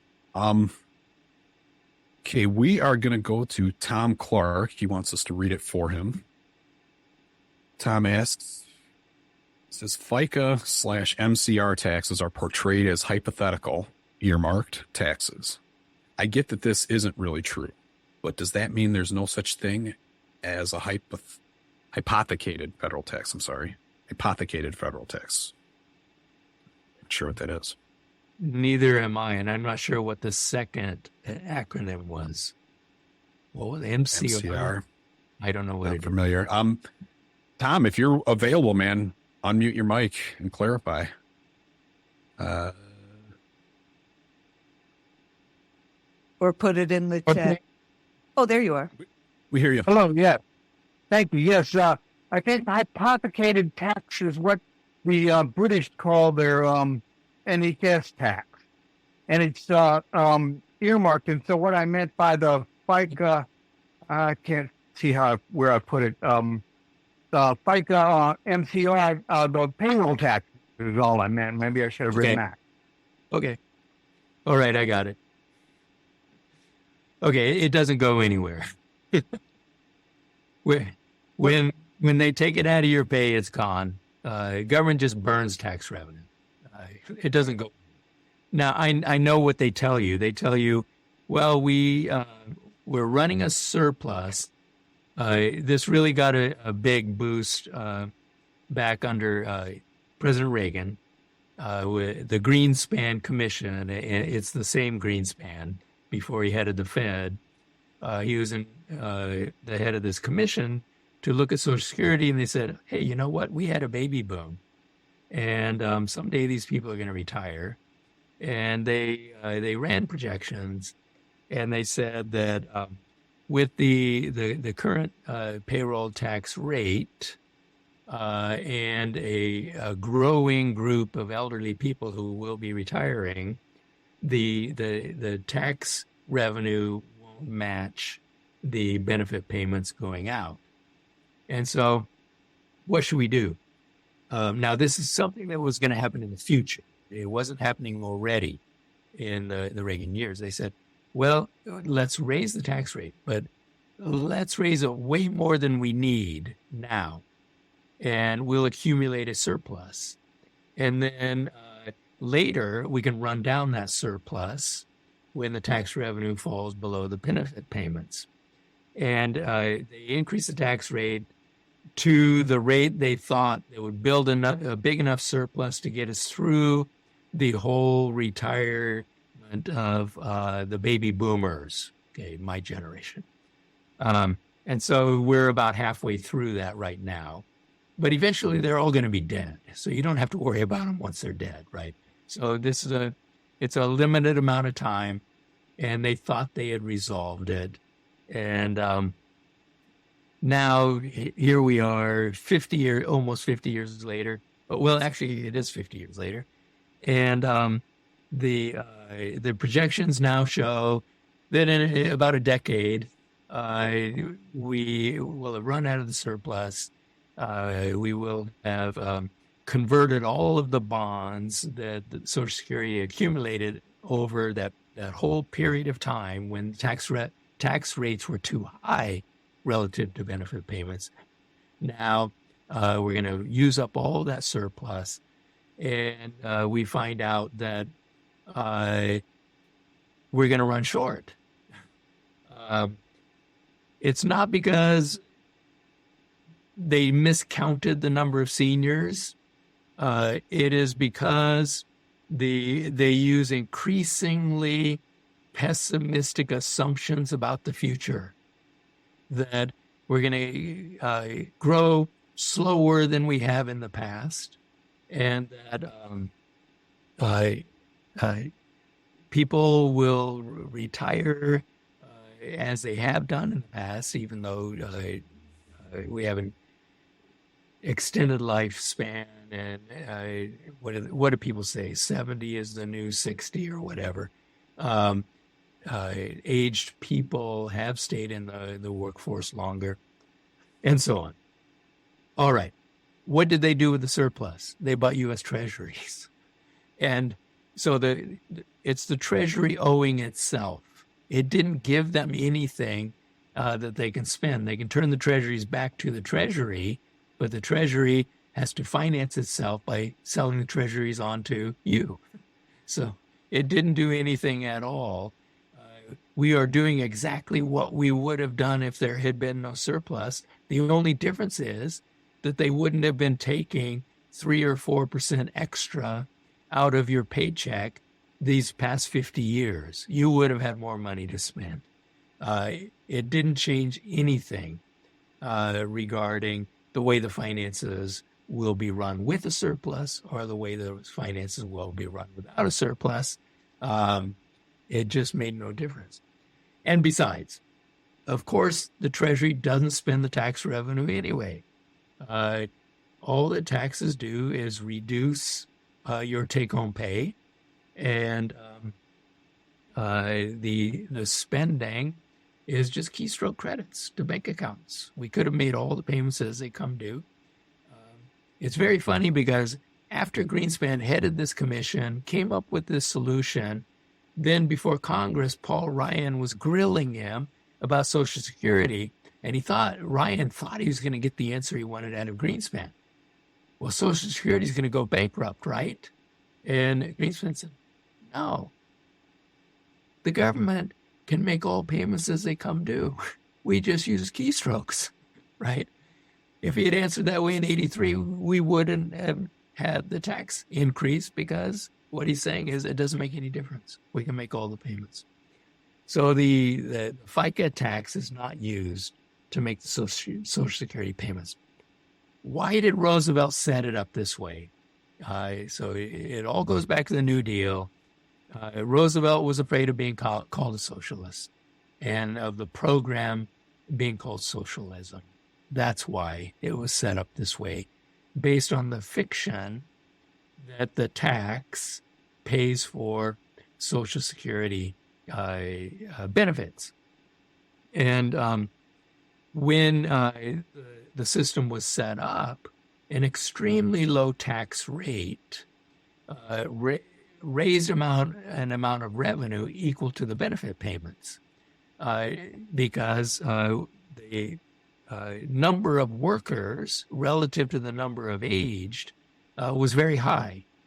And by the way, why did they set retirement age at 65? because most American workers would never make it. They would never get on Social Security. Skip forward a few decades, and the age to a working population has grown a lot. Plus, we added lots of new beneficiaries to the program. The original program didn't have spouses, didn't have children, didn't have people with disabilities. And we have added all of those groups to the program. The original program didn't have agricultural workers and government employees. We added all of those to the program. So the number of beneficiaries has gone up a lot. And now if you try to match the two, you need higher and higher tax rates, which plays into the hands of the enemies of Social Security. Because, of course, people don't like paying the payroll tax. It's not a good tax. It's a tax on work. It's a tax on your employer. Your employer has a huge incentive to reduce the workforce and replace you with a robot on which he doesn't have to pay payroll tax. And the tax is regressive. Above the $140,000 a year or whatever it is now, there's zero tax on the worker who makes high wages above that cap, and so it's not a progressive tax, is what I'm saying. It's a flat tax up to that point, but overall it's regressive. It's taking more from low to middle income people and a lower percentage from high income people. And then finally, of course, it's only on labor. So we're not taxing profits. We're not taxing rent. We're not taxing interest. It's not a good tax. But we were sold on the idea that this is what pays for Social Security. Indeed. All right, Kenny, you're up. Go ahead and unmute your microphone. Hello. Actually think this may be a good transition into my question from where that last one ended up. Talking about taxes, and I know, throughout the book you talk about how taxing frees up resources for movement into the public sector. And I was thinking, as kind of reading that, like you say, like income taxes are, the way they are, but basically like spending itself is actually what is causes inflation, because if that is the most direct way that we use the resources, right? When you buy something, you're using resources to get the things that take to use that thing. That then income taxes are a less direct way of controlling how those, manipulating or whatever, how those resources are used. So would a sales tax more directly allow the, resources to be, kind of controlled that way to free them up for public use? I know generally sales taxes are not necessarily seen as good because they are, they discourage spending, which can grow the economy. And I have no horse in the race on taxes or anything, so it's a genuine question. Yep. Does that make sense? Okay. Well, so, in an ideal world, you can use a consumption tax, a sales tax. So it's a tax on consumption to try to reduce spending and prevent inflation, reducing aggregate demand. And under some conditions, you could design it to work in the same way that the income tax works and be progressive. The biggest argument against the sales tax is it's hard to make it progressive. You can make it a little bit more progressive if you exempt, basic food, food, clothing, and shelter, if you exempt that from the sales tax. But it's much harder to make it highly progressive than an income tax is. So with an income tax, you can increase the marginal rates, and you can have that go up sharply as income goes up, so that you are reducing inequality. That's the biggest argument against using the consumption tax, I think. But as far as inflation fighting goes, what I raise this question in the book, and Yeva and I raise it in the piece we've done on the Green New Deal. How do you prevent inflation? The problem is, what tax rate would you have to put on someone like Musk or Gates to affect their spending? It's going to be high. I don't know, 99% tax rate to have any dent in their consumption spending. So politically, it's very, very difficult to use the income tax or a sales tax. What sales tax would be required to reduce their spending? So you probably need a variety of taxes to accomplish a variety of goals.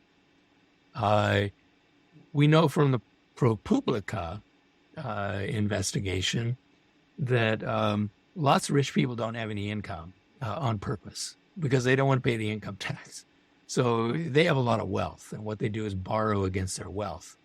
And you don't have to pay a tax on your spending out of wealth. You don't have to pay an income tax on that. So we need to be very clever. We need a very high wealth tax. Say it should approach 99% at the very top. That tackles the inequality problem. Probably doesn't do much for the inflation problem. You want to reduce certain kinds of spending when you're getting inflation pressure in those areas, and maybe a tax can play some role. You want to tax bad behavior. You want to tax pollution. You want to tax sin. So you need various kinds of sin taxes to do that. In some cases, you want to allocate costs to users. So, for example, we have a gas tax, gasoline tax, and that's primarily to allocate costs of building the highways to the users. Does the government really need the money? No, they don't. But basically what we're saying is, especially to the big trucks, okay, you want to run a truck on the highway, and it takes a lot of resources, plus a lot of government spending, including state and local governments that are constrained in their spending. To build those highways for you, we have to overbuild them in order to allow the trucks to run on them. I used to work in an engineering department in the county, and the engineers told me 90% of the wear and tear of the road was due to trucks, not to the cars. So anyway, there's a lot of costs associated with running the trucks, and it's not really that the federal government needs the money, but we want to put those costs on the truckers because we have a viable alternative to the trucks, which is the railroads. And so we want to make it more expensive so that we'll reduce the incentive to shutting down the railroads and putting everything on the highways. So you can see there, even though money's not the government's problem, you might want to put costs on certain activities to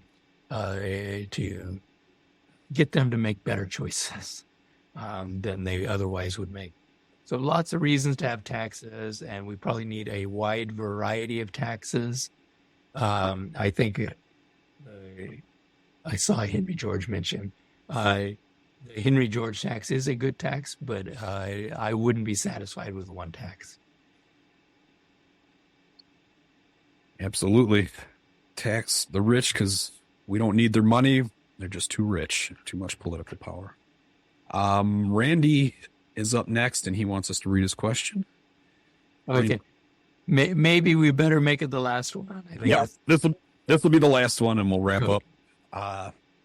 Randy asked, "Do banks still borrow overnight reserves from the Fed?" Well, they could in a pinch.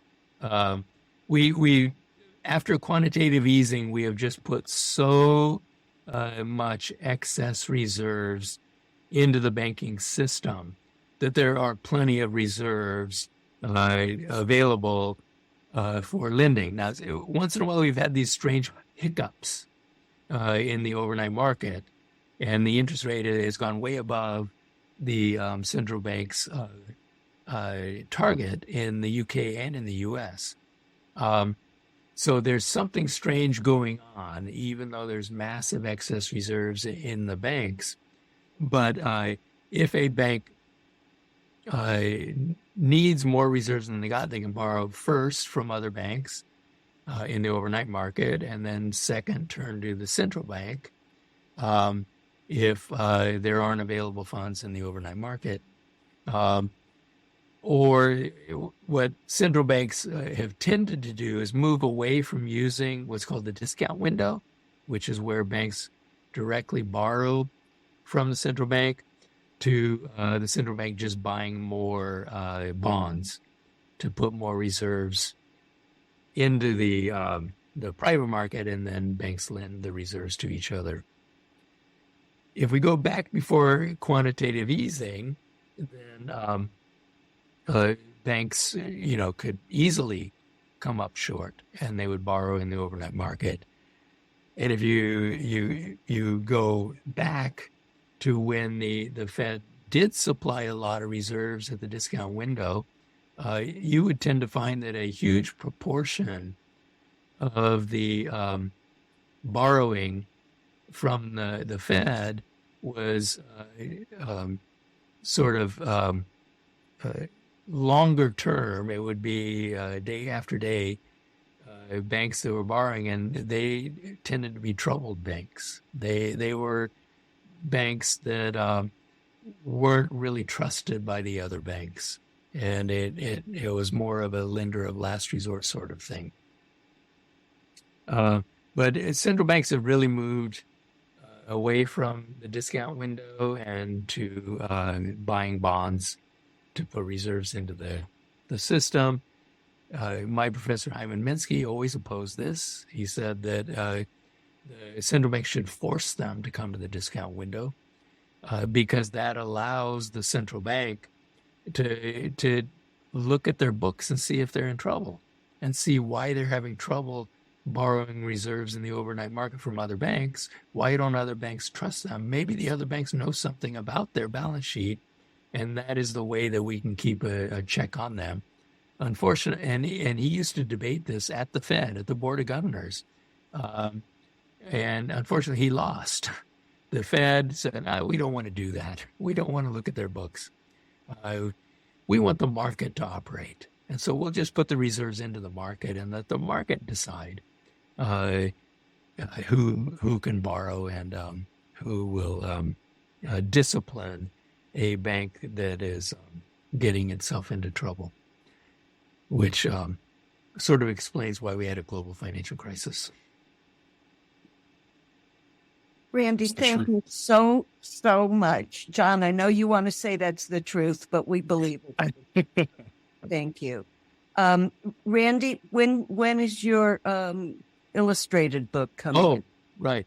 Okay, so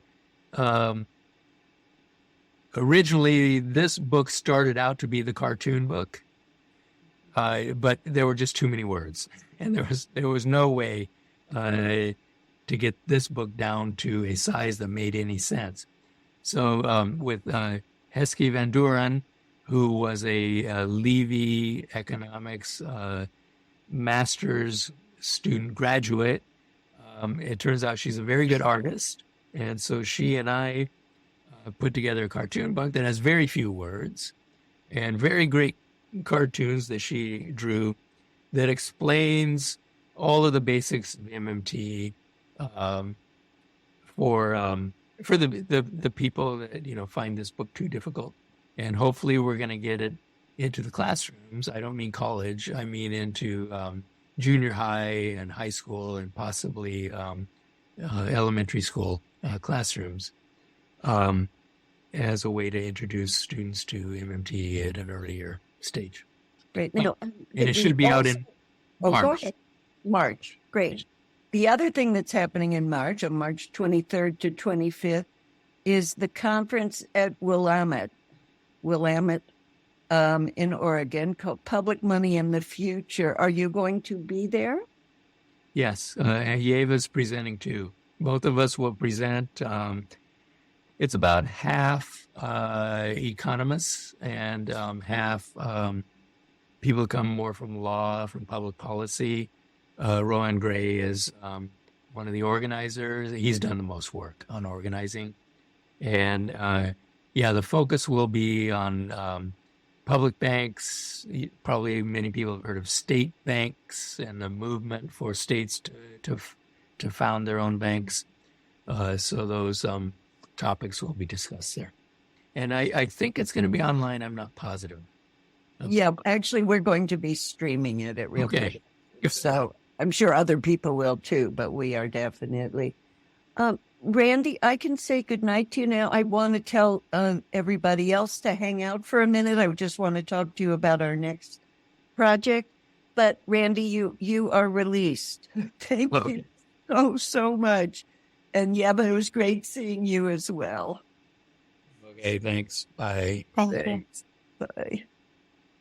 So I wanted to tell everybody about our next book club. I don't have a date for you because I'm slow, but we're doing Clara Matei's book, The Capital Order, and I think we're going to have an event with her, like a webinar, like we did with Randy, an RP Live.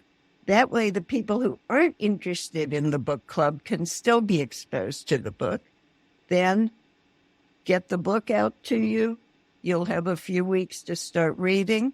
The book is divided into 2 sections, so we will do a section a week for 2 weeks, and then a third week as kind of a summary and overview. I'm hoping we can get her for the webinar, obviously, and for the final session. I'm not sure about the other 2. And it may just be a discussion among ourselves, or we might try to get some other historians to come in and help us. So I'm looking forward to that. It's exciting. And thank you all for coming. This was terrific. Thank you, John, for hosting. And be sure to listen to Macro and Cheese. It's released every Saturday morning at some ungodly hour, like 8 a.m. Eastern. But since it's not live, you can listen to it anytime on any podcast platform. So, yeah. And this last one was really good, but the Clara Matei one, who's the author of the next book, man, it was awesome. Definitely. So go back and check it out. Definitely. And we've got, dozens of episodes with Randy. I don't even know how many. So many. So good to see you, Susan Eldridge. Good night. Good night, everybody. Thank you so much. Night, guys. See you soon.